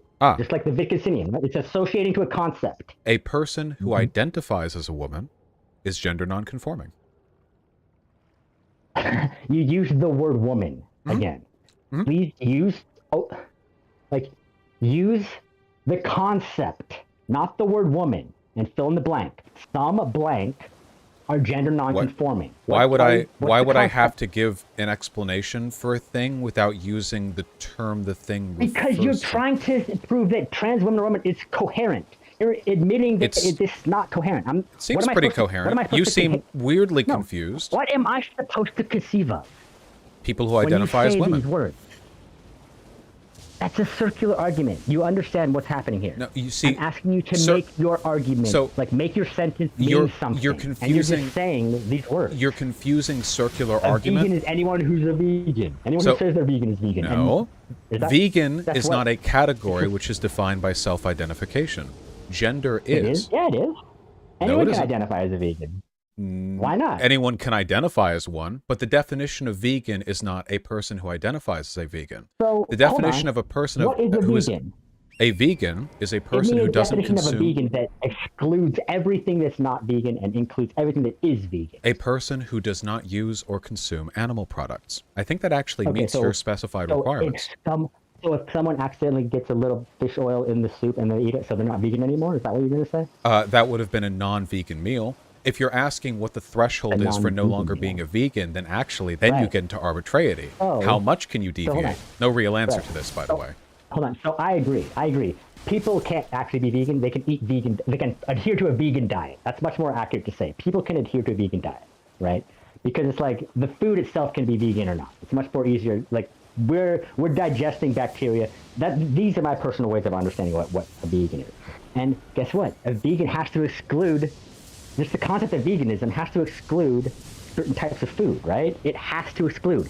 Every category has to exclude stuff. Otherwise, it's meaningless. Actually, I take it back. I think that veganism does come down to self-identification. Okay, so a vegan, what happens when a vegan is anyone who identifies as a vegan? What happens to our ability to talk about veganism or make sense of what a vegan is? Unaffected. Nobody watching the stream right now is confused about anything that I've said except for you. Well, that's because we are, no. Like, actually think about it. I'm thinking. If you go to a restaurant, okay, I'm going to serve you some vegan food, and I'm just calling it vegan. How many days does a Here, I'll ask you. You think there's anyone in the audience who's going to be like, oh, sure, it's vegan. He said it's vegan. I'll It ask doesn't you, matter if it's actually, meat, eggs, and dairy in it. Mr. I'm eating it. Empiricism. Let me ask you. How Okay. many days must a person go without eating any animal products before you could call them a vegan? So currently, I I'm don't call eating them a right now. vegan. Wait, hold on. I already just hold said on. that. Hold. I don't call people Hold. vegan. Hey. I say the diet is Hold on. vegan. Right listening. now, I'm eating carbonara right next to me. So for me, it's been about 120 seconds since I've consumed something with animal products in it. Okay? Cool. Am I a vegan Right. right now? Currently, am I a vegan? Clearly answered it. No one can be a vegan. I don't call people vegans. They can eat a vegan diet or not. Interesting. So wait, Yes. hold on. So perhaps a person who is a vegan, and of course, colloquially, we do refer to Eats a people as vegan vegans. diet. No, do. no. Sure. Wait, hold on. Yes, people say this person's a vegan, this person's not a vegan. That is an undeniable true. social fact of the world. People do I'm say and do agreeing. that. Huh? I'm agreeing. Okay. I am So- agreeing. Perhaps whether or not a person is a vegan has a lot to do with whether or not they identify with an arbitrary, externally perceived social construct with its associated social roles and mores. No, it is whether or not someone What is a vegan doesn't diet? eat meat. What is a vegan diet? A- Wait, I haven't a eaten meat diet in with 120 seconds. Okay, so a diet. You can eat a vegan meal, right? You can eat a vegan meal. When is a person You're on a diet. When is a person on a vegan diet? How many seconds do they have to be on that diet for them to say, I'm on a vegan seems diet? Like, this is what I think of. When I think of someone who's on a diet, they're on a period of time of eating a certain type of food. How When long? someone says, I've been on a diet, well, they'll tell you most of the time, I've been on a diet. Like, that's actually the follow-up question. Hey, I'm a vegan. How long have you been vegan? They'll tell you how long. They've been following this hold diet. on. In That's your normally the general thing that happens. in your world, nobody says I'm a vegan, you're a vegan, and nobody ever says I'm on a vegan diet. What people say is, I've been on a vegan sure. diet for 822 minutes. Oh, well, I've been on a vegan diet for 2 days and 6 hours. Well, I've been on a vegan diet for 3 days, 8 hours, and 17 seconds. Is relevant, this the world you live in? No, like No, that's not like how is it relevant? I don't understand what what Okay, your argument. here, let me say this. If A person someone, says, like- I'm a vegan. How do you determine if they're right or wrong? Well, I actually just understand that what they're saying is that they are on a vegan diet. Okay, And, so like, they I say don't I'm on a think vegan anyone diet. How do you is- determine if they're right or wrong? No one is a vegan. Their identity as a quote-unquote vegan cannot be established. That way I can't say like This is what is the very criteria for a interesting, I vegan? have to say. It should be. Okay, good. Like what's interesting about it? Do you have any Okay, clarifying so a questions? person comes up to you and says they're a man. How do you Yeah. prove them wrong? Okay, so I have to, if I want to understand what they're saying, right? I notice your system is very confusing, by the way. It involves a lot of weird question asking. In my system, if a person says, I'm a man, like, okay, Yeah. I'm good. Okay. No confusion here. Okay. Okay. So someone with big, huge titties comes up to you, lipstick, long hair, Okay. says, I'm a man. I'm going Okay. to be like, okay. I'm going to think either this person is a trans woman, or I'm going to be like, well, what do they mean by man? First, I'm going to be like, what do Well, they what do mean? you mean by man?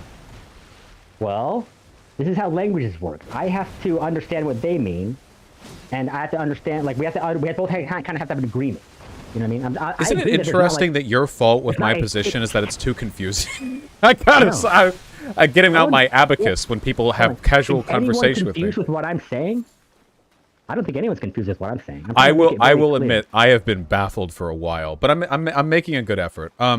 Okay, so because the issue, we can do this forever.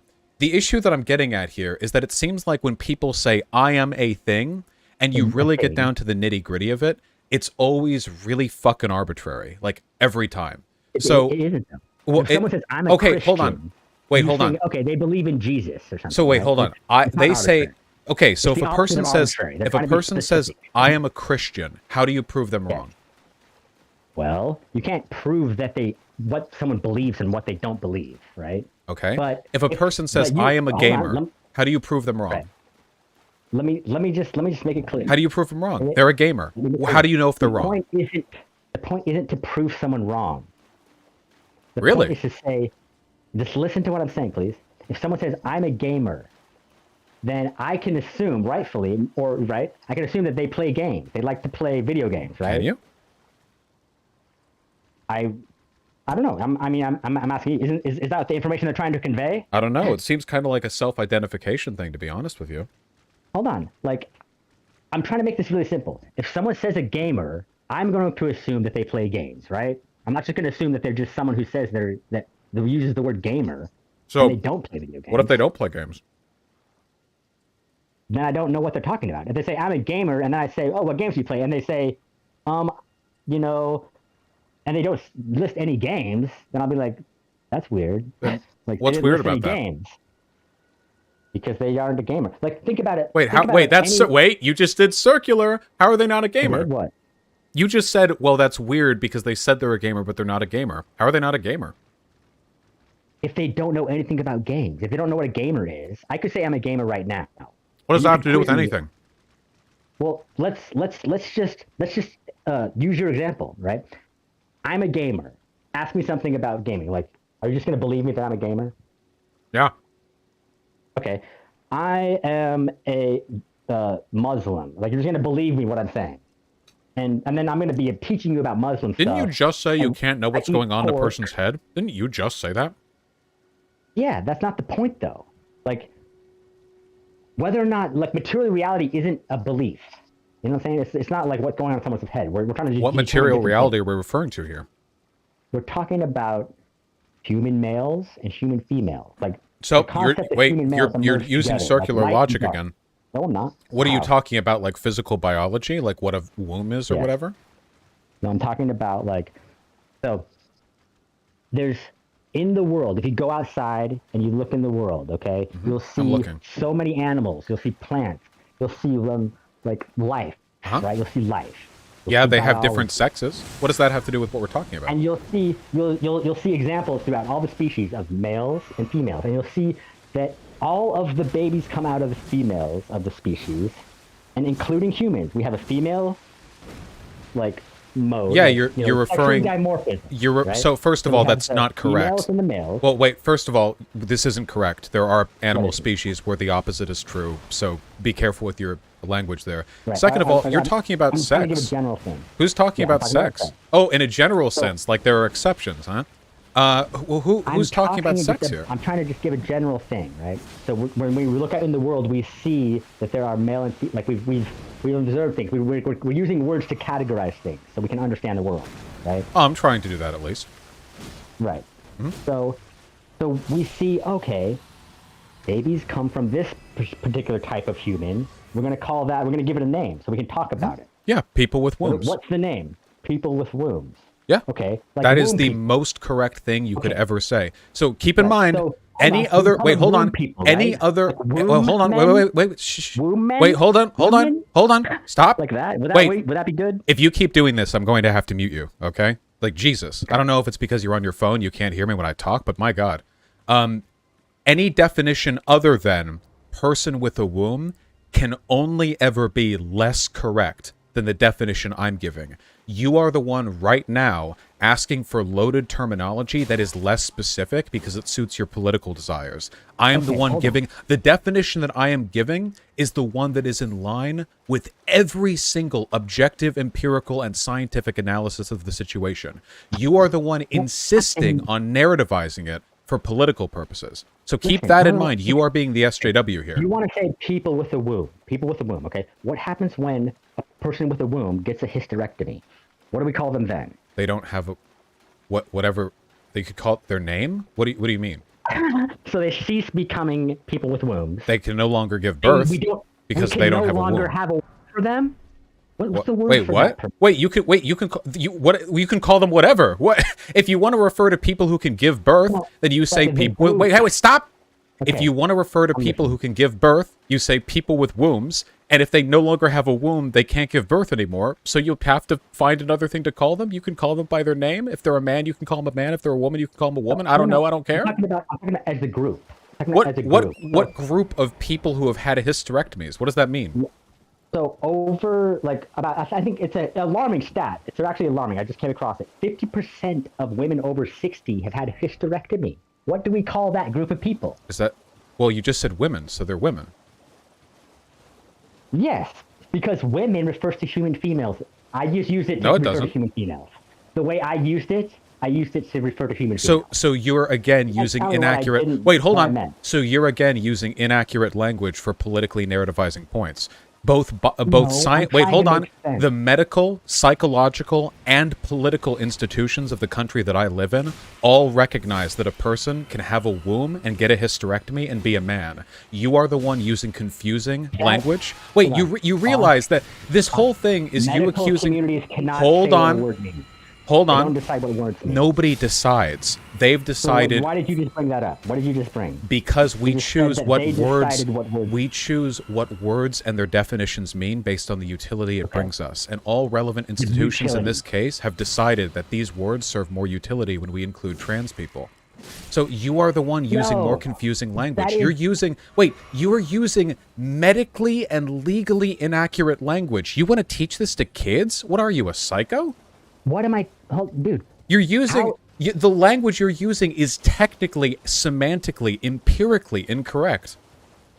You're saying that the words have empirical meaning. Is that what you're trying to say? Well, you're the one arguing that they you're do. saying? Wait, hold on. Are No, I'm not. you saying they have empirical I'm trying to meaning? make a logical argument that we will always need words to refer to concepts. If we want to talk about a concept, we need a word to talk about it. Do you agree?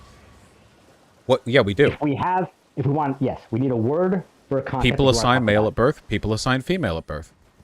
I'm sorry. Is it like too confusing for you that it's multiple words chained together? Is that like too much? Would you prefer male sex, female sex people? It has nothing to do with gender. I really don't care what words you settle on. You keep saying assigned at birth. It's irrelevant what happens at birth. If you're confused about the assigned at language, birth. that's... I'm not confused about it. I just want to... You're very confused about it.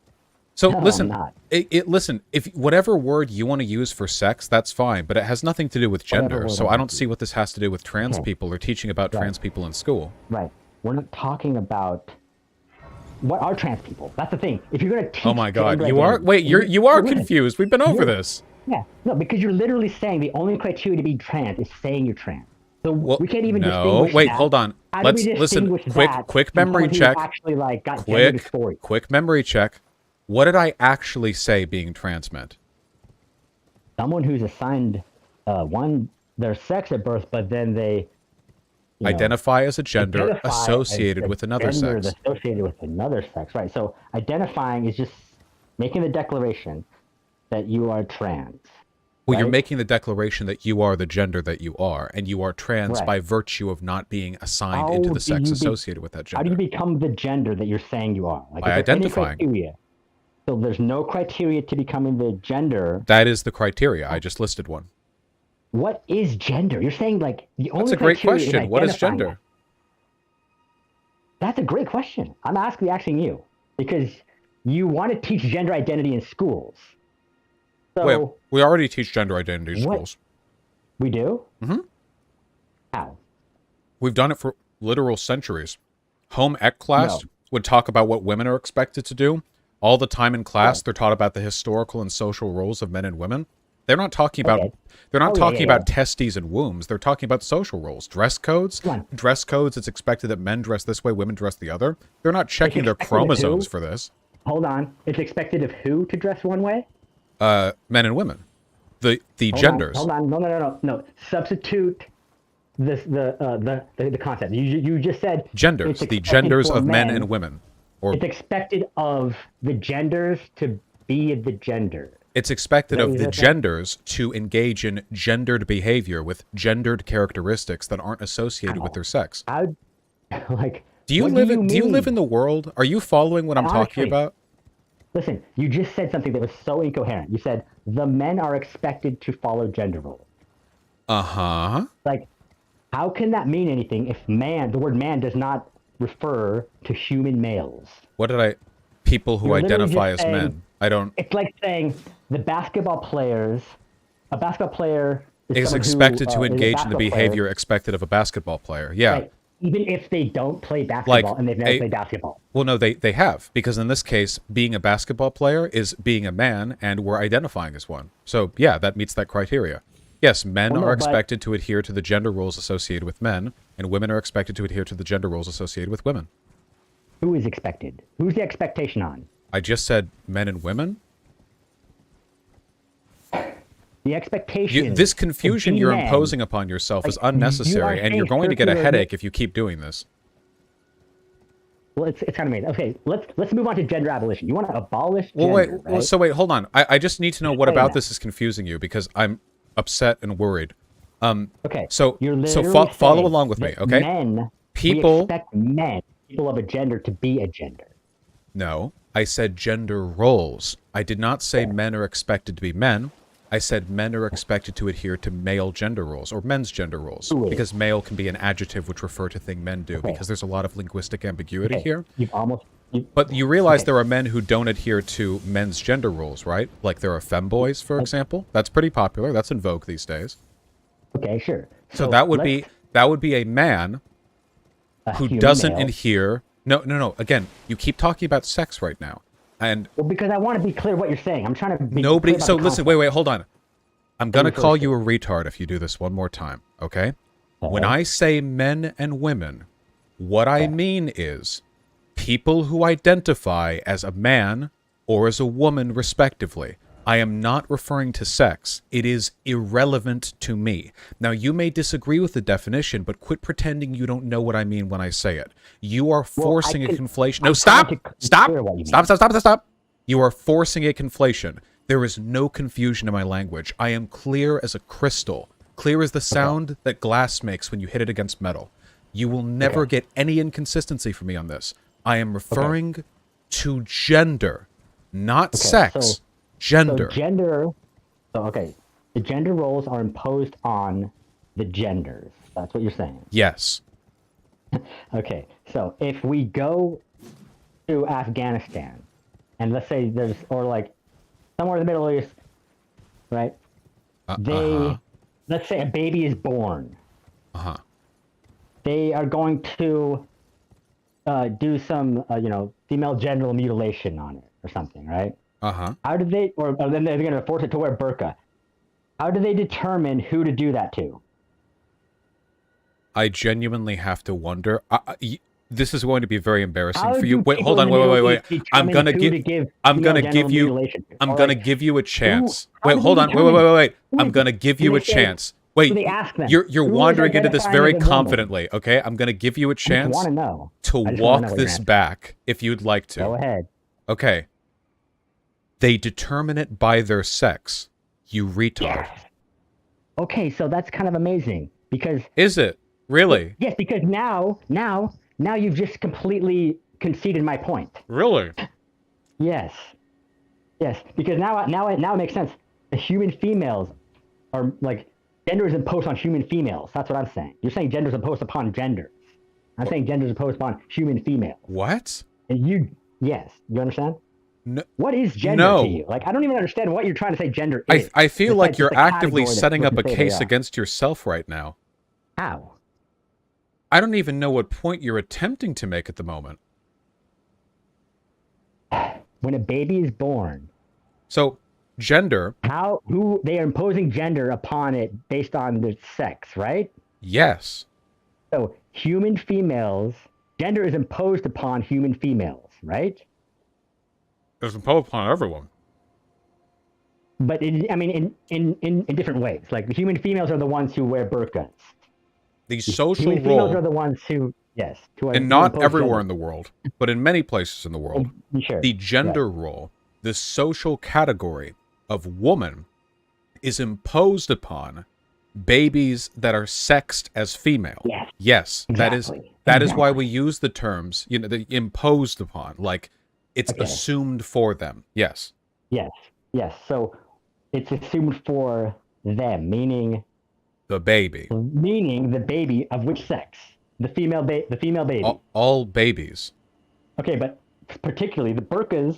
Which babies wear the burqas? The female babies or the male ones? The ones that have the social role of woman imposed upon them. How did they get the social woman imposed upon them? You're almost there. You're so close. So like I just said, By their sex, like the you're role, totally the just trying gender to, like, role avoid the is saying the imposed word. upon, first of all, babies don't wear burqas, but the social Well, role and yeah. category of woman, the gender role, is gonna be imposed imposed upon- upon babies which are identified as sexed female at birth. Okay, identified. How are they identified as it? Not even necessarily at birth, but throughout their lives. What? How are they identified as female throughout their lives? Through an arbitrary collection of physiological characteristics that are correlated with the female sex. We went over this earlier. It's kind of a spectrum. How are you? No, but you're calling it arbitrary. There's nothing arbitrary about the sexes. I understand you're not that educated on saying- this, but if you I'm look looking- up like high-level it's like you're biological saying- research, it is considered to be an like you're saying- arbitrary designation. How can the reproductive system be arbitrary? It's like you're saying this is arbitrary. Holy Really? shit! You're like Dunning-Kruger personified. Do you even No, no. fucking know what point you're working towards right now? What the I'm fuck are just you trying talking I'm just about? trying to make you make How can the sense. reproductive system be arbitrary? Holy shit, thank God I didn't Yeah. start my career when I had as much unearned confidence as you when I was in fucking middle Really? school. Well, hold on. How can the differences between the reproductive system be arbitrary? Wait, are you the inseminator? Yes. Holy shit! You're the turf guy Yes. that I argued with like 2 years ago. Correct. The wife It is guy. me. You were I the guy am who the I did the guy. rambling about the big booby, small booby woman. It's me. I've returned to your stream. Oh my god, you've gotten dumber. I'm like one of your OG villains. Oh, let's not of talk you your- up too much. I feel like you're confusing yourself for your own sake here. Like, nothing here that I'm saying is inconsistent. So if you take a country like Saudi Arabia, I actually don't know what roles they have, like with gender in Saudi Arabia. Like, obviously, I know it's very oppressive for women. I don't know if there are any nuances there I'm not aware of. But and over in Saudi Arabia, okay, gender Okay. is a social category, which is assigned to children based on their sex, and their sex is determined That's what I was saying. based on an right. We're both saying that. based on a designation of their biological characteristics, which adhere to an arbitrary degree, sex-correlated characteristics. The most obvious ones are genitalia, but even then there's variance because there are intersex people or hermaphroditic people. The arbitrarity is often not a big factor because it's a bimodal sexual distribution. Most people who are born are pretty clearly in the category sex male or sex female. Not everyone, but the fact that there's any ambiguity at all does mean it's an arbitrary designation. So nothing that I've said here is inconsistent. The roles, the expectations, the assignment, the burkas, if you want to figure on that, those are all a product of the gender roles assigned to the ascribed gender, which is correlated with sex. Yeah. Okay. Like you keep on interjecting sex or gender in before you reference sex, but it's they're correlated concepts, but that doesn't mean they're the same thing. Tell me you're not that simple. I'm trying to make your point. Most people are cis. Like most people's sex and gender aligns. Most people, like 96% of people, or 98 or whatever, are cisgender. Like, yeah, obviously sex and gender correlate overwhelmingly, but that doesn't mean they do all the time. The world's just not that simple. In our language, like when we're talking about, I'm going to go through this again, I don't know, women's history. If gender is different in all times and different spaces, right? It's different here or there. Women's history. How can I be talking about anything other than the history of human female? Like, because you're not. Have you ever taken a woman's history course? I mean, yeah, like not necessarily a course, but we've learned about like different women in history. Well, I have. I'm a humanities major. Okay. Did you know that women's history courses will often talk about gender divergence and nonconformity in pre-modern societies?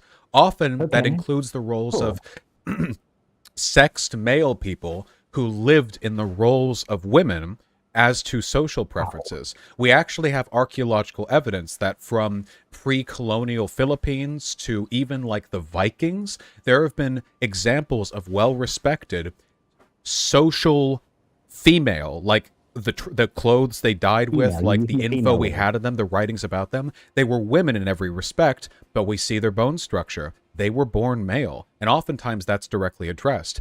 Women's history will tell you that, and this is a core component of understanding women's liberation, by the way, the category of woman is, though it has remained historically generally quite oppressive, usually a designation to the lesser class, it has always been arbitrary.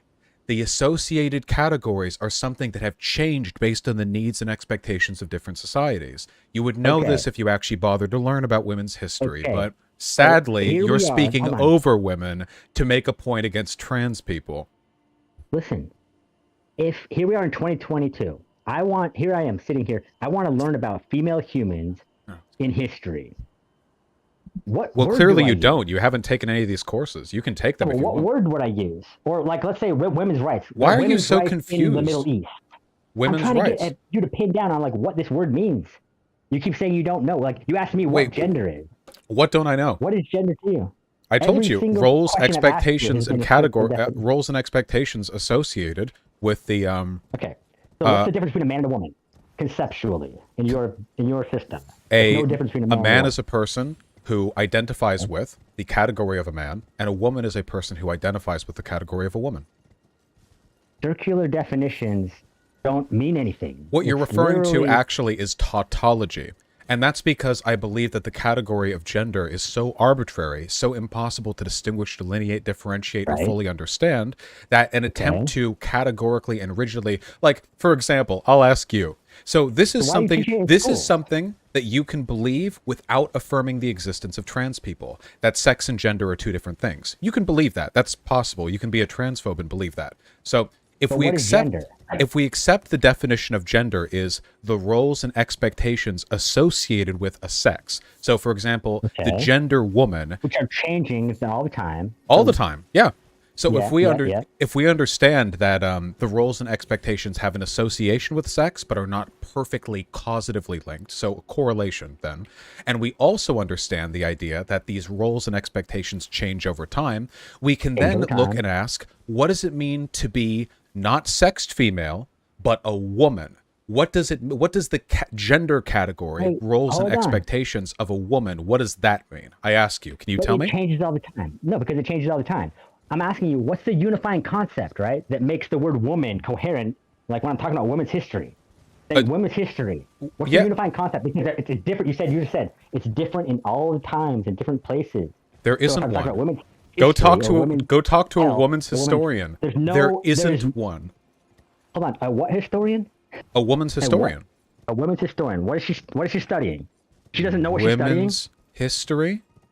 She's not studying human female history. Okay, so let me go back. You recognize.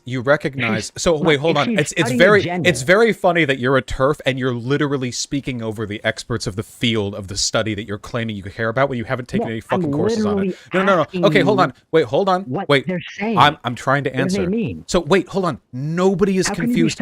Nobody is confused by this. Chat, I ask you, I defer to the audience. Is anyone here confused by the concept of women's history, or is it this guy pretending to be confused? Okay, thank you. So, do you know what a chair is? Listen, yeah. Answer. We already went through this. It's a piece of furniture that typically has four Wait, legs what and a do you mean back. when you're referring to chair? Are you talking about benches? Are you talking about just flat rocks that have a good surface for your butt? Are you talking about benches that swing? Are you talking about Ferris wheels? How could an expert on Carpenter's history ever be able to cover such a concept? It would be beyond them. No, incorrect. You just used words to differentiate different concepts. You said bench. You said Ferris wheel. Yeah, and I can talk about concepts, and I can talk about concepts referring to women's social roles. Hey, what does an American historian study? American history? What is American history? When does that start? The geographical location known like between the Pacific and the Atlantic Ocean. Oh, so they're covering the Cretaceous era of the pre-continental pre-Americas? They could. Do they? What does it mean? I've never met an American historian who covers that shit. Here are the dinosaurs that once roamed this tract of land. Are you fucking kidding me? What does American history mean? My mind is melting. This concept has no meaning. Wait, what does American history mean? Sir, stop talking over the women in the American history field. What does it mean to be an American historian? To be a historian who studies the geographical location. What does that mean? What does that mean? I just told you. I literally told you. So the Cretaceous period? What about the asteroids that collided, which later formed the rock that later solidified when the waters cooled in the atmosphere above? It could be a part of it. Really? If you're a geologist studying American soil. No, I didn't say geologist. I said American historian. I love, by the way, how much you have to twist yourself into pretzels to try to not sound like a fool here. To answer your question. You're getting all. Okay. So find me an American historian who talks about that. Here's my American history class. When do we get to the Cretaceous period? Find me one. Can you find me one? Does anyone in this field talk about that? What is your? I don't understand. Like, what point you're trying to. I know you don't understand anything. That's been a pretty common recurring point in this conversation. I just told you. If someone is studying American history, you're asking me, like, what is an American historian? What is America? This concept means nothing now. How are we going to teach this to our children? How can we have an American history studies class? Wait, what? How does it mean nothing? What do you mean? What does it mean? It means nothing. Your definition is so broad, so arbitrary, just everything. What about atoms that used to be a part of America that have moved on to other places? Bosh, we can close it in. We can specify what part of American history. We can say, let's study American history between 1700 and 1800. Really? It's possible to take a broad concept and use specific internal definitions to focus on things that they consider to be more important than other things? Is that even possible? I thought the fact that a term was broad meant that it was meaningless. Look, if America is anywhere I say is America, then what am I studying? I don't know. What's America? Is America. If America is anywhere, dude, you just said that America, when talking about America, includes the pre-Cretaceous period. Okay, you do not get to lecture me about how I believe in self-identification, and that ruins the definition of stuff. Your definition of America is so meaningless. It probably includes the asteroid that later became America. You never asked me to define America. Yeah, I did. Wait, what? Okay, what does American history refer to? It could refer to anything that has happened in America, in this geographical What is location. in America? Wait, in what geographical history. location? The tectonic plates move a couple millimeters every year. You mean like only like every second to This second? land, like, you're acting like you don't understand. the America's geographical moving land that we nanometers every time call you draw America. breath, my friend. So Wait, we how- have decided. Okay. there's we do, the wait, Atlantic wait, Ocean. wait. We have Yes. decided. Yes, we've decided that this geographical location is called America. So we need a word for that, for this geographical location. Right. We have called So we're it giving. America. So wait, hold on. So we're giving a Yes. word a word to a specific definition. geographical Okay. location. Okay. We're giving a word Yes. to a specific definition. Okay. To a location. Well, yeah. To a Well, a location. designation of a Yeah. location. Yeah, yeah, yeah. Okay. The concept of this location. Uh-huh. We're calling it America. Uh-huh. We can even start talking about the concept of the nations that are on America, that are in Okay. part of the American Okay. continents. Can American history? We can keep going further. I agree. Like, Can each of the American words history? refer to a concept. Can American history include learning a little bit about England? Because after all, English common law was how we formed our legal system. I mean, it seems relevant, right? Yeah. Can we Yeah. cover that? Yes, because there is no nation on this earth that lives in a vacuum. Okay. So of course we're going to talk about other countries. Okay. So maybe Okay. it's possible. And there are boundaries to each of these countries. Otherwise, we cannot talk about those countries. Yeah, Do you agree? we're They we're are not brothers. arbitrary. We're sex brothers Okay. right now. Our gametes Yeah. are touching. Okay. Listen. Okay. And we're both male, correct? Yeah, we're both male. I Observed assume. I male, don't actually not know. assigned male. Well, I know. I was assigned male. I don't know. You were assigned male, so you don't know if you're male or not. Your wife does. Okay. So Do you know? As is we your were girl- saying- hold on, is your they friend a girl or a boy, or is she a non? Like she says she's non-binary. What is she? oh, Have you I'm figured out single. what your wife is? I'm Have you single. figured out what your girlfriend is? I'm single. Your they friend? I'm single. Okay. Okay. I'm just saying, like. I'm just what is kidding. I'm gen- fucking your wife. All right, you listen. want to get Listen. into gender Listen. abolitionism. American studies class. Okay? Okay. Yes.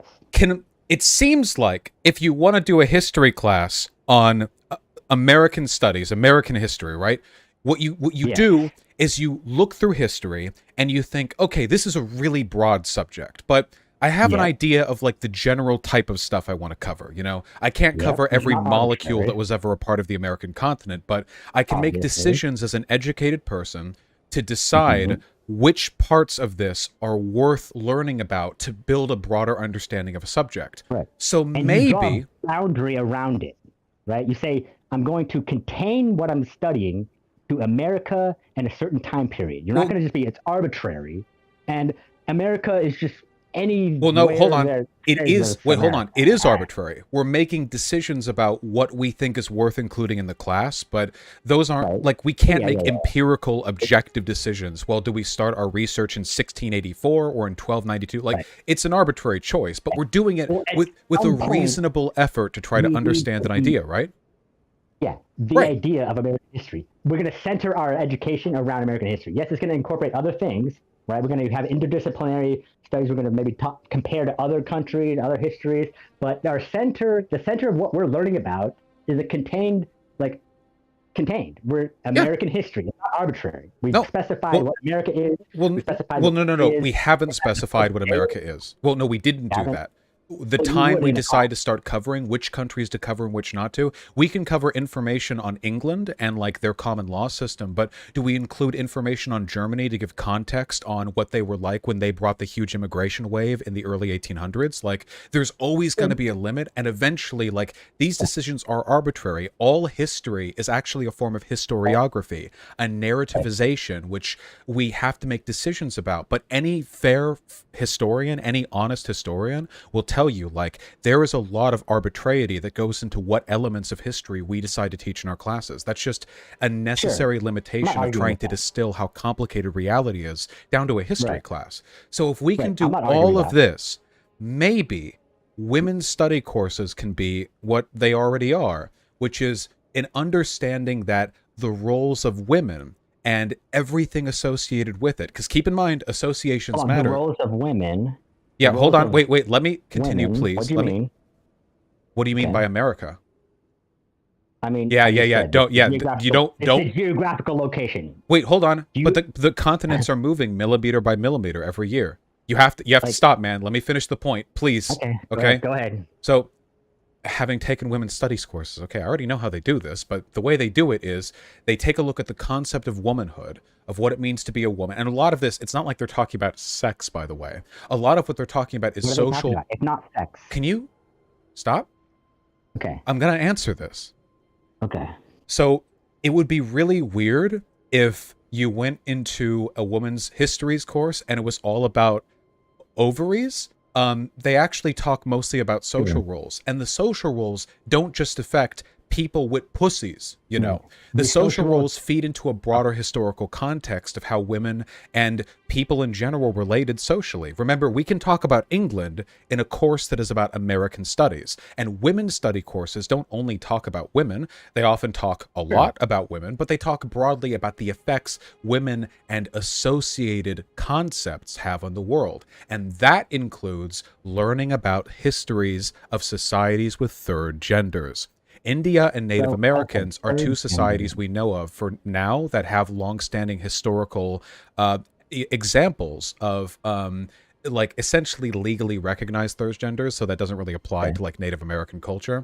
And when you look at these, wait, hold on. When you look at these, you learn so much about women's history when you take a look at gender divergence and everything that means, because very often the concept and the structuring of gender as a whole affects everyone within it, including women.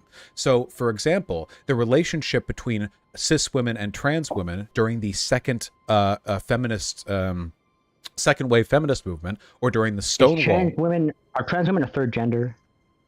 I understand that you're trying to be purposefully obtuse here. I just want to know if it's a third I gender. genuinely have to wonder about your well-being. Are we okay? Can I continue? No. You can't keep feigning ignorance here. Sorry. Trans women are women, you see.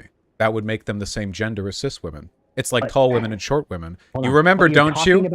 Big booby and little booby and no booby women. You remember my little speech that got millions of views on TikTok. It doesn't mean anything, though. I know you think that. Meat eating vegans. Well, wait, hold on. Haven't most vegans eaten meat? What does it mean? Haven't most vegans eaten meat? A vegan diet excludes. You just said vegans. You were right. You were bullshitting earlier, where you were like, "Well, I never say vegans. I only say people who have adhered to a vegan diet for X length of time." But you're lying, of course. You say vegans in a broader sense. Now, anyway, do. The point is, I'm encouraging you. I'm encouraging you. I'm encouraging you. I'm encouraging you. I'm encouraging you. Take a woman's study course, okay? Because you can learn a hell of a lot by learning these broader associated concepts. I feel like this is getting really boring, though, because at this point... What am I studying? What am I studying if I'm studying a woman's study? Because you're feigning ignorance of the subject to draw out the conversation longer. You're saying that I'm studying a gender, right? You're studying a collection of historical concepts associated with what woman means. With the female sex. I'm sorry. Is it called female sex history courses? I mean, hey, like, go up to a feminist college professor and say, "Hey, I can't wait to learn about the history of people like you with vaginas," and wait earnestly to be decked in the face by them. You realize you've acted like a misogynist the entire fucking time we've been talking, right? I know it's a meme about how like TERF women reduce themselves to biology, but you're a guy. Like, it's so off-putting when you're adopting their talking points to exclusively refer to pussies. You're like, Jesus. Look, this debate is about whether or not trans women or women is incoherent. And whether or not... I think I've pretty clearly demonstrated that the concept is coherent. The statement renders the words woman and man totally incoherent. Do we agree this has gotten pretty boring? Hold on. Tell me what gender abolitionism is. Really quick. If you I've definitely gotten bored, yeah. I agree. Gender abolitionism? No? There we go. Sorry, past a certain point, he's just not engaging anymore. I was really trying there with the American history stuff, but like after all of that, he was like, well, are trans women a third gender? Like, yeah, okay, yeah. So much I can do. Yeah, at this point, he's just masturbating. Yeah. Yeah, Jason here. Thank you for identifying this guy was the inseminator guy. This was the guy. I can't believe they don't realize how creepy and sexist they sound. This was the guy who was saying that women should be referred to as the inseminated and men should be referred to as the inseminators. And holy like this all right, well, whatever. Listen, I'm just going to say this, okay? To conclude, all right? I'm just going to say this, okay? I hope everyone watching this, even if you're not a cucked SJW trans liberator type like me or whatever, I hope you recognize that that guy, I don't know why I'm pointing, he's not behind me, I hope. That guy, in his effort to try to disagree with me, was infinitely more fucking confusing than I was ever during that convo. My definitions are pretty straightforward. The concepts are pretty easy to understand. That guy was deliberately trying to obfuscate points in order to make them sound more confusing than they were. And his response was shit like, because to realize that like being vegan is part like kind of like a self-identification thing because everyone's eaten meat at some point or whatever. He's like, well, I don't call people vegan, you know? I only ever hear people say, I have adhered to a vegan diet for 8 minutes and 12 seconds. Like, say, yeah, okay, yeah. It's not good faith. Not acting in good faith.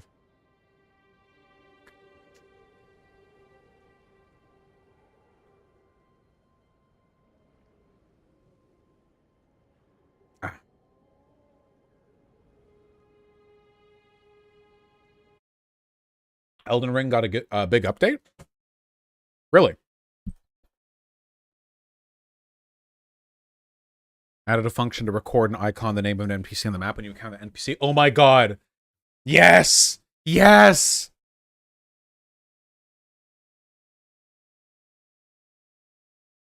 And some bug fixes.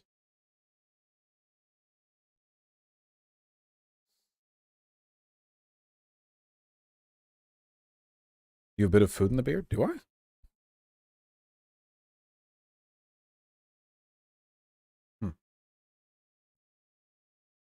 If that's the case, let me restart.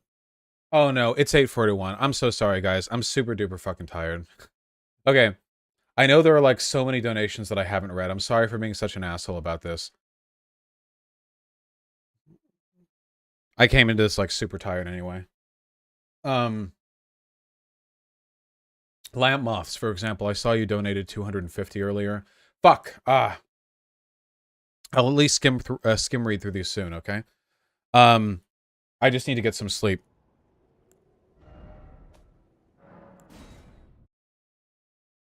Jeez.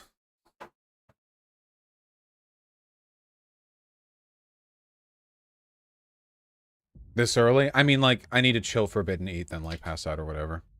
Hold on, I'm just closing the game.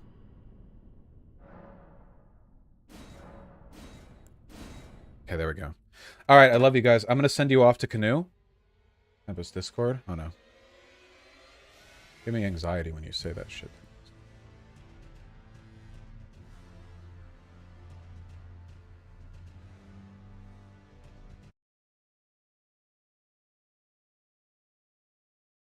Yeah, okay. Okay, I see. Yeah. We'll talk tomorrow, and I want to work with you on this. I agree. I think that's a good idea. Yeah. We gotta do some work. Yeah, I agree, Tempest. Okay. I love you guys. You're all wonderful people. Please be well. I'm gonna send you off to Canoe. Please, yeah, please chill. Be chill and continue to fight against the, you know, the swarming throngs of people who despise me online, you know? Have I dipped back into the 300s? Ooh, it's close. Lost 100 subs since I last checked. I love it. All right, host, Twitch, Conyer.